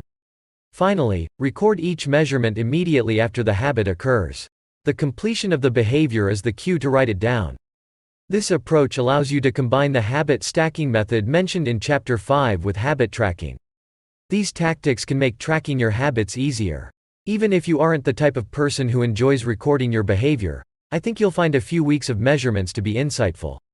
It's always interesting to see how you've actually been spending your time. That said, every habit streak ends at some point. And, more important than any single measurement, is having a good plan for when your habits slide off track. How to recover quickly when your habits break down. No matter how consistent you are with your habits, it is inevitable that life will interrupt you at some point. Perfection is not possible. Before long, an emergency will pop up. You get sick or you have to travel for work or your family needs a little more of your time. Whenever this happens to me, I try to remind myself of a simple rule: never miss twice. If I miss one day, I try to get back into it as quickly as possible. Missing one workout happens, but I'm not going to miss 2 in a row. Maybe I'll eat an entire pizza, but I'll follow it up with a healthy meal. I can't be perfect, but I can avoid a second lapse. As soon as one streak ends, I get started on the next one. The first mistake is never the one that ruins you. It is the spiral of repeated mistakes that follows. Missing once is an accident. Missing twice is the start of a new habit. This is a distinguishing feature between winners and losers. Anyone can have a bad performance, a bad workout, or a bad day at work. But when successful people fail, they rebound quickly. The breaking of a habit doesn't matter if the reclaiming of it is fast. I think this principle is so important that I'll stick to it even if I can't do a habit as well or as completely as I would like. Too often, we fall into an all-or-nothing cycle with our habits. The problem is not slipping up. The problem is thinking that if you can't do something perfectly, then you shouldn't do it at all. You don't realize how valuable it is to just show up on your bad, or busy, days. Lost days hurt you more than successful days help you. If you start with $100, then a 50% gain will take you to $150. But you only need a 33% loss to take you back to $100. In other words, avoiding a 33% loss is just as valuable as achieving a 50% gain.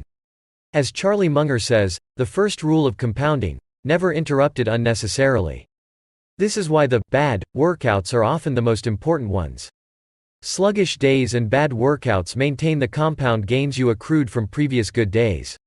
Simply doing something, 10 squats, 5 sprints, a push-up, anything really, is huge. Don't put up a 0.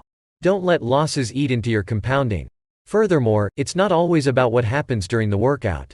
It's about being the type of person who doesn't miss workouts. It's easy to train when you feel good, but it's crucial to show up when you don't feel like it, even if you do less than you hope. Going to the gym for 5 minutes may not improve your performance, but it reaffirms your identity. The all-or-nothing cycle of behavior change is just one pitfall that can derail your habits. Another potential danger, especially if you are using a habit tracker, is measuring the wrong thing. Knowing when, and when not, to track a habit. Say you're running a restaurant and you want to know if your chef is doing a good job. One way to measure success is to track how many customers pay for a meal each day. If more customers come in, the food must be good. If fewer customers come in, something must be wrong. However, this one measurement, daily revenue, only gives a limited picture of what's really going on. Just because someone pays for a meal doesn't mean they enjoy the meal. Even dissatisfied customers are unlikely to dine and dash. In fact, if you're only measuring revenue, the food might be getting worse, but you're making up for it with marketing or discounts or some other method. Instead, it may be more effective to track how many customers finish their meal or perhaps the percentage of customers who leave a generous tip. The dark side of tracking a particular behavior is that we become driven by the number rather than the purpose behind it. If your success is measured by quarterly earnings, you will optimize sales, revenue, and accounting for quarterly earnings. If your success is measured by a lower number on the scale, you will optimize for a lower number on the scale, even if that means embracing crash diets, juice cleanses, and fat loss pills. The human mind wants to win, whatever game is being played. This pitfall is evident in many areas of life. We focus on working long hours instead of getting meaningful work done. We care more about getting 10,000 steps than we do about being healthy. We teach for standardized tests instead of emphasizing learning, curiosity, and critical thinking. In short, we optimize for what we measure. When we choose the wrong measurement, we get the wrong behavior. This is sometimes referred to as Goodhart's law. Named after the economist Charles Goodhart, the principle states, when a measure becomes a target, it ceases to be a good measure. Measurement is only useful when it guides you and adds context to a larger picture, not when it consumes you. Each number is simply one piece of feedback in the overall system. In our data-driven world, we tend to overvalue numbers and undervalue anything ephemeral, soft, and difficult to quantify. We mistakenly think the factors we can measure are the only factors that exist. But just because you can measure something doesn't mean it's the most important thing. And just because you can't measure something doesn't mean it's not important at all. All of this to say, it's crucial to keep habit tracking in its proper place. It can feel satisfying to record a habit and track your progress, but the measurement is not the only thing that matters. Furthermore, there are many ways to measure progress, and sometimes it helps to shift your focus to something entirely different. This is why non-scale victories can be effective for weight loss. The number on the scale may be stubborn, so if you focus solely on that number, your motivation will sag. But you may notice that your skin looks better, or you wake up earlier, or your sex drive got a boost. All of these are valid ways to track your improvement. If you're not feeling motivated by the number on the scale, perhaps it's time to focus on a different measurement, one that gives you more signals of progress. No matter how you measure your improvement, habit tracking offers a simple way to make your habits more satisfying. Each measurement provides a little bit of evidence that you're moving in the right direction and a brief moment of immediate pleasure for a job well done. Chapter summary. One of the most satisfying feelings is the feeling of making progress. A habit tracker is a simple way to measure whether you did a habit, like marking an X on a calendar. Habit trackers and other visual forms of measurement can make your habits satisfying by providing clear evidence of your progress. Don't break the chain. Try to keep your habit streak alive. Never miss twice. If you miss one day, try to get back on track as quickly as possible. Just because you can measure something doesn't mean it's the most important thing. Chapter 17. How an accountability partner can change everything. After serving as a pilot in World War II, Roger Fisher attended Harvard Law School and spent 34 years specializing in negotiation and conflict management.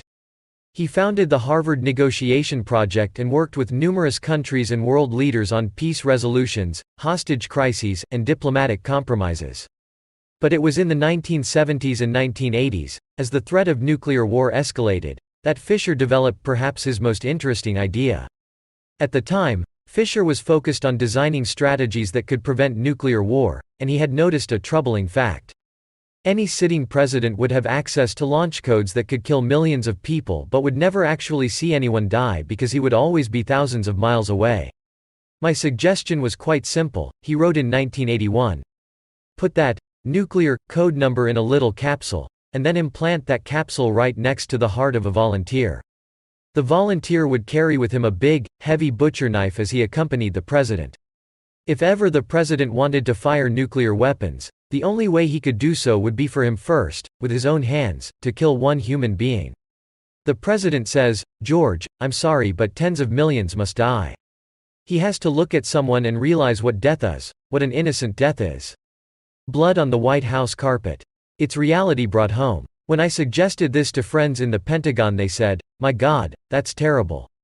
Having to kill someone would distort the president's judgment. He might never push the button." Throughout our discussion of the fourth law of behavior change, we have covered the importance of making good habits immediately satisfying. Fisher's proposal is an inversion of the fourth law: make it immediately unsatisfying. Just as we are more likely to repeat an experience when the ending is satisfying, we are also more likely to avoid an experience when the ending is painful. Pain is an effective teacher. If a failure is painful, it gets fixed. If a failure is relatively painless, it gets ignored. The more immediate and more costly a mistake is, the faster you will learn from it. The threat of a bad review forces a plumber to be good at his job. The possibility of a customer never returning makes restaurants create good food. The cost of cutting the wrong blood vessel makes a surgeon master human anatomy and cut carefully. When the consequences are severe, people learn quickly. The more immediate the pain, the less likely the behavior. If you want to prevent bad habits and eliminate unhealthy behaviors, then adding an instant cost to the action is a great way to reduce their odds.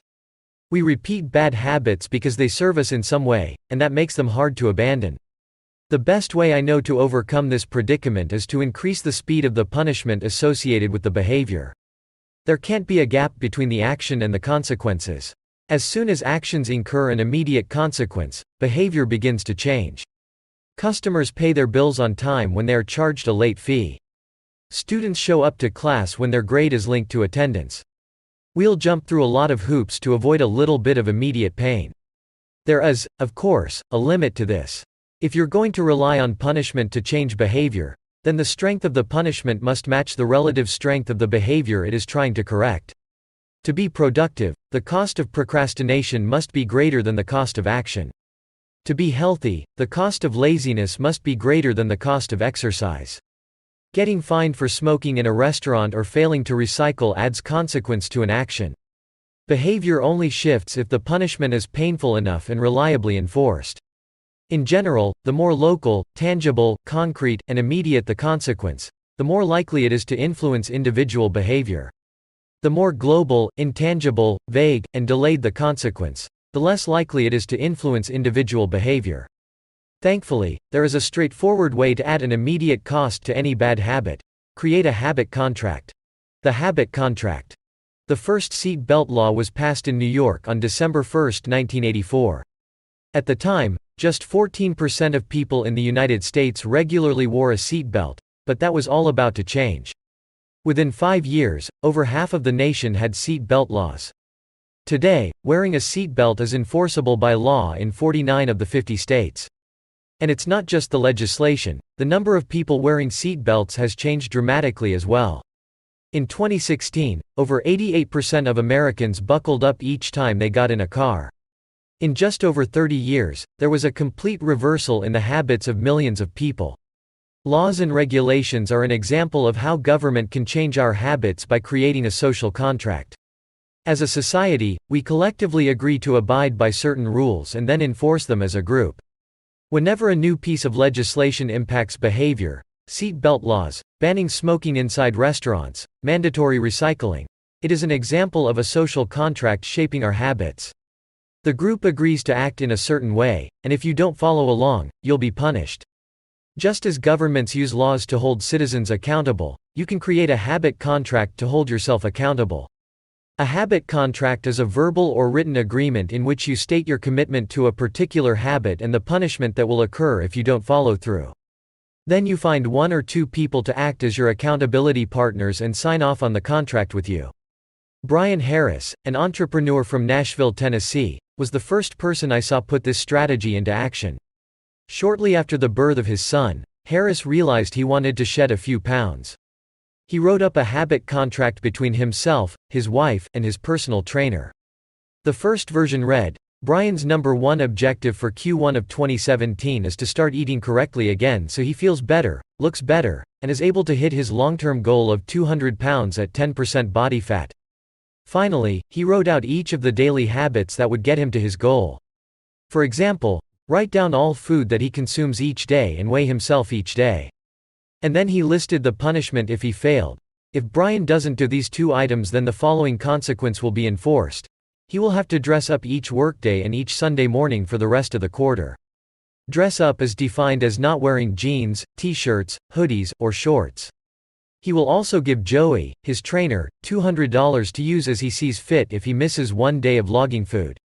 At the bottom of the page, Harris, his wife, and his trainer all signed the contract.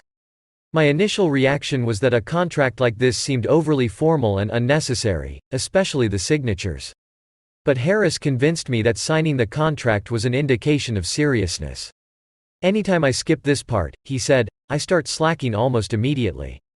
3 months later, after hitting his targets for Q1, Harris upgraded his goals.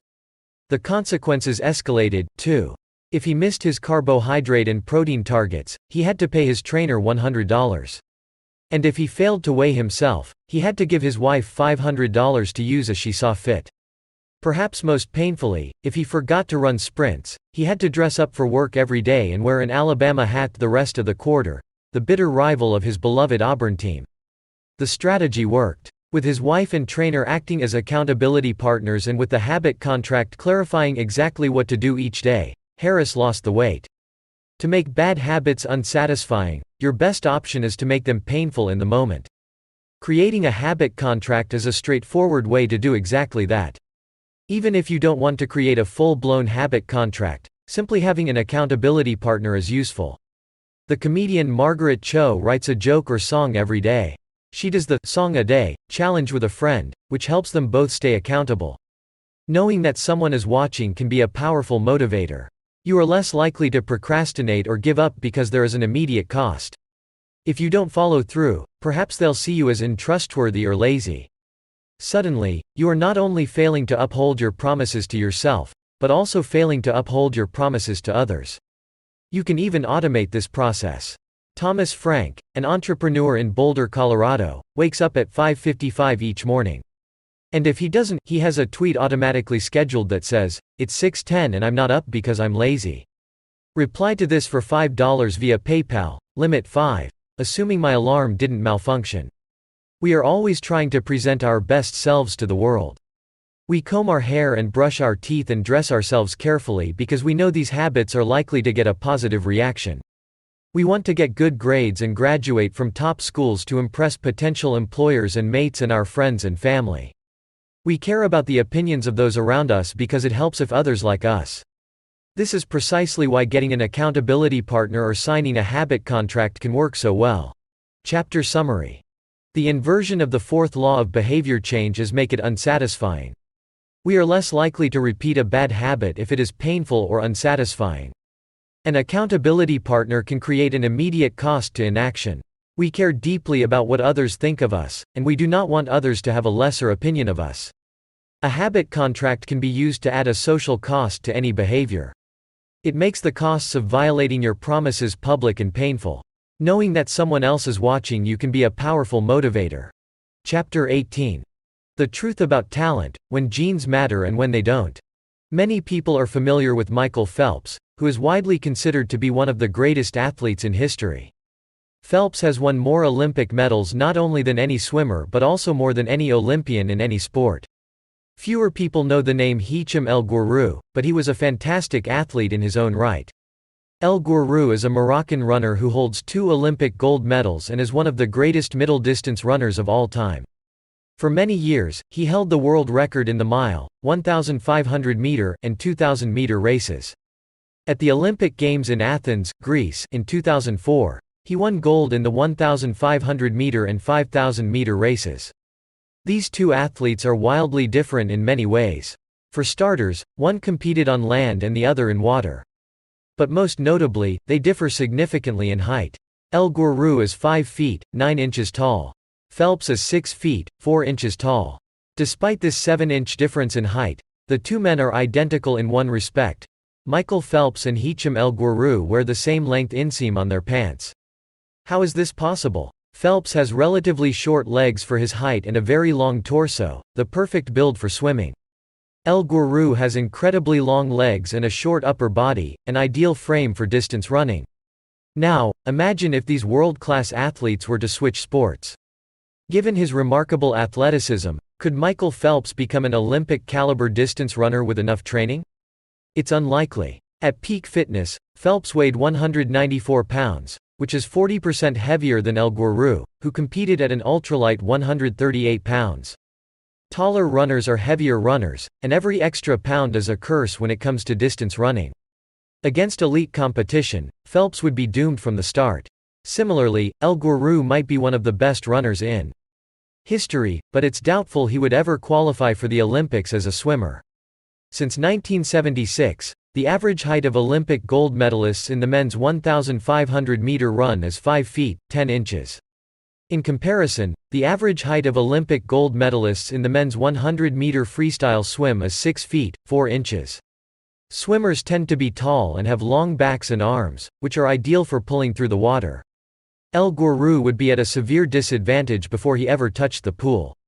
The secret to maximizing your odds of success is to choose the right field of competition. This is just as true with habit change as it is with sports and business. Habits are easier to perform, and more satisfying to stick with, when they align with your natural inclinations and abilities. Like Michael Phelps in the pool or Hicham El Guerrouj on the track, you want to play a game where the odds are in your favor. Embracing this strategy requires the acceptance of the simple truth that people are born with different abilities. Some people don't like to discuss this fact.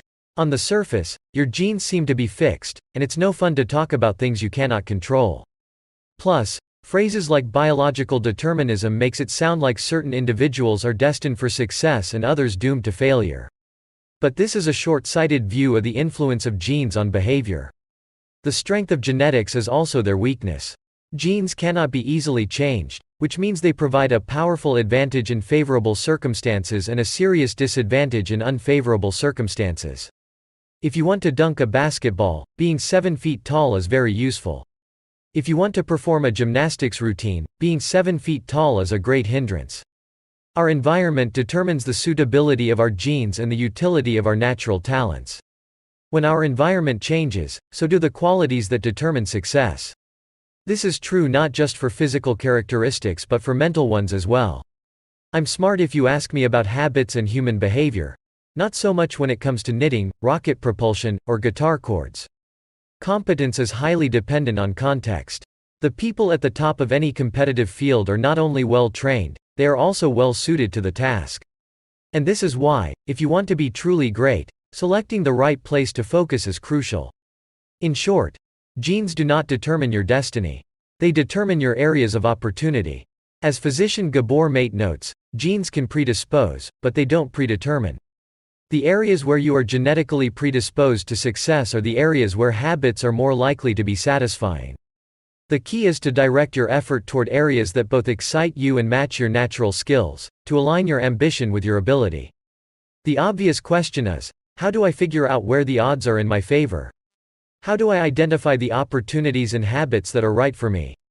The first place we will look for an answer is by understanding your personality. How your personality influences your habits. Your genes are operating beneath the surface of every habit. Indeed, beneath the surface of every behavior.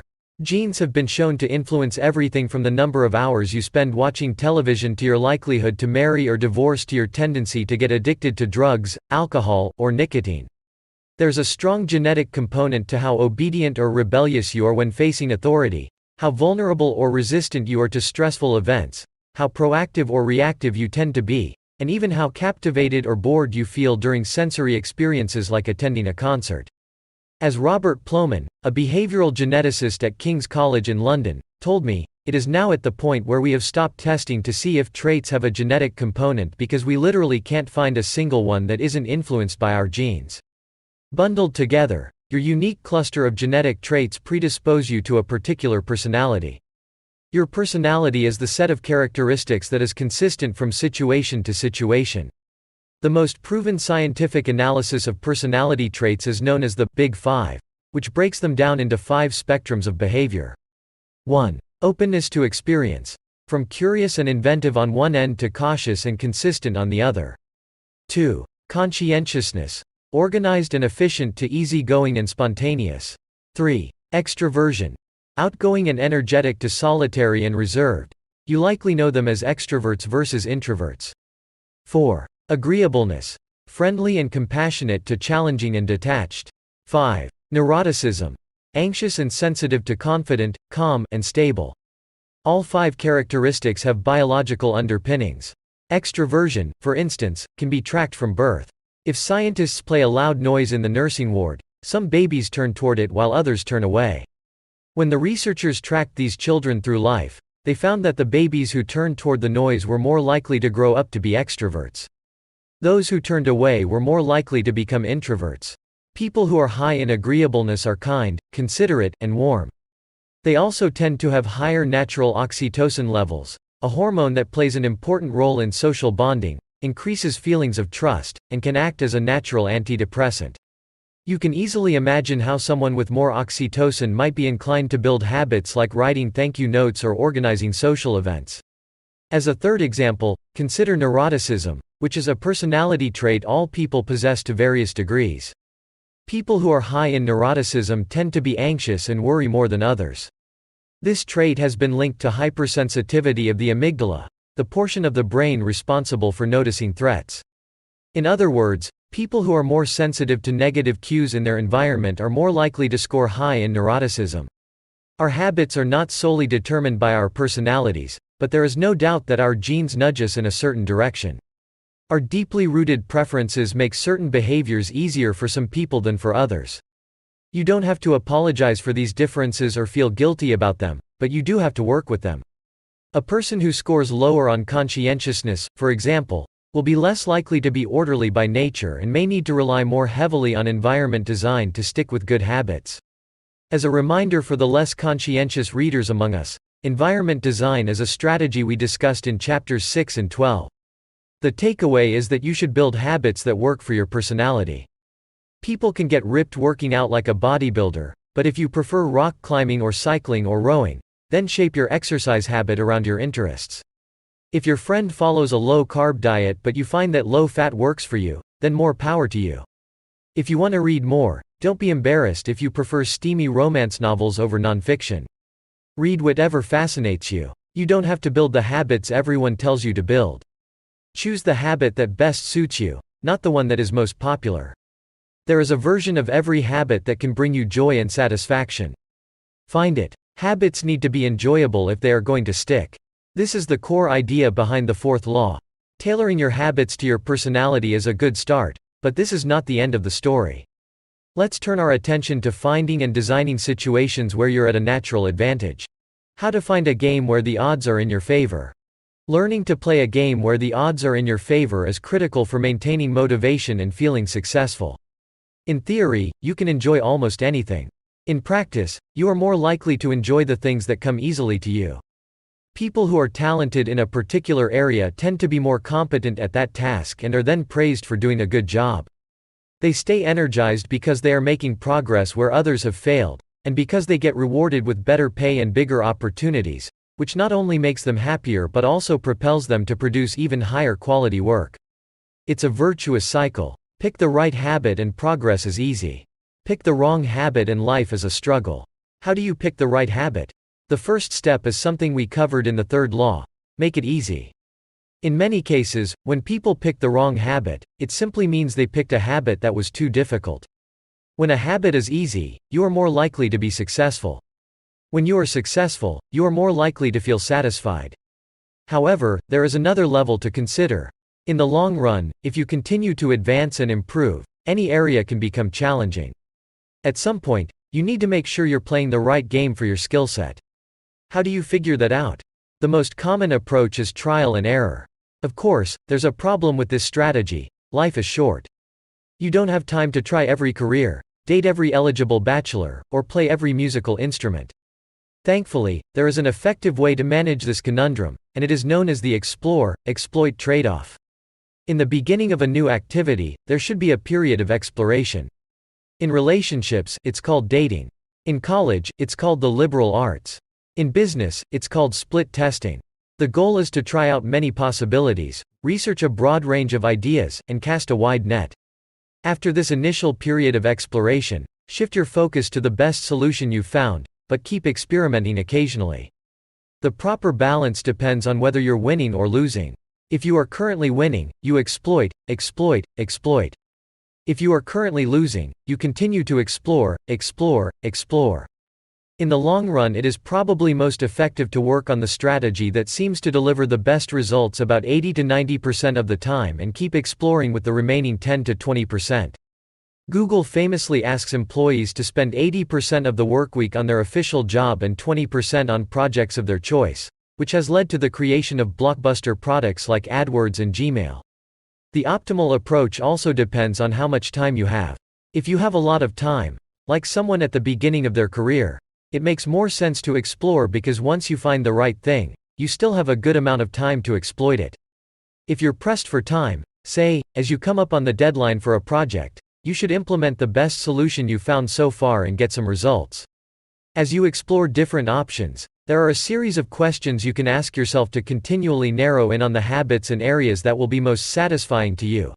What feels like fun to me, but work to others? The mark of whether you are made for a task is not whether you love it, but whether you can handle the pain of the task easier than most people. When are you enjoying yourself while other people are complaining? The work that hurts you less than it hurts others is the work you were made to do. What makes me lose track of time? Flow is the mental state you enter when you are so focused on the task at hand that the rest of the world fades away. This blend of happiness and peak performance is what athletes and performers experience when they are in the zone. It is nearly impossible to experience a flow state and not find the task satisfying at least to some degree. Where do I get greater returns than the average person? We are continually comparing ourselves to those around us, and a behavior is more likely to be satisfying when the comparison is in our favor. When I started writing at jamesclear.com, my email list grew very quickly. I wasn't quite sure what I was doing well, but I knew that results seemed to be coming faster for me than for some of my colleagues, which motivated me to keep writing. What comes naturally to me? For just a moment, ignore what you have been taught. Ignore what society has told you. Ignore what others expect of you. Look inside yourself and ask, what feels natural to me? When have I felt alive? When have I felt like the real me? No internal judgments or people-pleasing. No second-guessing or self-criticism. Just feelings of engagement and enjoyment. Whenever you feel authentic and genuine, you are headed in the right direction. To be honest, some of this process is just luck. Michael Phelps and Hicham El Guerrouj were lucky to be born with a rare set of abilities that are highly valued by society and to be placed in the ideal environment for those abilities. We all have limited time on this planet, and the truly great among us are the ones who not only work hard but also have the good fortune to be exposed to opportunities that favor us. But what if you don't want to leave it up to luck? If you can't find a game where the odds are stacked in your favor, create one. Scott Adams, the cartoonist behind Dilbert, says, everyone has at least a few areas in which they could be in the top 25% with some effort. In my case, I can draw better than most people, but I'm hardly an artist. And I'm not any funnier than the average stand-up comedian who never makes it big, but I'm funnier than most people. The magic is that few people can draw well and write jokes. It's the combination of the two that makes what I do so rare. And when you add in my business background, suddenly I had a topic that few cartoonists could hope to understand without living it. When you can't win by being better, you can win by being different. By combining your skills, you reduce the level of competition, which makes it easier to stand out. You can shortcut the need for a genetic advantage, or for years of practice, by rewriting the rules. A good player works hard to win the game everyone else is playing. A great player creates a new game that favors their strengths and avoids their weaknesses. In college, I designed my own major, biomechanics, which was a combination of physics, chemistry, biology, and anatomy. I wasn't smart enough to stand out among the top physics or biology majors, so I created my own game. And because it suited me, I was only taking the courses I was interested in. Studying felt like less of a chore. It was also easier to avoid the trap of comparing myself to everyone else. After all, nobody else was taking the same combination of classes, so who could say if they were better or worse? Specialization is a powerful way to overcome the accident of bad genetics. The more you master a specific skill, the harder it becomes for others to compete with you. Many bodybuilders are stronger than the average arm wrestler, but even a massive bodybuilder may lose at arm wrestling because the arm wrestling champ has very specific strength. Even if you're not the most naturally gifted, you can often win by being the best in a very narrow category. Boiling water will soften a potato but harden an egg. You can't control whether you're a potato or an egg, but you can decide to play a game where it's better to be hard or soft. If you can find a more favorable environment, you can transform the situation from one where the odds are against you to one where they are in your favor. How to get the most out of your genes. Our genes do not eliminate the need for hard work. They clarify it. They tell us what to work hard on. Once we realize our strengths, we know where to spend our time and energy. We know which types of opportunities to look for and which types of challenges to avoid. The better we understand our nature, the better our strategy can be. Biological differences matter. Even so, it's more productive to focus on whether you are fulfilling your own potential than comparing yourself to someone else.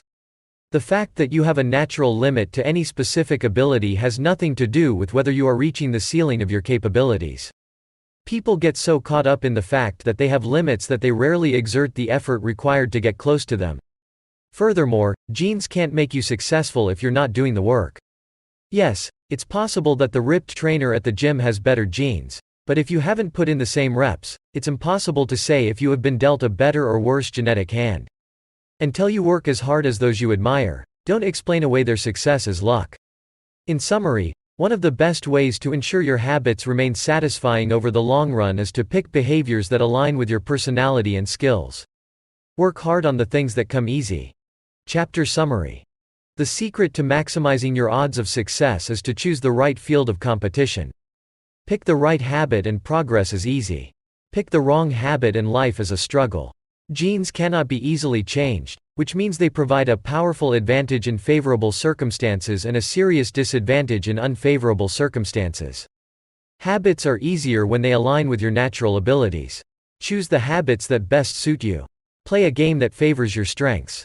If you can't find a game that favors you, create one. Genes do not eliminate the need for hard work. They clarify it. They tell us what to work hard on. Chapter 19. The Goldilocks Rule. How to stay motivated in life and work. In 1955, Disneyland had just opened in Anaheim, California, when a 10-year-old boy walked in and asked for a job. Labor laws were loose back then and the boy managed to land a position selling guidebooks for 50 cents a piece. Within a year, he had transitioned to Disney's Magic Shop, where he learned tricks from the older employees. He experimented with jokes and tried out simple routines on visitors. Soon he discovered that what he loved was not performing magic but performing in general. He set his sights on becoming a comedian. Beginning in his teenage years, he started performing in little clubs around Los Angeles. The crowds were small and his act was short. He was rarely on stage for more than 5 minutes. Most of the people in the crowd were too busy drinking or talking with friends to pay attention. One night, he literally delivered his stand-up routine to an empty club. It wasn't glamorous work, but there was no doubt he was getting better. His first routines would only last 1 or 2 minutes. By high school, his material had expanded to include a 5-minute act and, a few years later, a 10-minute show. At 19, he was performing weekly for 20 minutes at a time. He had to read 3 poems during the show just to make the routine long enough, but his skills continued to progress. He spent another decade experimenting, adjusting, and practicing. He took a job as a television writer and, gradually, he was able to land his own appearances on talk shows. By the mid-1970s, he had worked his way into being a regular guest on The Tonight Show and Saturday Night Live. Finally, after nearly 15 years of work, the young man rose to fame. He toured 60 cities in 63 days. Then 72 cities in 80 days. Then 85 cities in 90 days. He had 18,695 people attend one show in Ohio. Another 45,000 tickets were sold for his 3-day show in New York. He catapulted to the top of his genre and became one of the most successful comedians of his time. His name is Steve Martin. Martin's story offers a fascinating perspective on what it takes to stick with habits for the long run. Comedy is not for the timid. It is hard to imagine a situation that would strike fear into the hearts of more people than performing alone on stage and failing to get a single laugh. And yet Steve Martin faced this fear every week for 18 years. In his words, 10 years spent learning, 4 years spent refining, and 4 years as a wild success. Why is it that some people, like Martin, stick with their habits, whether practicing jokes or drawing cartoons or playing guitar, while most of us struggle to stay motivated? How do we design habits that pull us in rather than ones that fade away? Scientists have been studying this question for many years. While there is still much to learn, one of the most consistent findings is that the way to maintain motivation and achieve peak levels of desire is to work on tasks of just manageable difficulty. The human brain loves a challenge, but only if it is within an optimal zone of difficulty. If you love tennis and try to play a serious match against a 4-year-old, you will quickly become bored. It's too easy. You'll win every point. In contrast, if you play a professional tennis player like Roger Federer or Serena Williams, you will quickly lose motivation because the match is too difficult. Now consider playing tennis against someone who is your equal. As the game progresses, you win a few points and you lose a few. You have a good chance of winning, but only if you really try. Your focus narrows, distractions fade away, and you find yourself fully invested in the task at hand. This is a challenge of just manageable difficulty, and it is a prime example of the Goldilocks rule.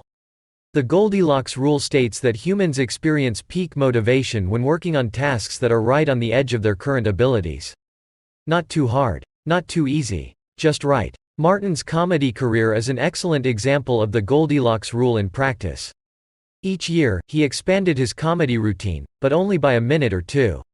He was always adding new material, but he also kept a few jokes that were guaranteed to get laughs. There were just enough victories to keep him motivated and just enough mistakes to keep him working hard.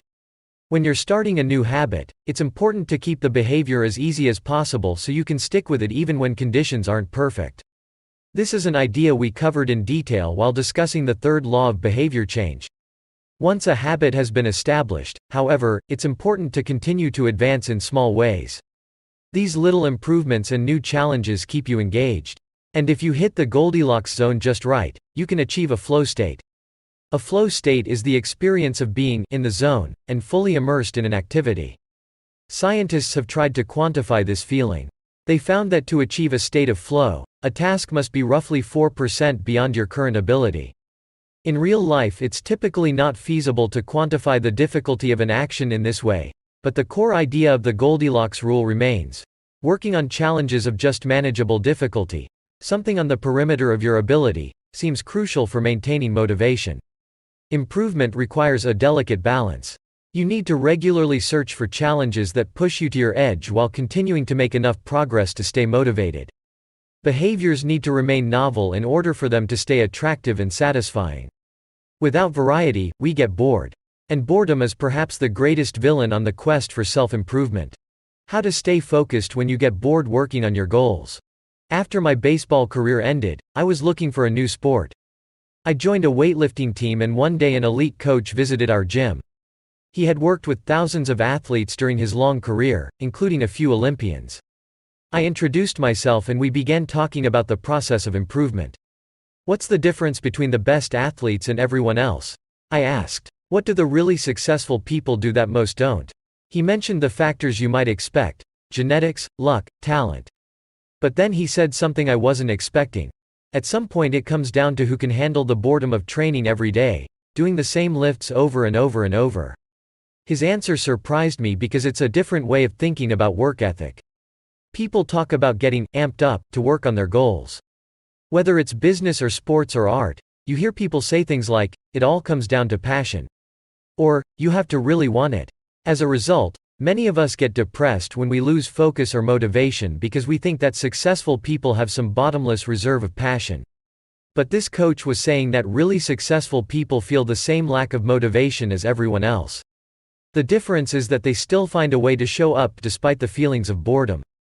Mastery requires practice. But the more you practice something, the more boring and routine it becomes. Once the beginner gains have been made and we learn what to expect, our interest starts to fade. Sometimes it happens even faster than that. All you have to do is hit the gym a few days in a row or publish a couple of blog posts on time, and letting one day slip doesn't feel like much. Things are going well. It's easy to rationalize taking a day off because you're in a good place. The greatest threat to success is not failure but boredom. We get bored with habits because they stop delighting us. The outcome becomes expected. And as our habits become ordinary, we start derailing our progress to seek novelty. Perhaps this is why we get caught up in a never-ending cycle, jumping from one workout to the next, one diet to the next, one business idea to the next. As soon as we experience the slightest dip in motivation, we begin seeking a new strategy, even if the old one was still working.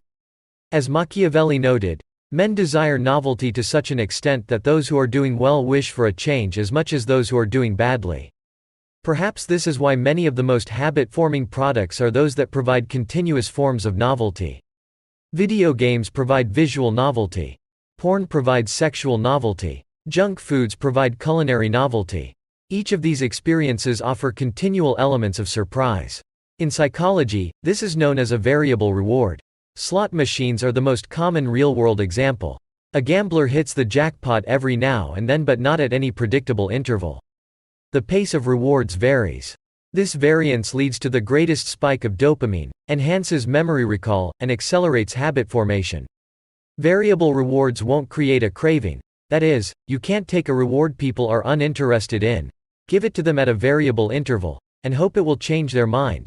But they are a powerful way to amplify the cravings we already experience because they reduce boredom. The sweet spot of desire occurs at a 50-50 split between success and failure. Half of the time you get what you want. Half of the time you don't. You need just enough, winning, to experience satisfaction and just enough, wanting, to experience desire. This is one of the benefits of following the Goldilocks rule. If you're already interested in a habit, working on challenges of just manageable difficulty is a good way to keep things interesting. Of course, not all habits have a variable reward component, and you wouldn't want them to. If Google only delivered a useful search result some of the time, I would switch to a competitor pretty quickly. If Uber only picked up half of my trips, I doubt I'd be using that service much longer. And if I flossed my teeth each night and only sometimes ended up with a clean mouth, I think I'd skip it. Variable rewards or not, no habit will stay interesting forever. At some point, everyone faces the same challenge on the journey of self-improvement. You have to fall in love with boredom. We all have goals that we would like to achieve and dreams that we would like to fulfill, but it doesn't matter what you are trying to become better at. If you only do the work when it's convenient or exciting, then you'll never be consistent enough to achieve remarkable results. I can guarantee that if you manage to start a habit and keep sticking to it, there will be days when you feel like quitting. When you start a business, there will be days when you don't feel like showing up. When you're at the gym, there will be sets that you don't feel like finishing. When it's time to write, there will be days that you don't feel like typing. But stepping up when it's annoying or painful or draining to do so, that's what makes the difference between a professional and an amateur. Professionals stick to the schedule. Amateurs let life get in the way. Professionals know what is important to them and work toward it with purpose. Amateurs get pulled off course by the urgencies of life. David Kane, an author and meditation teacher, encourages his students to avoid being fair-weather meditators. Similarly, you don't want to be a fair-weather athlete or a fair-weather writer or a fair-weather anything. When a habit is truly important to you, you have to be willing to stick to it in any mood. Professionals take action even when the mood isn't right. They might not enjoy it, but they find a way to put the reps in. There have been a lot of sets that I haven't felt like finishing, but I've never regretted doing the workout. There have been a lot of articles I haven't felt like writing, but I've never regretted publishing on schedule. There have been a lot of days I've felt like relaxing, but I've never regretted showing up and working on something that was important to me. The only way to become excellent is to be endlessly fascinated by doing the same thing over and over. You have to fall in love with boredom. Chapter summary. The Goldilocks rule states that humans experience peak motivation when working on tasks that are right on the edge of their current abilities. The greatest threat to success is not failure but boredom. As habits become routine, they become less interesting and less satisfying. We get bored. Anyone can work hard when they feel motivated. It's the ability to keep going when work isn't exciting that makes the difference. Professionals stick to the schedule. Amateurs let life get in the way. Chapter 20. The downside of creating good habits. Habits create the foundation for mastery. In chess, it is only after the basic movements of the pieces have become automatic that a player can focus on the next level of the game. Each chunk of information that is memorized opens up the mental space for more effortful thinking. This is true for any endeavor. When you know the simple movements so well that you can perform them without thinking, you are free to pay attention to more advanced details. In this way, habits are the backbone of any pursuit of excellence. However, the benefits of habits come at a cost. At first, each repetition develops fluency, speed, and skill. But then, as a habit becomes automatic, you become less sensitive to feedback. You fall into mindless repetition. It becomes easier to let mistakes slide. When you can do it good enough on autopilot, you stop thinking about how to do it better. The upside of habits is that we can do things without thinking. The downside of habits is that you get used to doing things a certain way and stop paying attention to little errors. You assume you're getting better because you're gaining experience. In reality, you are merely reinforcing your current habits, not improving them. In fact, some research has shown that once a skill has been mastered, there is usually a slight decline in performance over time. Usually, this minor dip in performance is no cause for worry. You don't need a system to continuously improve how well you brush your teeth or tie your shoes or make your morning cup of tea. With habits like these, good enough is usually good enough. The less energy you spend on trivial choices, the more you can spend it on what really matters. However, when you want to maximize your potential and achieve elite levels of performance, you need a more nuanced approach. You can't repeat the same things blindly and expect to become exceptional. Habits are necessary, but not sufficient for mastery. What you need is a combination of automatic habits and deliberate practice. To become great, certain skills do need to become automatic. Basketball players need to be able to dribble without thinking before they can move on to mastering layups with their non-dominant hand. Surgeons need to repeat the first incision so many times that they could do it with their eyes closed, so that they can focus on the hundreds of variables that arise during surgery. But after one habit has been mastered, you have to return to the effortful part of the work and begin building the next habit. Mastery is the process of narrowing your focus to a tiny element of success, repeating it until you have internalized the skill, and then using this new habit as the foundation to advance to the next frontier of your development. Old tasks become easier the second time around, but it doesn't get easier overall because now you're pouring your energy into the next challenge. Each habit unlocks the next level of performance. It's an endless cycle. How to review your habits and make adjustments. In 1986, the Los Angeles Lakers had one of the most talented basketball teams ever assembled, but they are rarely remembered that way. The team started the 1985-1986 NBA season with an astounding 29-5 record. The pundits were saying that we might be the best team in the history of basketball, head coach Pat Riley said after the season. Surprisingly, the Lakers stumbled in the 1986 playoffs and suffered a season-ending defeat in the Western Conference Finals. The best team in the history of basketball didn't even play for the NBA championship. After that blow, Riley was tired of hearing about how much talent his players had and about how much promise his team held. He didn't want to see flashes of brilliance followed by a gradual fade in performance. He wanted the Lakers to play up to their potential, night after night. In the summer of 1986, he created a plan to do exactly that, a system that he called the Career Best Effort Program or CBE. When players first joined the Lakers, Riley explained, "We track their basketball statistics all the way back to high school. I call this taking their number. We look for an accurate gauge of what a player can do, then build him into our plan for the team, based on the notion that he will maintain and then improve upon his averages." After determining a player's baseline level of performance, Riley added a key step. He asked each player to improve their output by at least 1% over the course of the season. If they succeeded, it would be a CBE, or Career Best Effort. Similar to the British cycling team that we discussed in Chapter 1, the Lakers sought peak performance by getting slightly better each day. Riley was careful to point out that CBE was not merely about points or statistics but about giving your best effort spiritually and mentally and physically.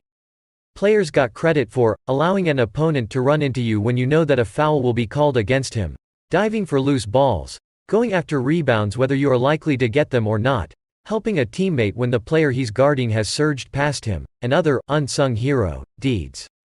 Reflection and review enables the long-term improvement of all habits because it makes you aware of your mistakes and helps you consider possible paths for improvement. Without reflection, we can make excuses, create rationalizations, and lie to ourselves. We have no process for determining whether we are performing better or worse compared to yesterday. Top performers in all fields engage in various types of reflection and review, and the process doesn't have to be complex. Kenyan runner Eliud Kipchoge is one of the greatest marathoners of all time and an Olympic gold medalist. He still takes notes after every practice in which he reviews his training for the day and searches for areas that can be improved. Similarly, gold medal swimmer Katie Ledecky records her wellness on a scale of 1 to 10 and includes notes on her nutrition and how well she slept. She also records the times posted by other swimmers. At the end of each week, her coach goes over her notes and adds his thoughts. It's not just athletes, either. When comedian Chris Rock is preparing fresh material, he will first appear at small nightclubs dozens of times and test hundreds of jokes. He brings a notepad on stage and records which bits go over well and where he needs to make adjustments. The few killer lines that survive will form the backbone of his new show. I know of executives and investors who keep a decision journal, in which they record the major decisions they make each week, why they made them, and what they expect the outcome to be. They review their choices at the end of each month or year to see where they were correct and where they went wrong. Improvement is not just about learning habits, it's also about fine-tuning them. Reflection and review ensures that you spend your time on the right things and make course corrections whenever necessary, like Pat Riley adjusting the effort of his players on a nightly basis. You don't want to keep practicing a habit if it becomes ineffective. Personally, I employ two primary modes of reflection and review. Each December, I perform an annual review, in which I reflect on the previous year. I tally my habits for the year by counting up how many articles I published, how many workouts I put in, how many new places I visited, and more. Then, I reflect on my progress, or lack thereof, by answering 3 questions. 1. What went well this year? 2. What didn't go so well this year? 3. What did I learn? 6 months later, when summer rolls around, I conduct an integrity report. Like everyone, I make a lot of mistakes. My integrity report helps me realize where I went wrong and motivates me to get back on course. I use it as a time to revisit my core values and consider whether I have been living in accordance with them. This is when I reflect on my identity and how I can work toward being the type of person I wish to become. My yearly integrity report answers 3 questions. 1. What are the core values that drive my life and work? 2. How am I living and working with integrity right now? 3. How can I set a higher standard in the future? These 2 reports don't take very long, just a few hours per year, but they are crucial periods of refinement. They prevent the gradual slide that happens when I don't pay close attention. They provide an annual reminder to revisit my desired identity and consider how my habits are helping me become the type of person I wish to be. They indicate when I should upgrade my habits and take on new challenges and when I should dial my efforts back and focus on the fundamentals. Reflection can also bring a sense of perspective. Daily habits are powerful because of how they compound, but worrying too much about every daily choice is like looking at yourself in the mirror from an inch away. You can see every imperfection and lose sight of the bigger picture. There is too much feedback. Conversely, never reviewing your habits is like never looking in the mirror. You aren't aware of easily fixable flaws, a spot on your shirt, a bit of food in your teeth. There is too little feedback. Periodic reflection and review is like viewing yourself in the mirror from a conversational distance. You can see the important changes you should make without losing sight of the bigger picture. You want to view the entire mountain range, not obsess over each peak and valley. Finally, reflection and review offers an ideal time to revisit one of the most important aspects of behavior change: identity. How to break the beliefs that hold you back. In the beginning, repeating a habit is essential to build up evidence of your desired identity.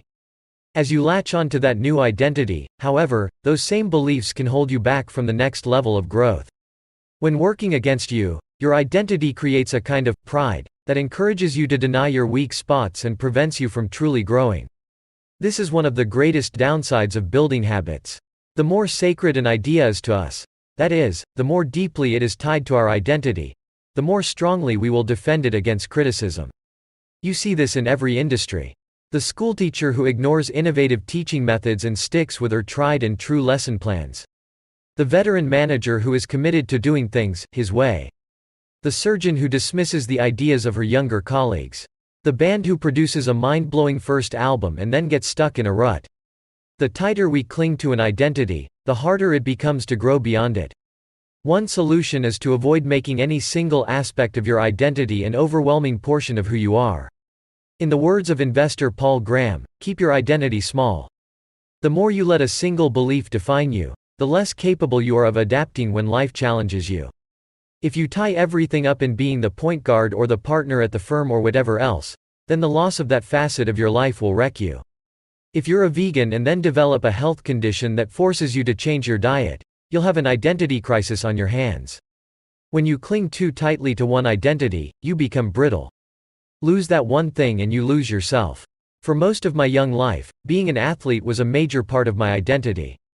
After my baseball career ended, I struggled to find myself.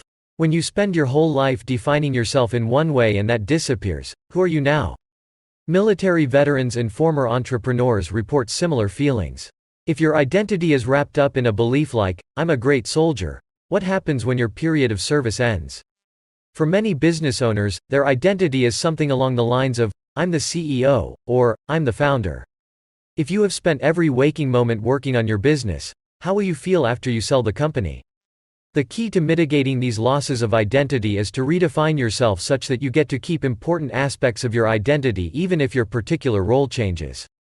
Habits deliver numerous benefits, but the downside is that they can lock us into our previous patterns of thinking and acting, even when the world is shifting around us. Everything is impermanent. Life is constantly changing, so you need to periodically check in to see if your old habits and beliefs are still serving you. A lack of self-awareness is poison. Reflection and review is the antidote. Chapter summary. The upside of habits is that we can do things without thinking. The downside is that we stop paying attention to little errors. Habits plus deliberate practice equals mastery. Reflection and review is a process that allows you to remain conscious of your performance over time. The tighter we cling to an identity, the harder it becomes to grow beyond it. Conclusion. The secret to results that last. Here is an ancient Greek parable known as the Sorites paradox, which talks about the effect one small action can have when repeated enough times. One formulation of the paradox goes as follows: can one coin make a person rich? If you give a person a pile of 10 coins, you wouldn't claim that he or she is rich. But what if you add another, and another, and another? At some point, you will have to admit that no one can be rich unless one coin can make him or her so. We can say the same about atomic habits. Can one tiny change transform your life? It's unlikely you would say so. But what if you made another? And another? And another? At some point, you will have to admit that your life was transformed by one small change. The holy grail of habit change is not a single 1% improvement, but 1,000 of them. It's a bunch of atomic habits stacking up, each one a fundamental unit of the overall system.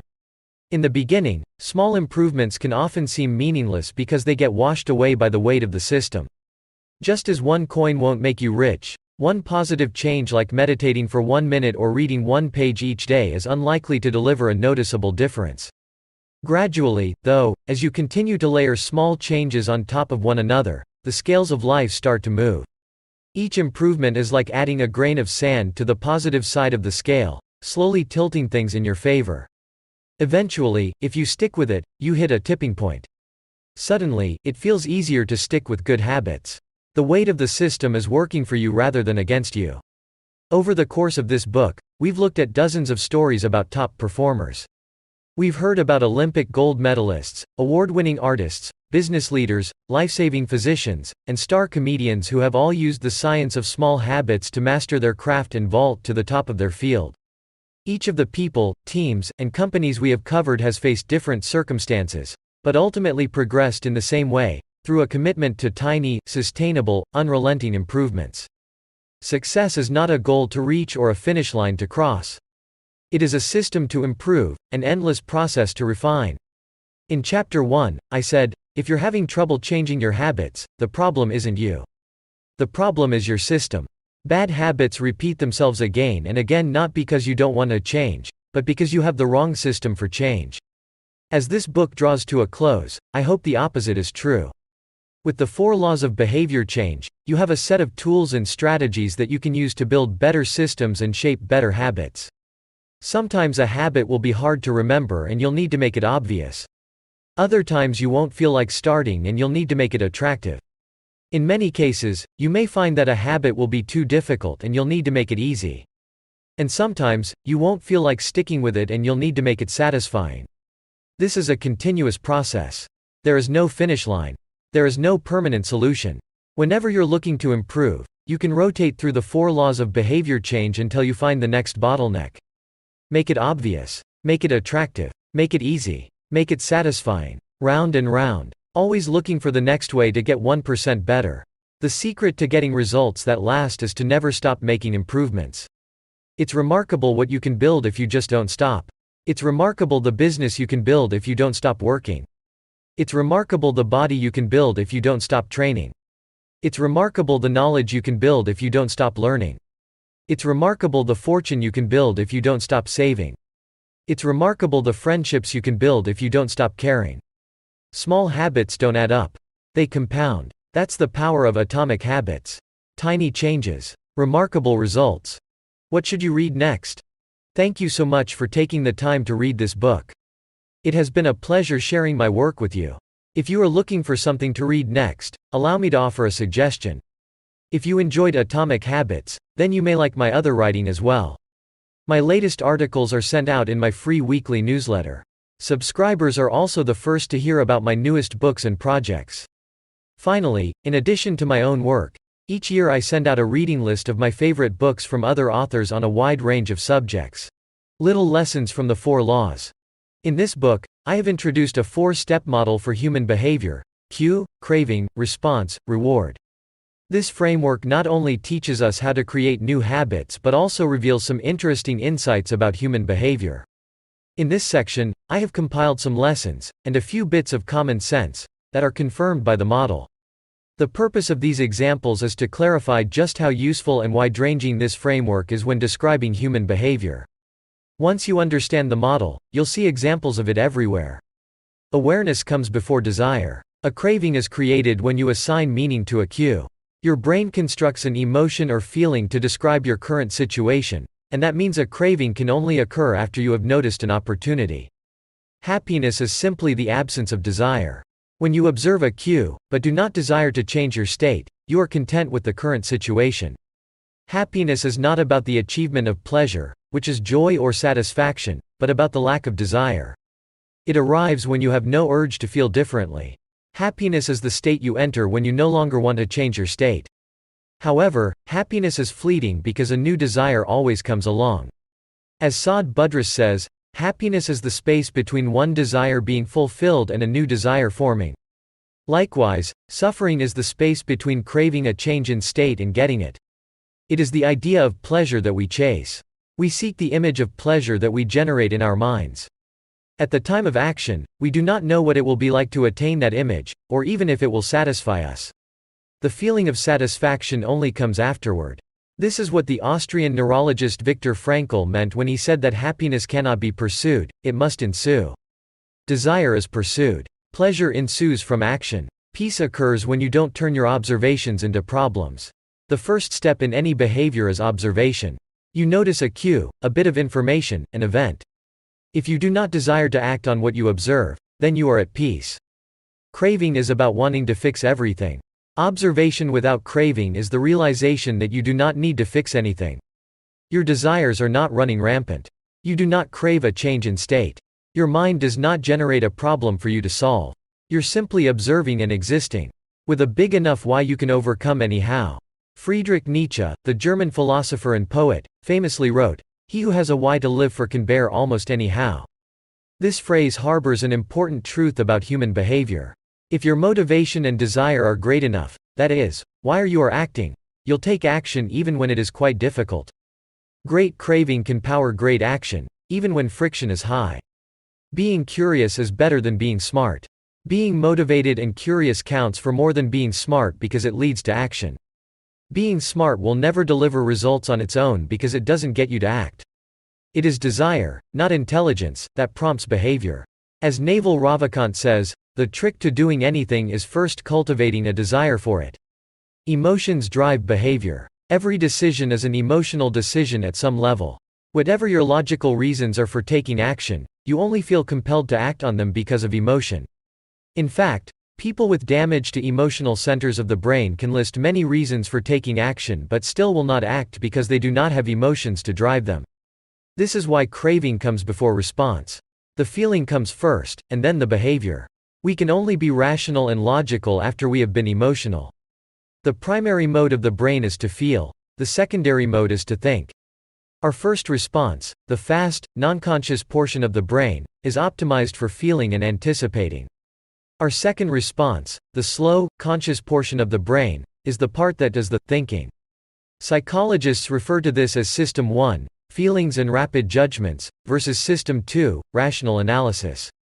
The feeling comes first, System 1, the rationality only intervenes later, System 2. This works great when the two are aligned, but it results in illogical and emotional thinking when they are not. Your response tends to follow your emotions. Our thoughts and actions are rooted in what we find attractive, not necessarily in what is logical.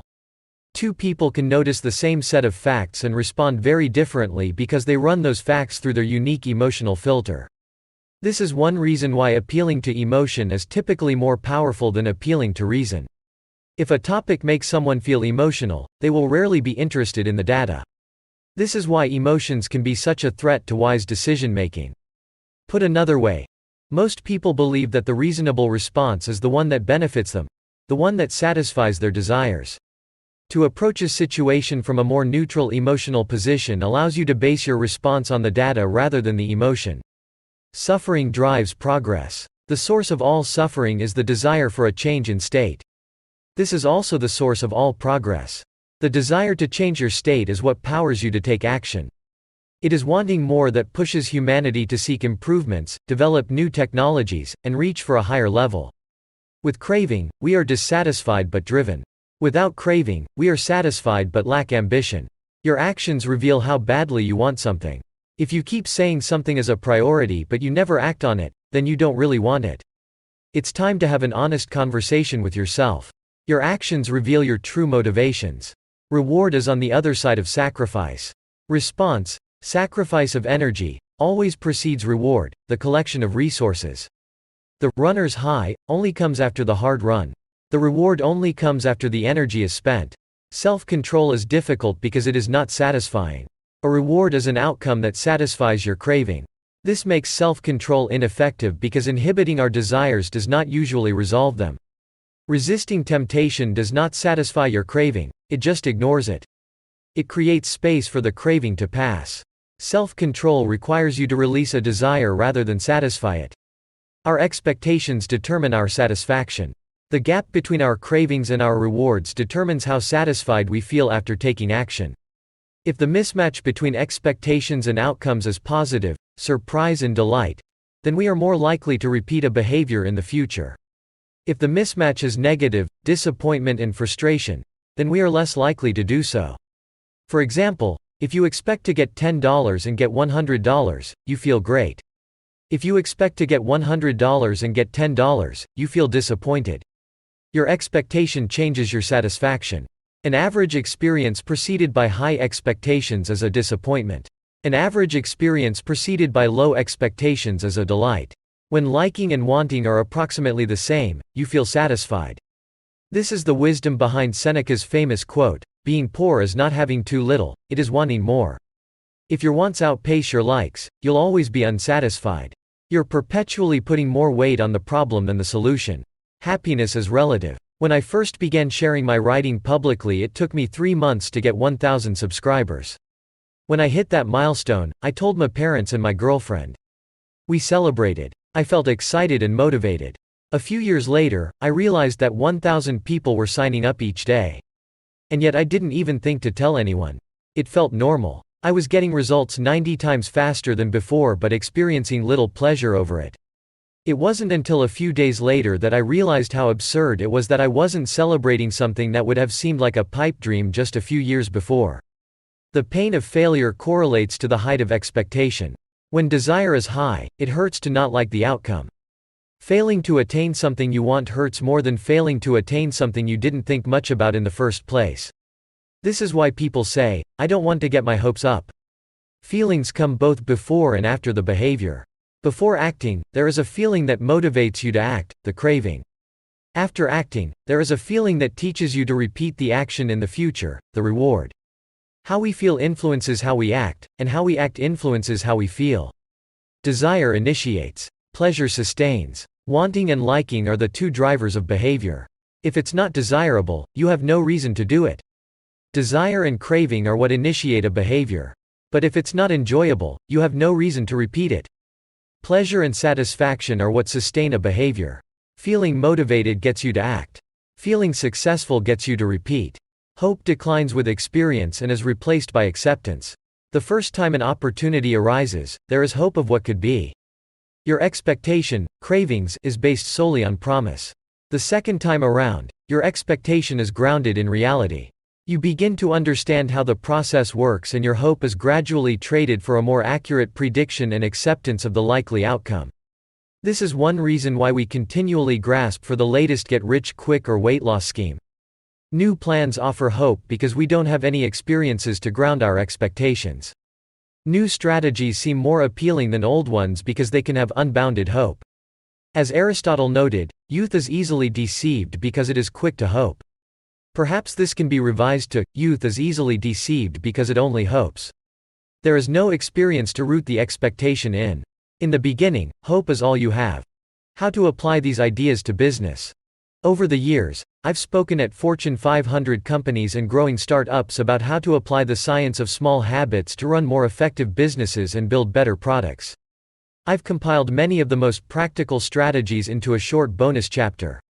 I think you'll find it to be an incredibly useful addition to the main ideas mentioned in Atomic Habits. How to apply these ideas to parenting.